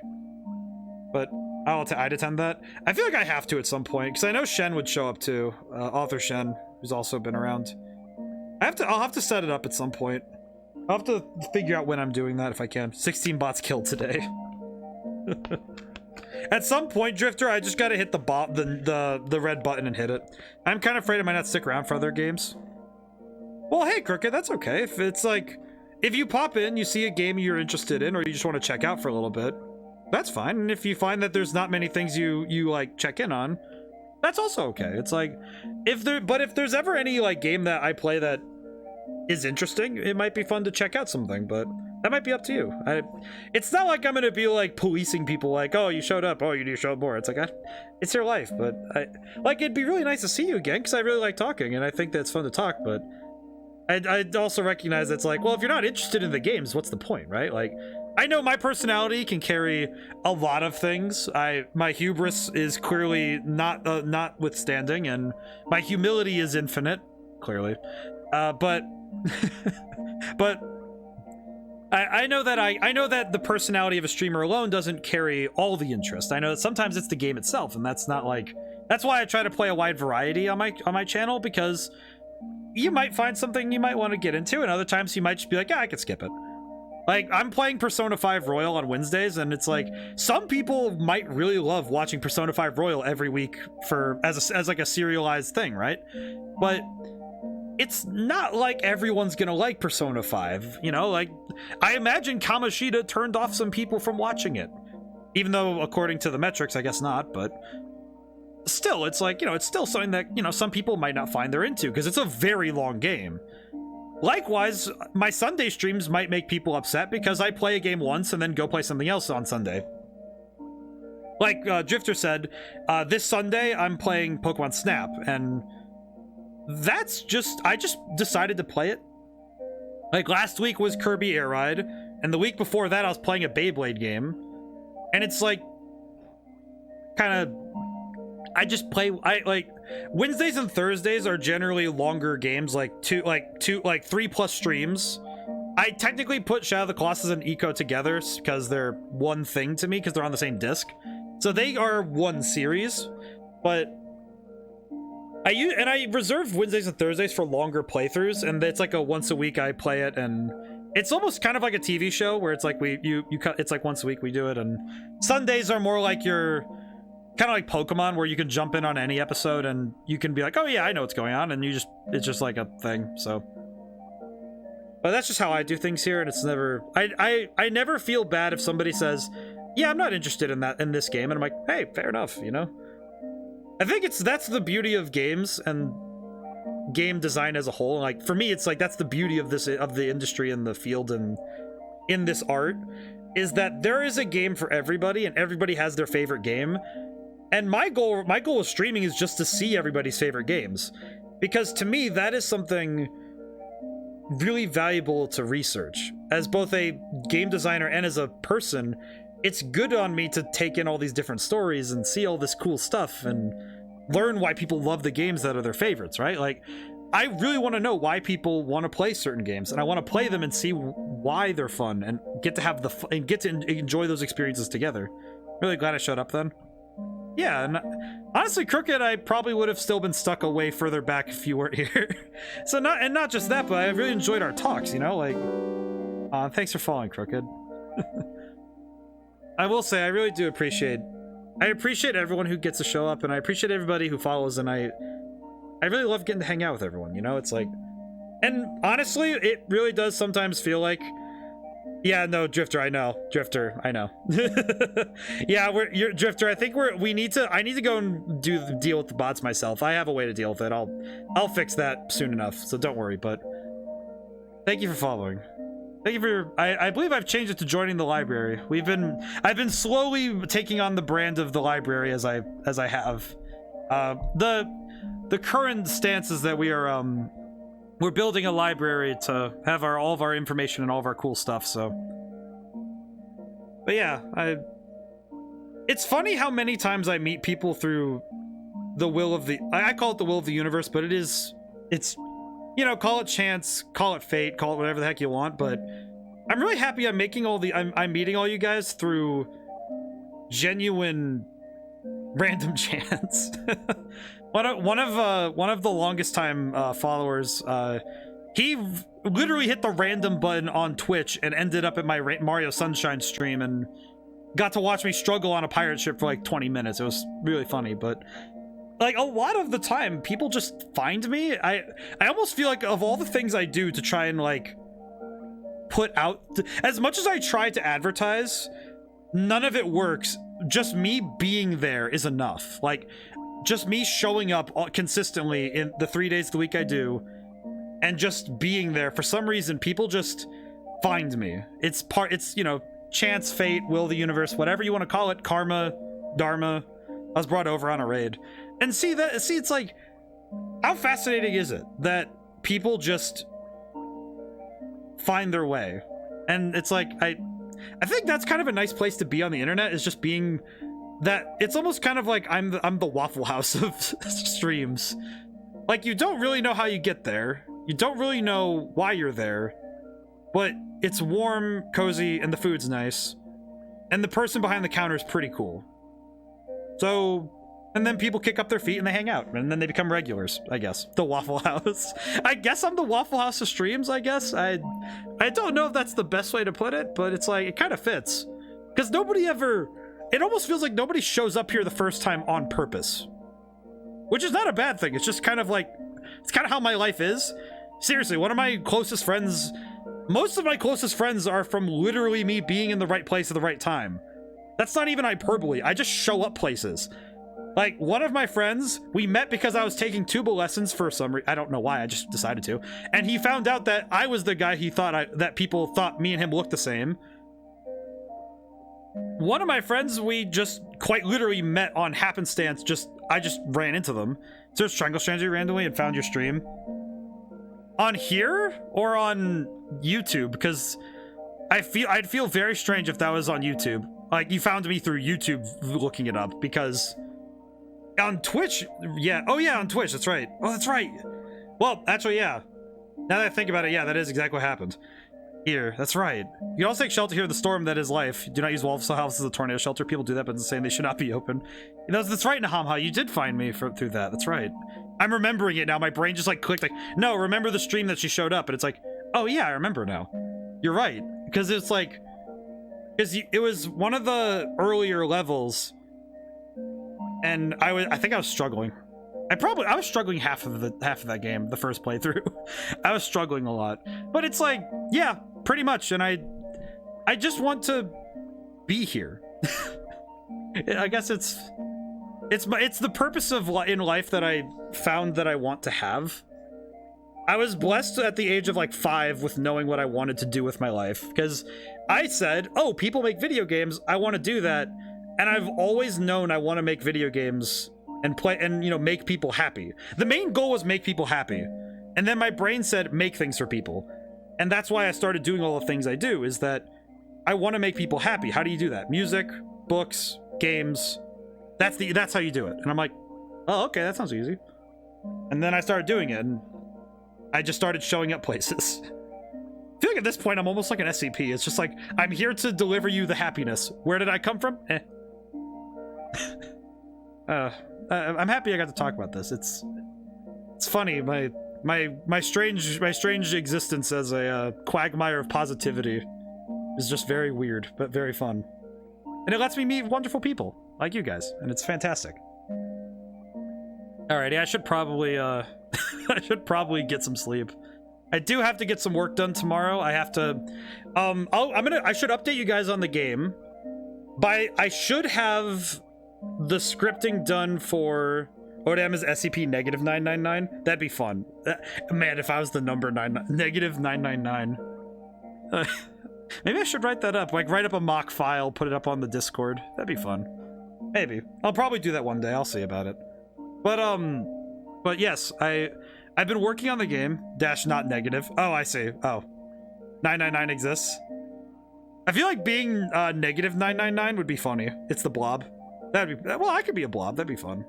Technically, none of you guys have ever seen my face, so I guess I could be an amorphous being behind the fox avatar I have, perhaps. I mean, you would never know until I do that thing where I said I was going to do a body reveal with my guitar when I hit 1,000, but that's far enough away that it's not going to be too worrying. SCP-999 appears to be a large, gelatinous, massive orange slime with a consistency similar to that of peanut butter, which shows great affection towards people. Yeah, that's pretty much. Well, it's also orange, which makes sense given my color scheming is orange. So, yeah, that actually checks out, doesn't it? Actually, that does check out because I'm orange, amorphous, and I happen to show great affection towards other people. It's shown to slither towards the nearest person and leaping upon them, hugging them with a pair of pseudopods while nuzzling the person's face with the third one. all while emitting high-pitched gurgling and cooing noises. Okay, that one's inaccurate because I do not like breaching people's personal space without consent. But, I mean, if somebody asked me to, I guess I would, but that'd be kind of weird.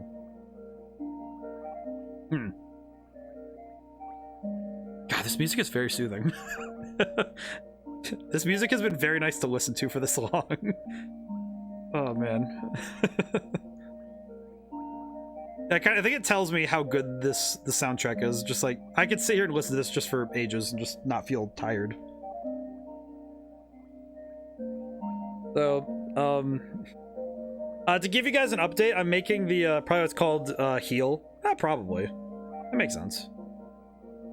But I'm working on my game. I'm making, I'm gonna be doing the event scripting and the item placements for it's the second large area of the game. Oh, excuse me. Yeah, I don't know why I've been so burpy today. But the, that area will be done. Hopefully I'll be able to do it tomorrow, but we'll see, we'll see. And once that area is complete, if I do all the enemies and get everything set up in terms of enemies and the area testing, I should, in theory, have at least that area figured out, and then it should be done and I can send it to my friend who playtests for me and I can get it tested. And I also came up with a smart idea because I need to make a demo for February. And I actually made an area of the game that's specifically an optional questline area that is so separate from the rest of the game that I actually had the thought that I should use it as the demo. Because I realized that it would be way easier for me to just say, why not just give you guys this area to play in? It has its own contained storyline and its own little area. And it lets you have a taste of the character, taste of the weapons at mid-level, and a lot of the weapon intricacies are already there. And a lot of that stuff is already available, so why not just make that the demo space? So I might have the demo ready earlier than I expect, so that could be cool. Maybe, we'll see. So that might be, and of course, to give everyone the heads up, my goal for the demo is middle of February. It will also come with a Google form, so if when that comes out, if you fill out that form, it would really help me out because the metrics from that will be it'll be very vital for me to figure out what needs to be rebalanced and also what people think could do better and what could be, what needs to be fixed. And also if people generally like the game, its character, the gameplay, how it feels.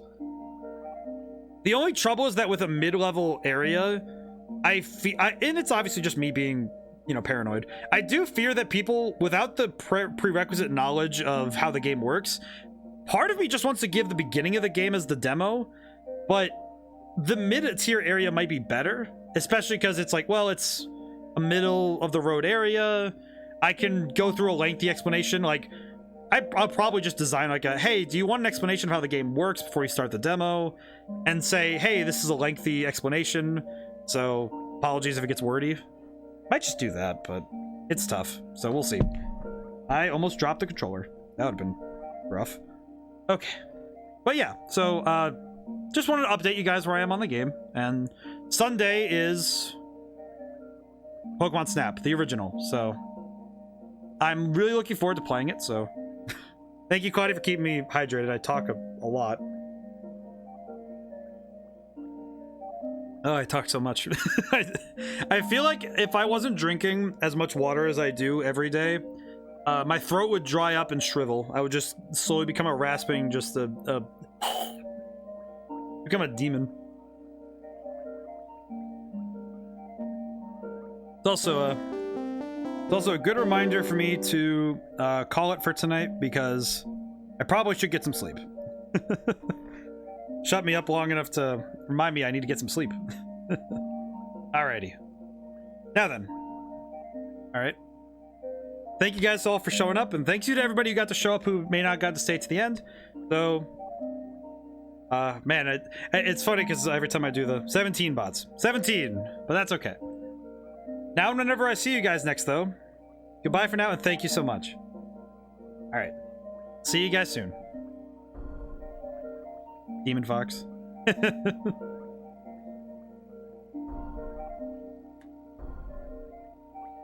I actually have drawn a demon fox, now that I remember. I'd slowly switch out for, I forget his name, but I did draw him once, so perhaps. Alrighty.